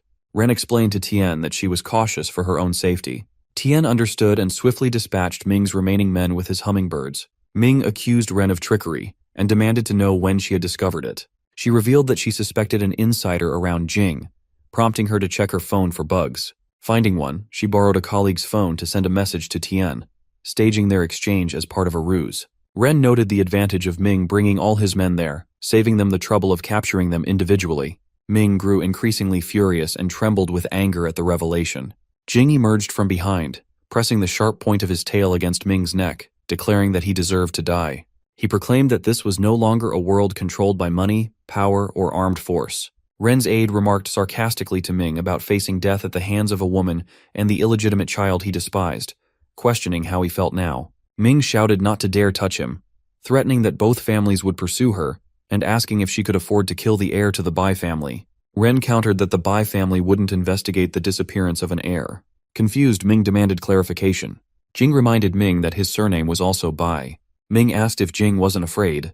Hing retorted, questioning why he should be. If he killed Ming, Jing would be the sole child left in the Bai family. He challenged Ming to consider whether the family patriarch, despite his affection for Ming, would recognize Jing as his heir after such an act. Ming scornfully replied that Jing was born of a lowly woman and would never be acknowledged by their patriarch. Jing scratched his neck nervously and told Ming that he didn't have to make that decision. Ming replied sternly, accusing Jing of daring to eliminate a potential threat to the Bai family, but knowing he would never receive recognition from them. The family's enforcers wouldn't let Jing go unpunished. Jing asked why the Bai family's approval was so crucial, having already lost everything else and having nothing left to fear. He himself was from the Bai family. With resolve, Jing decapitated Ming. Tian, witnessing this, asked Jing where the Bai family was located. Jing dialed Ming's father on his phone, and when he answered, Jing apologized for disappointing him. Ming's father recognized Jing and revealed that he was also his son, urging him not to do anything reckless and to return with Ming. All would remain unchanged for Jing. Jing sadly acknowledged that only in times like these did his father remember him, and he had the unfortunate news to share. Ming, the future head of the Bai family, had died by Jing's hand. Father was shocked to hear that Jing had killed a member of their own family. Jing calmly stated that he hadn't considered himself part of a family since he was 8 years old. He formally informed his father that if the search for him continued, he would willingly surrender his assets to the authorities or to Zeus Pharmaceuticals and Lion King Corporation, entities interested in his discoveries. Now, as the sole heir to the Bai family, Jing asserted his right to inherit, suggesting that if his father wanted to preserve their kinship, he should allow Jing to lead the family into prosperity after his passing. Father grew increasingly angry at Jing's words. Undeterred, Jing continued, acknowledging that if his father chose to use all his power to seek revenge for Ming's death, Jing would accept it. However, he warned his father that as long as he was alive, he would dismantle the Bai family and bring ruin to anyone bearing the Bai surname, ensuring they met their end disgracefully. Jing declared he would not return to Yanhuang anytime soon, advising his father to take care of himself. He cautioned that if his father exhausted himself with anger, the Bai family might not survive until the day Jing chose to return. Then, he ended the call and noticed that Lan was piloting the helicopter, which had landed in the field. Tian asked Jing if his father would compromise, noting that even the most level-headed person would become distraught upon hearing of their beloved son's death. Jing smiled wryly and remarked that this was the dilemma of holding a position of power. Despite immense anger, one must remain composed and weigh the consequences thoughtfully. He cynically added that people like his father operated primarily for profit. Firstly, his father was the head of the Bai family, one of the 5 major shareholders in the company. Secondly, he was Ming's father and lacked the courage to relinquish control. For the next few hours, the Bai family would focus their attention on Jing, oblivious to Tian's and Ming's independence. Even if Tian discovered Jing hiding on the farm, he wouldn't report it to the company or the Bai family to prevent the Ren or Lan families from claiming credit. As long as they eliminated all the people Ming had left behind in the southern city, Tian's farm would remain safe and concealed. Ren asked what Jing thought of her, considering she also played a role in Ming's demise, putting them in the same predicament. Jing explained that it wasn't that he didn't want to trust her, but he couldn't see a compelling reason for her to help him. Siding with the head office seemed the least risky option for her. Ming's sudden appearance caught him off guard, and as a precaution, Jing apologized for his delayed reaction. He expressed concern that Ren, whom he found untrustworthy, might inadvertently expose Tian's identity. Tian interjected, insisting that Jing hadn't harmed her yet and asked Ren to let her finish. Ren acknowledged it made sense to collaborate with Tian temporarily, but expressed a preference for taking a chance. She believed they shared mutual trust more than with the people at the head office. Additionally, Ren mentioned a sexist comment she had overheard from Ming, which irked her. She noted many differences in treatment among the 5 major families based on gender and bloodline. Ren had decided to assist Jing, hoping it would help her ascend to become the head of her family. She found it amusing to think about the reactions of their male counterparts when 2 unwanted children seized power. She asked Jing if he looked forward to that day. Jing found her perspective intriguing. Afterward, Jing and Lan departed in the helicopter. Observing the city's devastation, Lan remarked that Tian had effectively cleaned up all the mess, erasing every trace. He then asked Jing if he had accepted Tian's request. Jing recalled Tian's insistence that he couldn't condone human experimentation without the individual's consent. Jing had promised to modify the executive program accordingly. Jing paused, reflecting that enforcing the Nuremberg Code in such an apocalyptic world seemed naive, but he recognized the need for some rules to restrain himself from descending into moral oblivion too swiftly. Besides, survival had become so challenging that experimental subjects wouldn't be in short supply. Lan nodded, remarking that this was the boss he knew, despite his seemingly inhuman remarks. Jing mused that they might cross paths again in the future, when all were at the pinnacle of their power. With that, they departed the ruined city. The Navy force is patrolling and has cleared area number 50 in the sea. Inside the ship, the pilot informs Colonel Meow that the mission has been successful, but Colonel Meow is not looking happy. Instead, he expresses his thought that why the sea beasts seem so easy to handle. He remarks that they can't be compared to the powerful ships and weapons at their disposal, which gives him confidence that they can eliminate them all. The pilot encourages him to go further. Colonel Meow responds while stating that they can certainly block the harbors and coast, but they have no idea where the monsters might hide and go to the city through the creeks. He asks whether, if a monster were to make it into the city, the Navy would be able to use their high-class rocket launchers to destroy it. The pilot then asks if Colonel Meow has noticed anything peculiar about the sea beast attacks. Meow asks for clarification, and the pilot explains that the beasts appear to be committing suicide attacks, with their behavior becoming increasingly erratic. However, the pilot has observed a pattern in the way the sea beasts are attacking the ships. They seem to be following a rhythmic sequence. He suggests that the sea beasts may be functioning like an ethnic group, and their attacks seem far too strategic to be random. Colonel Meow is taken aback by this revelation while wondering if the sea beasts are organized into their own ethnic groups, or if they have managed to form civilizations in a remarkably short time. The pilot responds that it's too early to assume they have developed a civilization, but he believes their attacks are far from meaningless. They seem to have learned from their encounters with human forces while adjusting their strategies and becoming increasingly dangerous. The pilot warns that if this is true, it could be disastrous. Colonel Meow contemplates the situation, and his concern starts growing.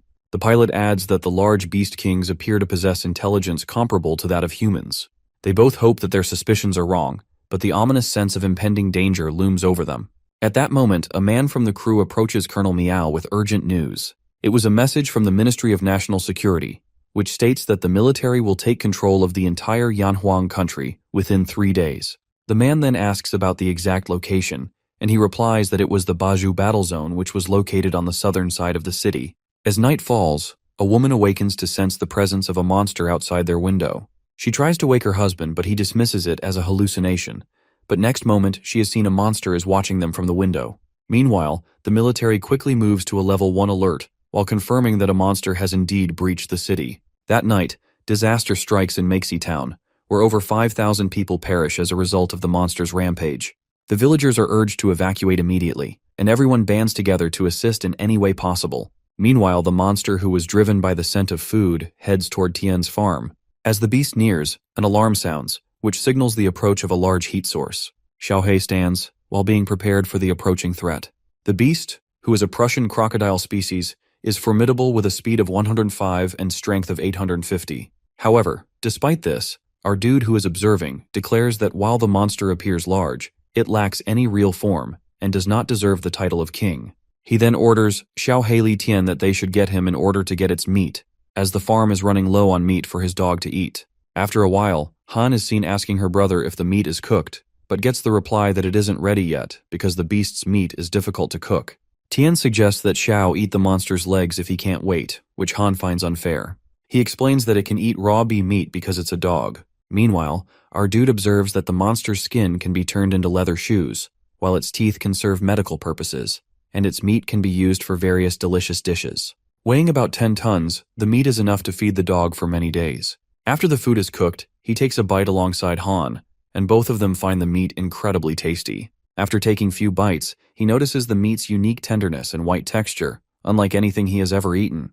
He soon realizes that it enhances his strength, while triggering a rare change in his evolutionary traits. At that, he concludes that consuming the meat of such beasts can open paths to evolution.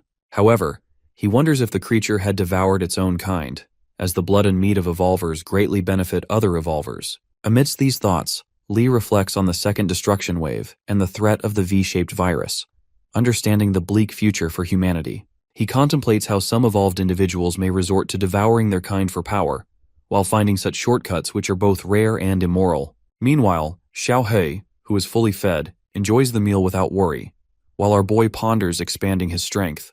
In another part of the city, the military receives a report which confirms the absence of the Beast King, which they find impossible to believe. The only clue left behind is a piece of scale armor, bearing bite marks, with no other trace of the beast. Yu Chung, who is a former parliament member, is shocked by the Beast King's disappearance. Despite his worsening health, which is marked by bloody coughing fits, he remains determined to capture the Beast King, dismissing his condition as minor compared to the challenges he has faced. The military reports that the area is desolate, with villagers having relocated, except for one farm near the location of the broken armor. This discovery surprises Yu and the council. Suspicions grow as they decide to investigate the farm, while the female soldier is considering the possibility that Tian may be involved. Inside the farm, Han is seen practicing the brainwave but trips and falls to the ground. Our dude notices that her brain's strength has enhanced, though she expresses that she doesn't enjoy training because she is tired. At that, he promises her more fried chicken legs and suggests they explore new ways to have fun. Deciding to test it, Han plays with Xiao. Meanwhile, his brother analyzes that her brain's power has increased, but her skill value remains unchanged after eating the beast's meat. He understands that her mental strength depends on her increased mental attributes. He considers how consuming meat boosts points but notes that the effect varies based on the type of evolution. He also concludes that all basic attributes improve after eating the meat due to the intelligence linked to the atavistic brain. Despite facing a monster larger than Xiao He, the beast was ordinary in nature, and they managed to defeat it with ease. At that, he ponders the challenges of encountering a level 7 atavistic beast, which is far more powerful than the previous one. He realizes that organisms are evolving rapidly, with no sign of human life in the sea, which suggests that newly evolved breeds will surpass earlier ones. This thought leads him to consider humanity's struggle for survival and the pressing need to adapt. Though sea creatures haven't yet evolved to survive on land without water, giving humanity a chance, he understands the urgency of upgrading human capabilities. Then, he contemplates raising a Beast King, recognizing its self-healing ability, which could provide long-term meat and other valuable resources while strengthening Xiao He. His thought is interrupted by a sudden sound of meow, which makes him wonder where a cat might have come from. He steps outside and finds Xiao He is sounding like a cat. He turns to his sister, who explains that she was playing with Xiao He and hacked his memories to make him behave like a cat since she wanted one. Her brother, who is clearly unimpressed, tells her this wasn't his intention, but she dismisses his concerns. Later, Xiao He's memories recover, and he inquires about his findings. Han reveals that Xiao discovered new creatures in town. The said monsters with hard shells resembling stinky crabs, now advancing toward a military jeep. Now the military forces face a relentless crab attack.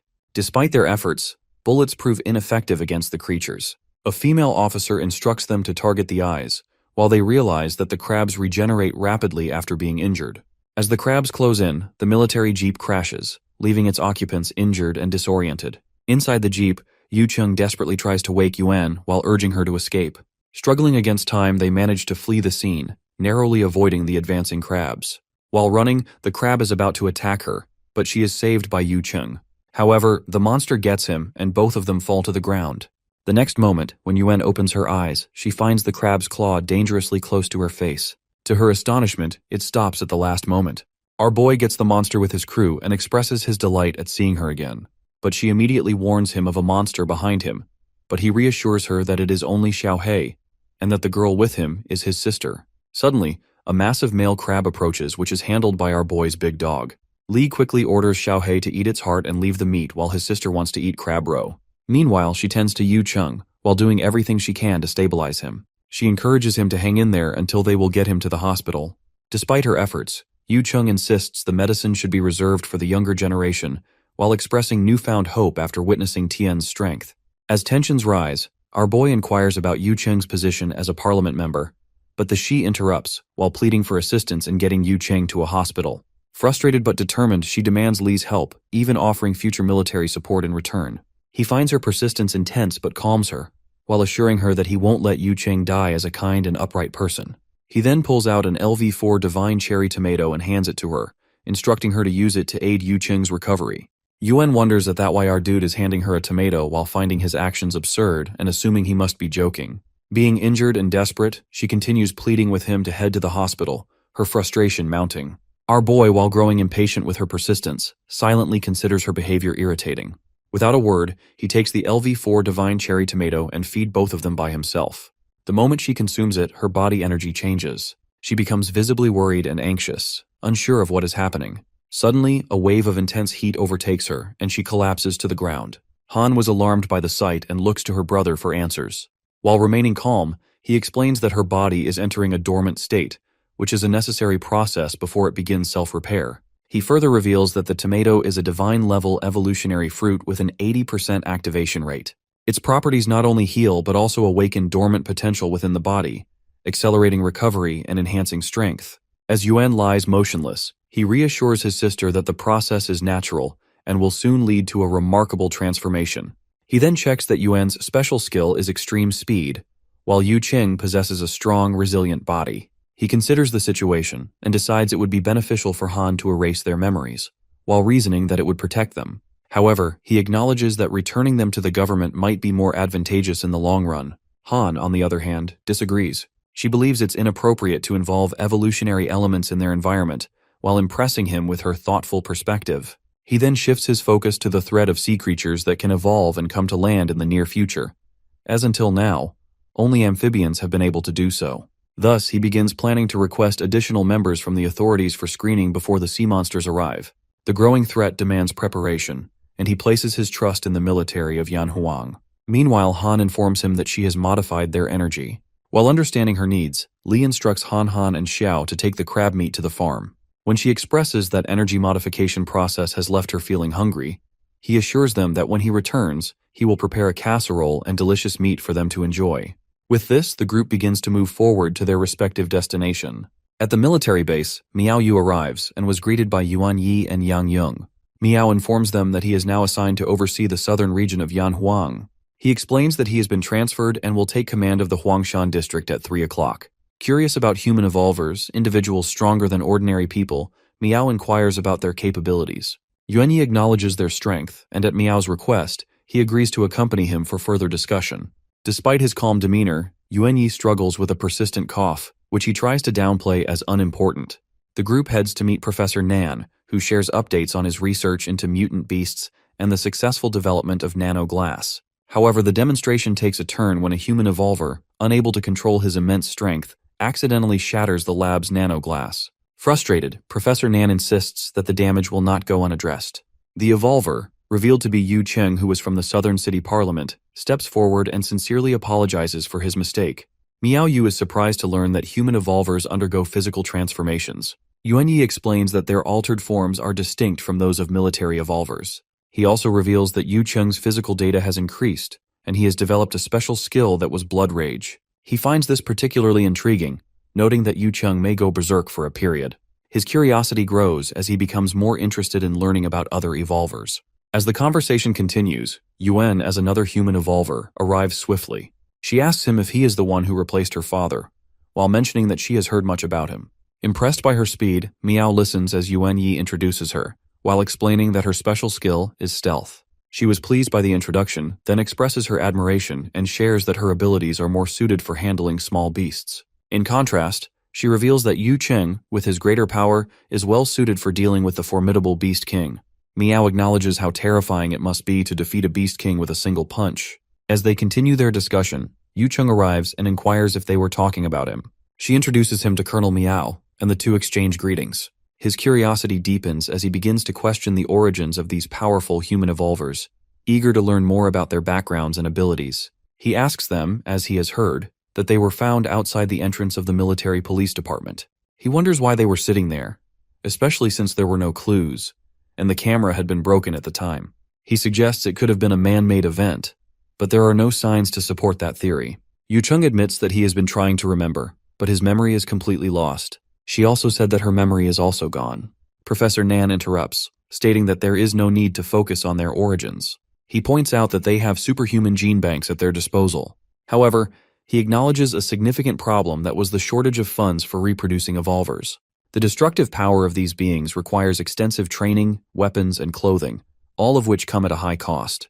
With most of Yanhuang's budget allocated for shelters, he hopes Colonel Miao can assist in securing funding. He agrees to request support from his superiors. As the discussion continues, Miao becomes increasingly concerned. He realizes that the sea beasts are moving closer to land, and the Dongyan fleet must act quickly to deal with the threat. He also fears the possibility of more evolvers being needed to combat the growing danger. Meanwhile, in the Southern Ocean Mariana Trench, a new beast evolves. Furious and determined, it makes its way toward the city. It is night when a sudden sound startles a boy in his apartment. Something hits the window of his house. He was curious, looks outside and notices an object lying on the ground. Upon closer inspection, he sees it is a planarian branch, which is a fragment of the Beast King. The sight disgusts him, but as he approaches, the creature abruptly latches onto his face. Overwhelmed with discomfort, he struggles, but the creature burrows into his head, while taking full control of his body. Now under its influence, he begins searching for its target that was the king of mankind. Meanwhile, Han is experimenting with a strange sea monster resembling a fish. As she focuses on it, she invades the mutant fish's brain with her own powerful mind, while synchronizing their thoughts and memories. The connection allows them to read each other's memories, but the effort overwhelms her. She starts coughing up blood, her body unable to handle the strain. Tien quickly picks her up and rushes to help her, but the connection triggers something dangerous. The sea monster begins receiving Han's brainwaves, drawn to her unique magnetic field. On the other hand, Han was pale and trembling and tells Tien that how she feels waves of violence and horror. The sea is alive with brainwave swarms that radiate pure aggression. She whispers that the sea monster has found her, and its attention locked onto her presence. Tien tries to comfort her while assuring her she is safe, but his mind races with questions. The sea monster, who is sensing the immense power of Han's brainwaves, mistakes her for the king of mankind. Deciding to challenge her directly, the creature commands its sea servants to search and hunt her down. In the city, chaos erupts as the sea monster takes control of ordinary people and turns them into puppets who violently attack civilians.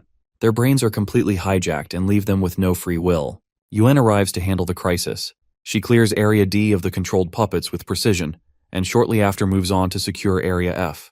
Meanwhile, Yu Chung, also present, focuses on uncovering the origin of these puppets. The professor intervenes while requesting that a live sample of the puppets be brought back for research, rather than exterminating all of them. Yu Chung informs him that the puppets keep repeating two phrases, "the king of mankind" and "little girl." This revelation stuns the professor, who realizes the puppets are searching for something or someone of great importance. He suspects a dire situation is unfolding, and Yuan's nod of acknowledgement reveals his growing unease. The puppets' synchronized words confirm that a powerful entity is orchestrating their actions. Meanwhile, oblivious to the escalating chaos, our dude and his sister enjoy their meal while savoring the last portion of the crab legs. The cheese-baked crab meat delights Han, though she feels a tinge of sadness while knowing that they will soon run out of seafood. She marvels at the flavor of the evolved beast's meat while recognizing how unique and delicious it is. However, she also expresses that the lack of meat production on the farm to feed Xiao is a problem nonetheless. He reflects on this issue, while realizing that while the quantity of beast meat could satisfy Xiao's appetite, it provides no points for his evolution.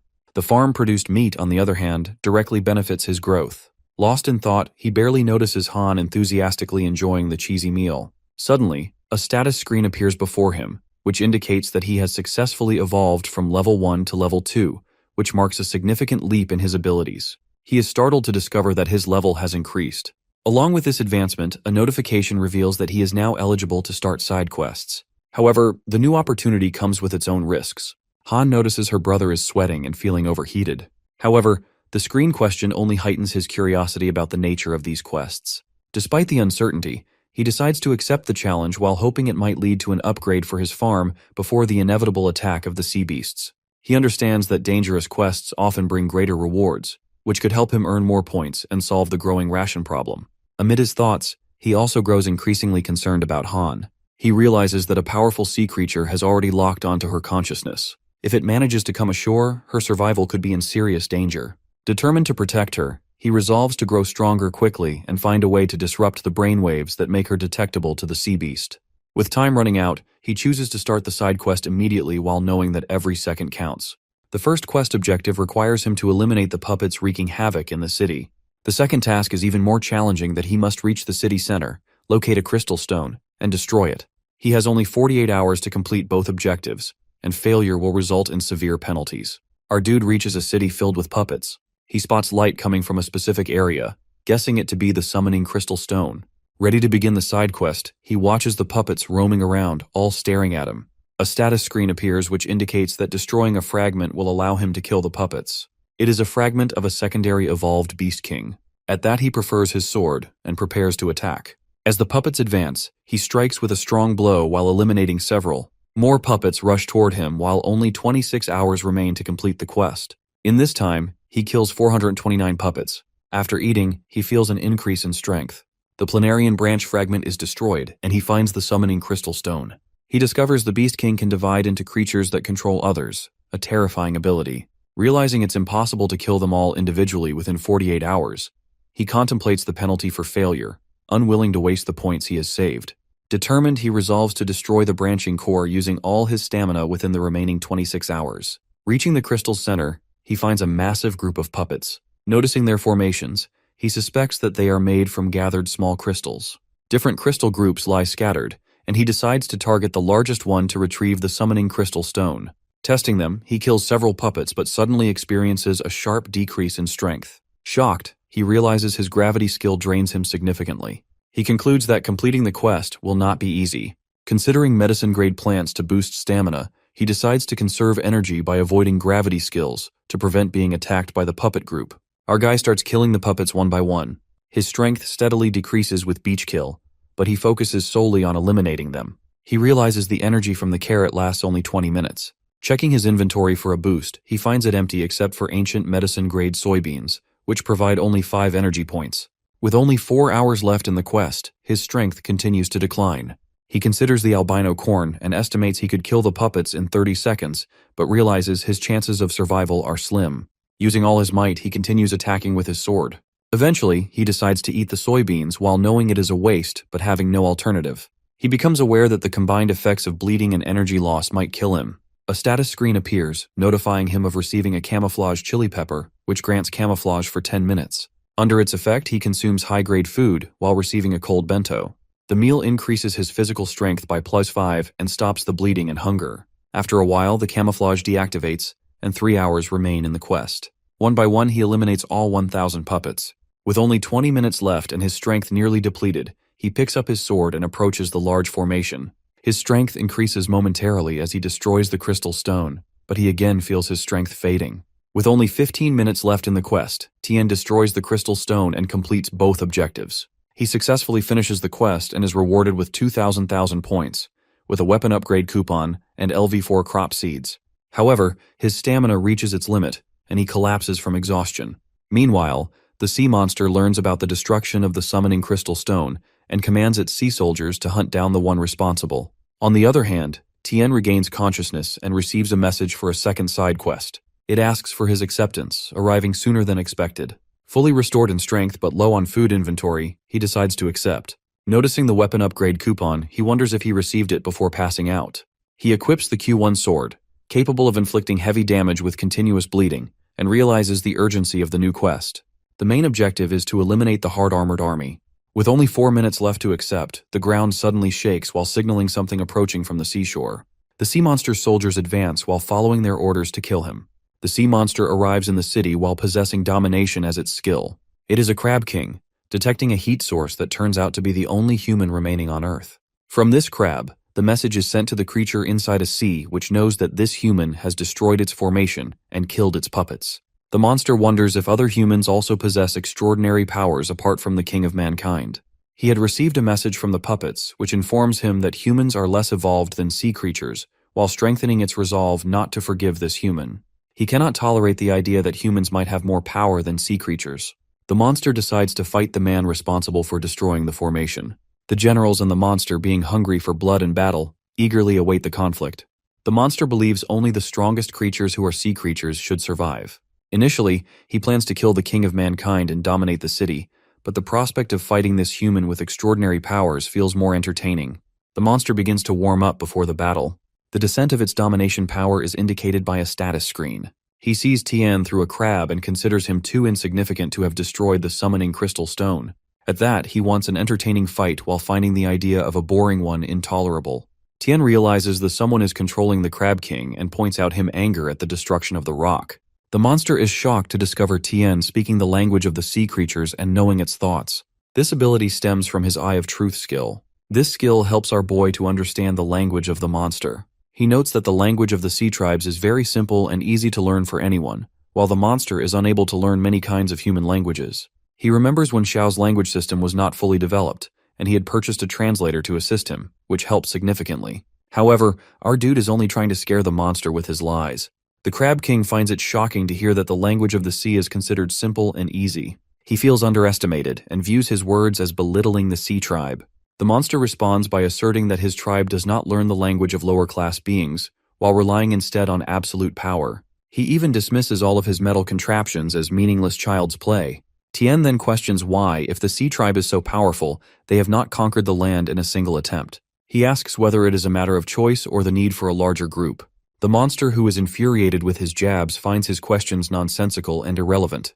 The scene shifts to the farm where Xiao sleeps peacefully while Han remains worried. Suddenly, she senses someone and urges Xiao to go with her.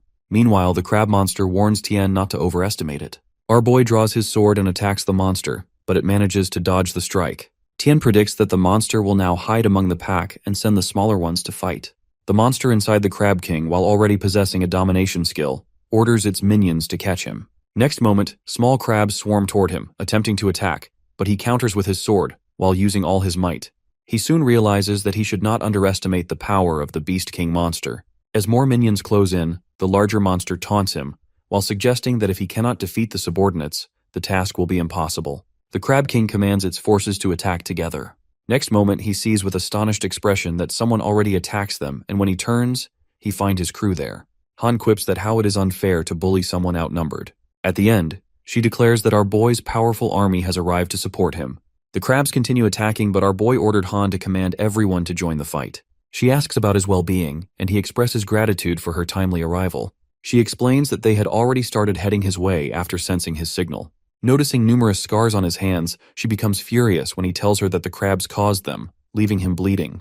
However, Tien calms her while explaining that his scars are already healing due to the beneficial effects of carrots. Despite this, he begins to think Han should be kept away from such dangerous situations.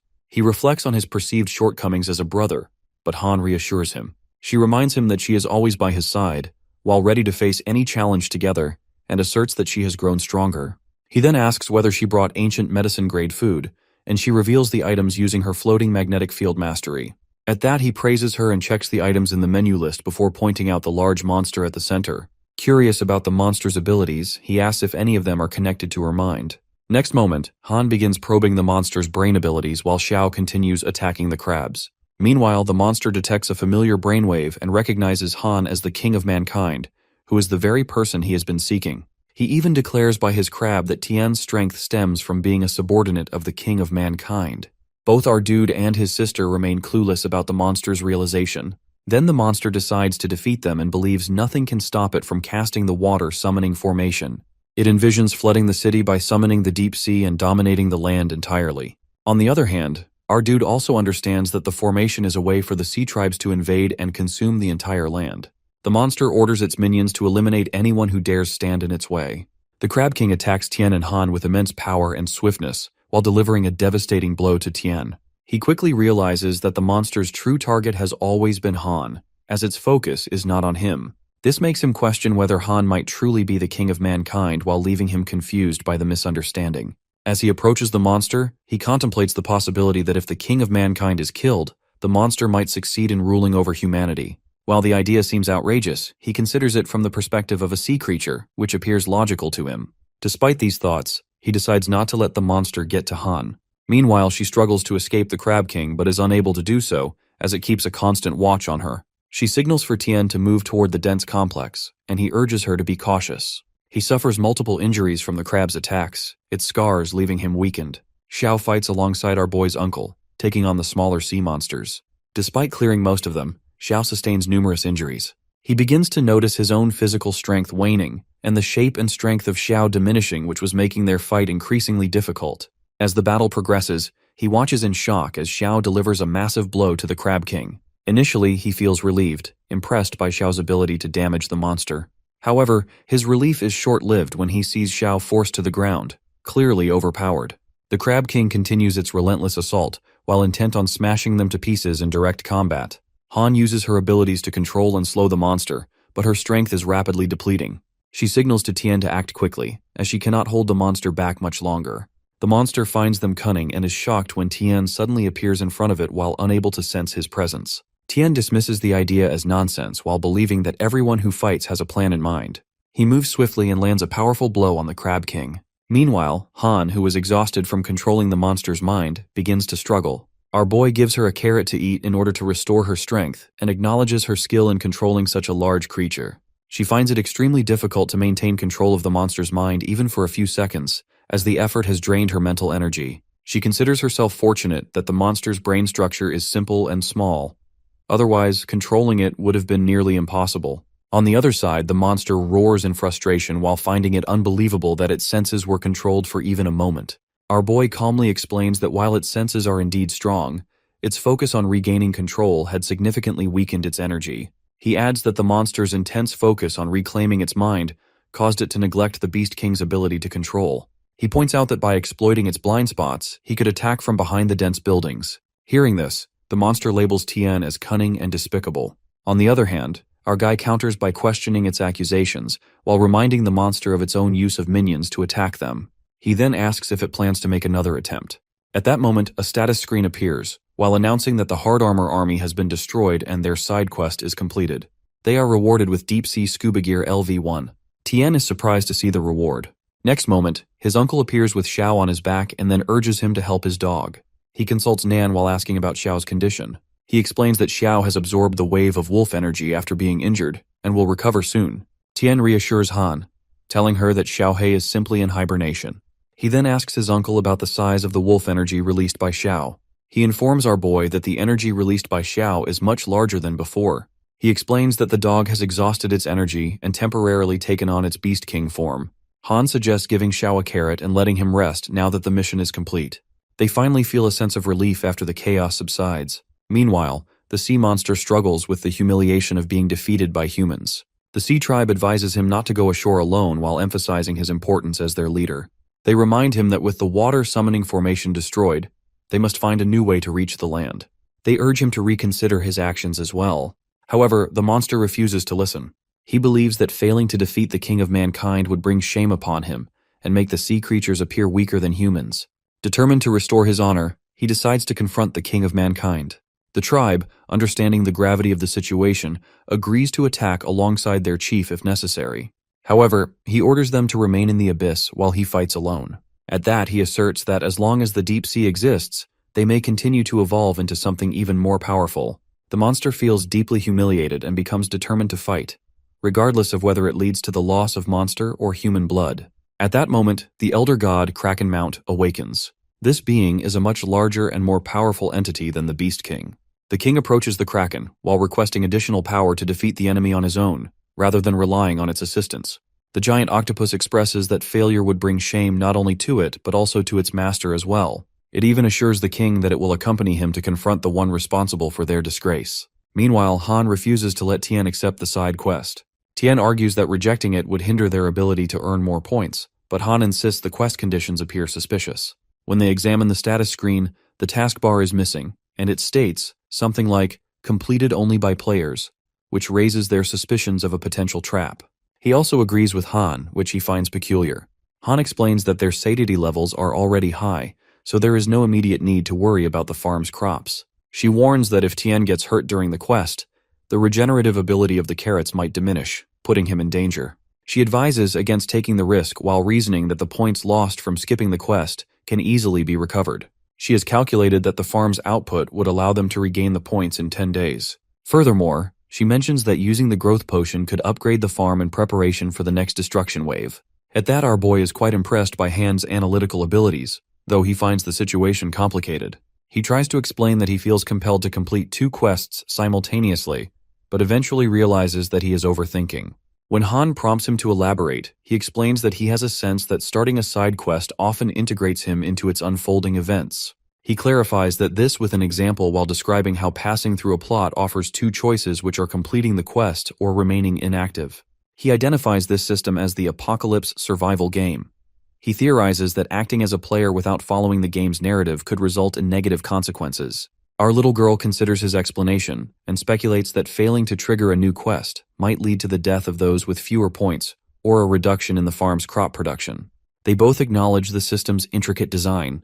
Eventually, Tien decides to accept the quest, recognizing that his earlier experiences were at a novice level and that he is now ready for more challenging tasks. As they discussing, the Kraken appear along with the king prepare for battle. Our dude finally accepts the quest and explains to Han that it is futile to refuse. Shortly after, the Kraken monster arrives while creating massive splashes of water throughout the city. Tien immediately instructs his uncle to take Han and Xiao to higher ground. Han expresses concern for his safety, while his uncle carries Xiao on his shoulders and leads Han away. As water floods the area, he catches sight of the monstrous creature. He observes its immense power, which aligns with his expectations, as sea creatures from deep ocean regions are typically massive due to the intense water pressure. The king is present alongside the giant octopus and directs its focus toward our hero while stating that it is time for their fight. Our boy assumes that he must be the king of the sea tribe while matching Han's earlier descriptions. With his fish-like tail and overwhelming murderous aura, Tien realizes that this creature's power far exceeds that of normal evolved beasts. He acknowledges the accuracy of his perception while recognizing that he truly is the king. However, the information on the status screen remains unclear about the giant octopus, apart from revealing its skills, mist, and phantom. Tien begins to question whether his Eye of Truth ability is limited when facing high-level beasts or specific evolutionary stages. He realizes that his skill may lose some efficacy against the Kraken. Meanwhile, the king then comments on his earlier assumption that Han was the king of mankind, admitting his mistake. He reveals that his realization that Tien himself is the king of mankind. However, our boy remains indifferent, while declaring that anyone who threatens his sister will face destruction. The king views his words as arrogant and dismissive of the situation's gravity. Tien strikes with his sword in a powerful attack, but the octopus counters with a swift and unexpected move, using tactics that he perceives as dishonorable. He immediately recognizes this octopus's formidable speed and strength, while understanding that this opponent will be far more difficult to defeat than anything he has faced before. While looking at his new enemy, he concludes that the regeneration ability of the sea creatures is difficult to deal with. Then, he provokes haughtily, while claiming that the king had sent low-level creatures before. But now, when it comes to confrontation with him, he questions why it is only the king who comes to fight. He chimes in, while suggesting that maybe other creatures are too afraid of humans to fight alongside him. Meanwhile, he evaluates the things which he observes about these creatures. They don't seem too intelligent or aggressive.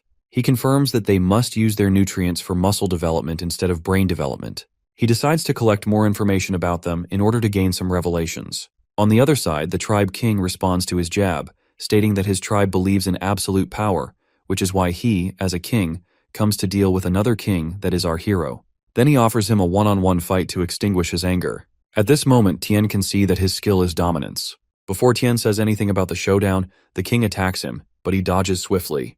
The king declares that because of the irritating air pressure on the surface, his patience is waning, so it is better for our dude to come to his level, to the king. Listening to this, Tien analyzes that he is right that deep-sea creatures can't adapt to the surface air. But he is also irritated that he only got this information, which is also just a wild guess. In the next moment, the octopus attacks him again, but he dodges it while cutting off some of its tentacles. During this attack, he also gets a slash near his eye from the tentacles, which makes him immediately realize that they are poisonous, as the suction cups are full of dense tiny barbs. He immediately goes inside the water as he needs to eat a carrot underwater to detoxify the poison. He curses his carelessness because he only remembers the danger of suffocation from the octopus, but forgets that they can be poisonous as well. He instantly eats the carrot to detoxify the poison, while knowing that the octopus is the leader of the sea tribe, so it would be better not to underestimate its poison, which in small amounts can kill an elephant. He puts on the mask again and feels thankful as he realizes he acted quickly enough to take the carrot. Otherwise, he would be dead by now. Then he looks at the tribe king, but before he can do anything, the octopus's tentacles grab his leg and arm to restrain him. The king is sure that the same trick won't work on him again. The scene shifts to a man trying to search for something in front of a barrier, but is stopped by Han. He realizes that he can't move. She, on the other hand, demands answers to her questions, while threatening to damage his brain if he refuses. She then asks about his identity and his purpose for being there. The man answers that he means no harm, but she doesn't get the answer she is looking for. He turns while introducing himself as Ding Lu. He tells her that even if she ties him up, he won't resist because he recognizes her as his benefactor sister.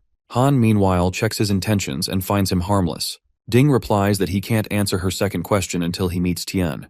Meanwhile, Tien is about to be trapped under the tentacles of the octopus, which is witnessed by the tribe king.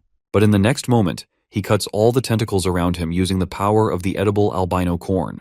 The king is confused to see that Tien is still able to free himself from the tentacle restraint even after being poisoned.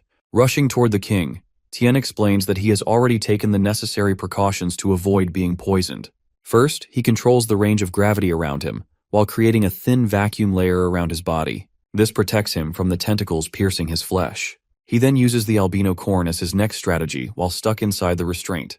However, the side effect of the corn starts affecting him as his stamina drops rapidly.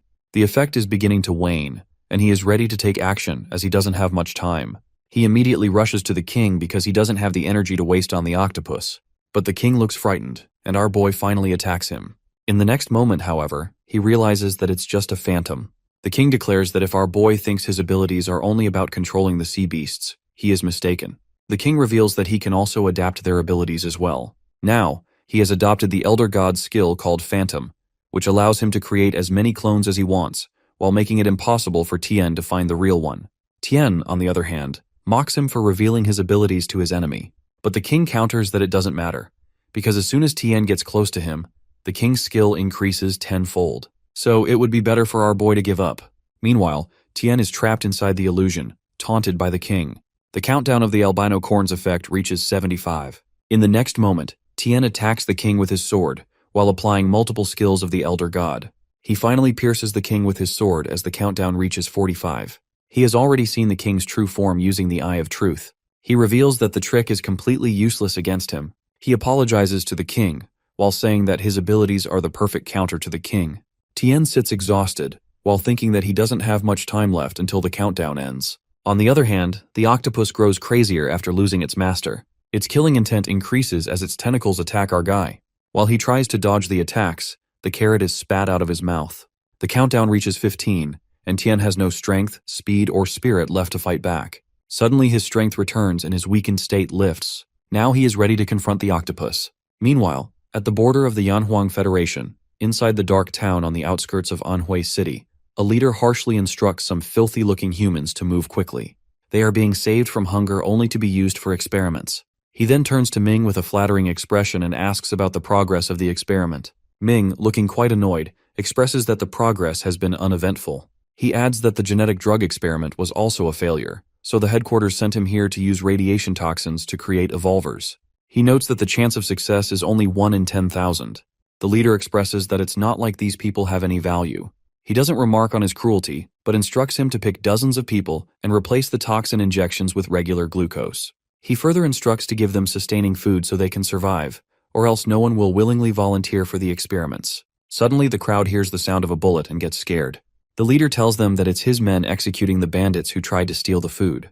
Upon hearing this, Ming whispers in his ear that if they need to kill the subjects who will undergo malignant mutations, they should use knives instead, to avoid scaring the others. Meanwhile, Ming thinks about how difficult this malignant mutation is to deal with, as they have experimented on half of the survivors but still haven't produced any evolvers.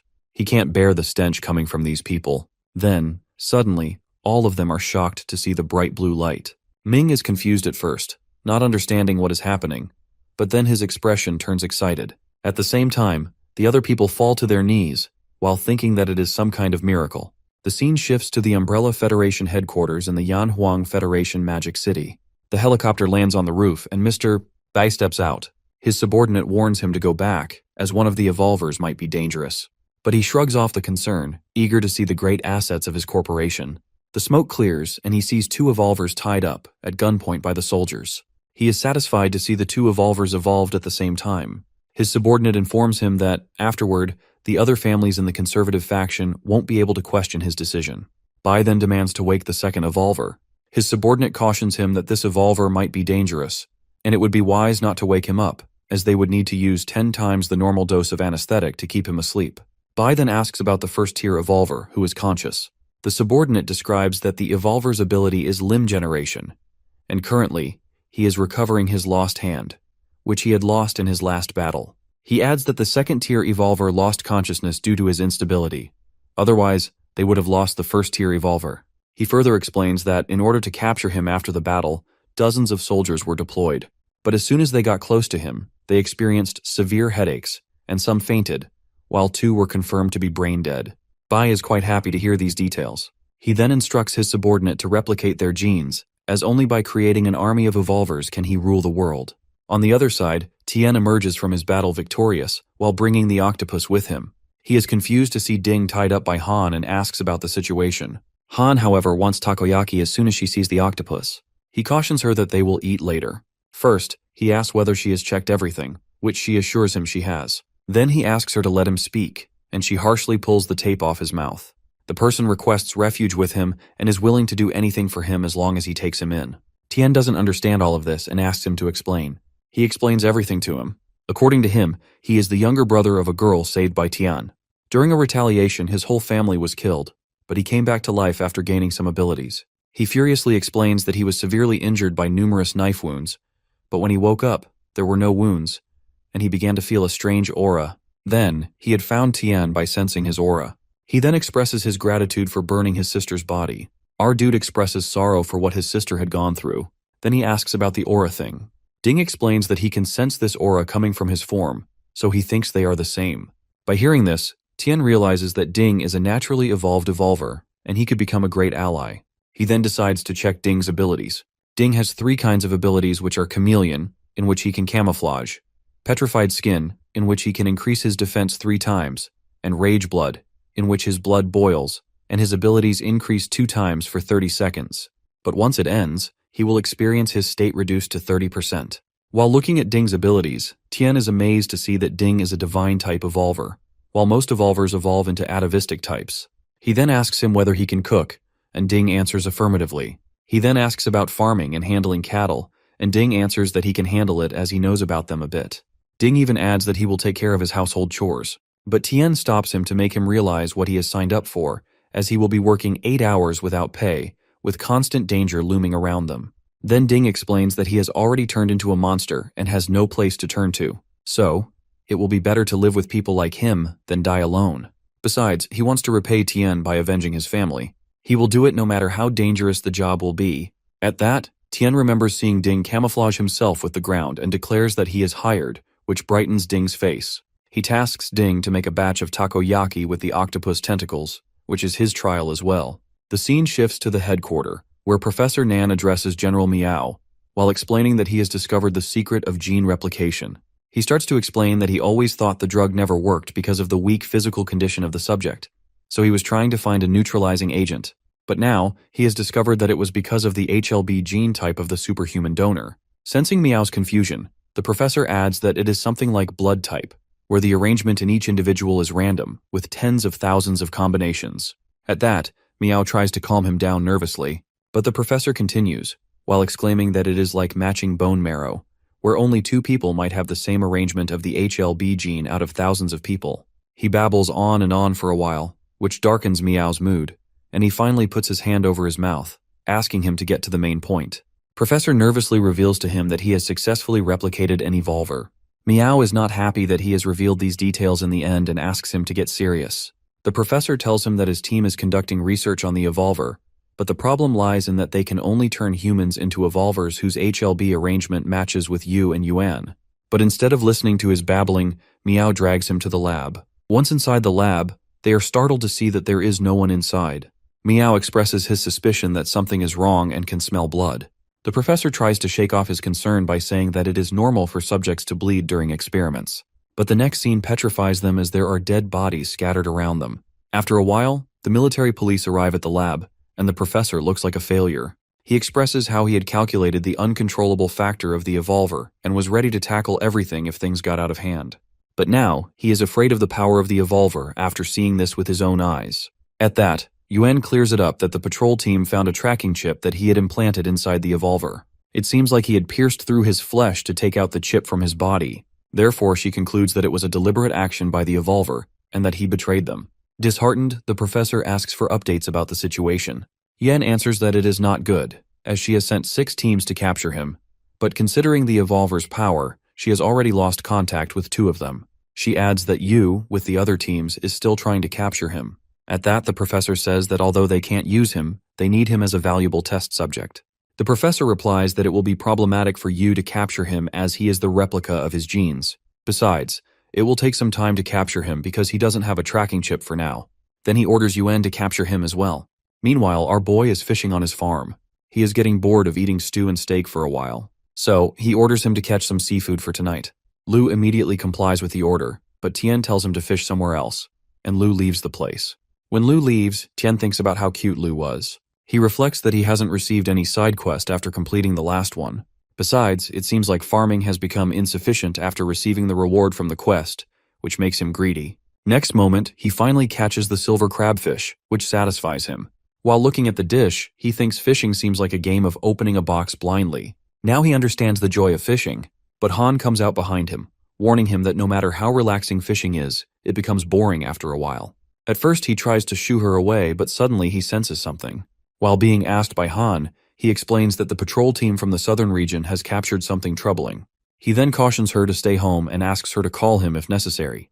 When he leaves, she thinks about how his brainwaves become active. He looks at the scene where evolvers from the Yin Kingdom are fighting evolvers from the Yanhuang people. Gauger, who is one of the Yin Kingdom evolver, expresses how he didn't expect the Yanhuang evolvers to be that weak. They discuss how they rarely come out for a while, but one of them turns to our boy's direction, and Tien wonders whether he has sensed him. Then he turns to Gauger and tells him not to kill him, as they need to bring him to the company, while quipping that he doesn't have a brain. As soon as they leave, he asks Hummingbird number 10 to follow them.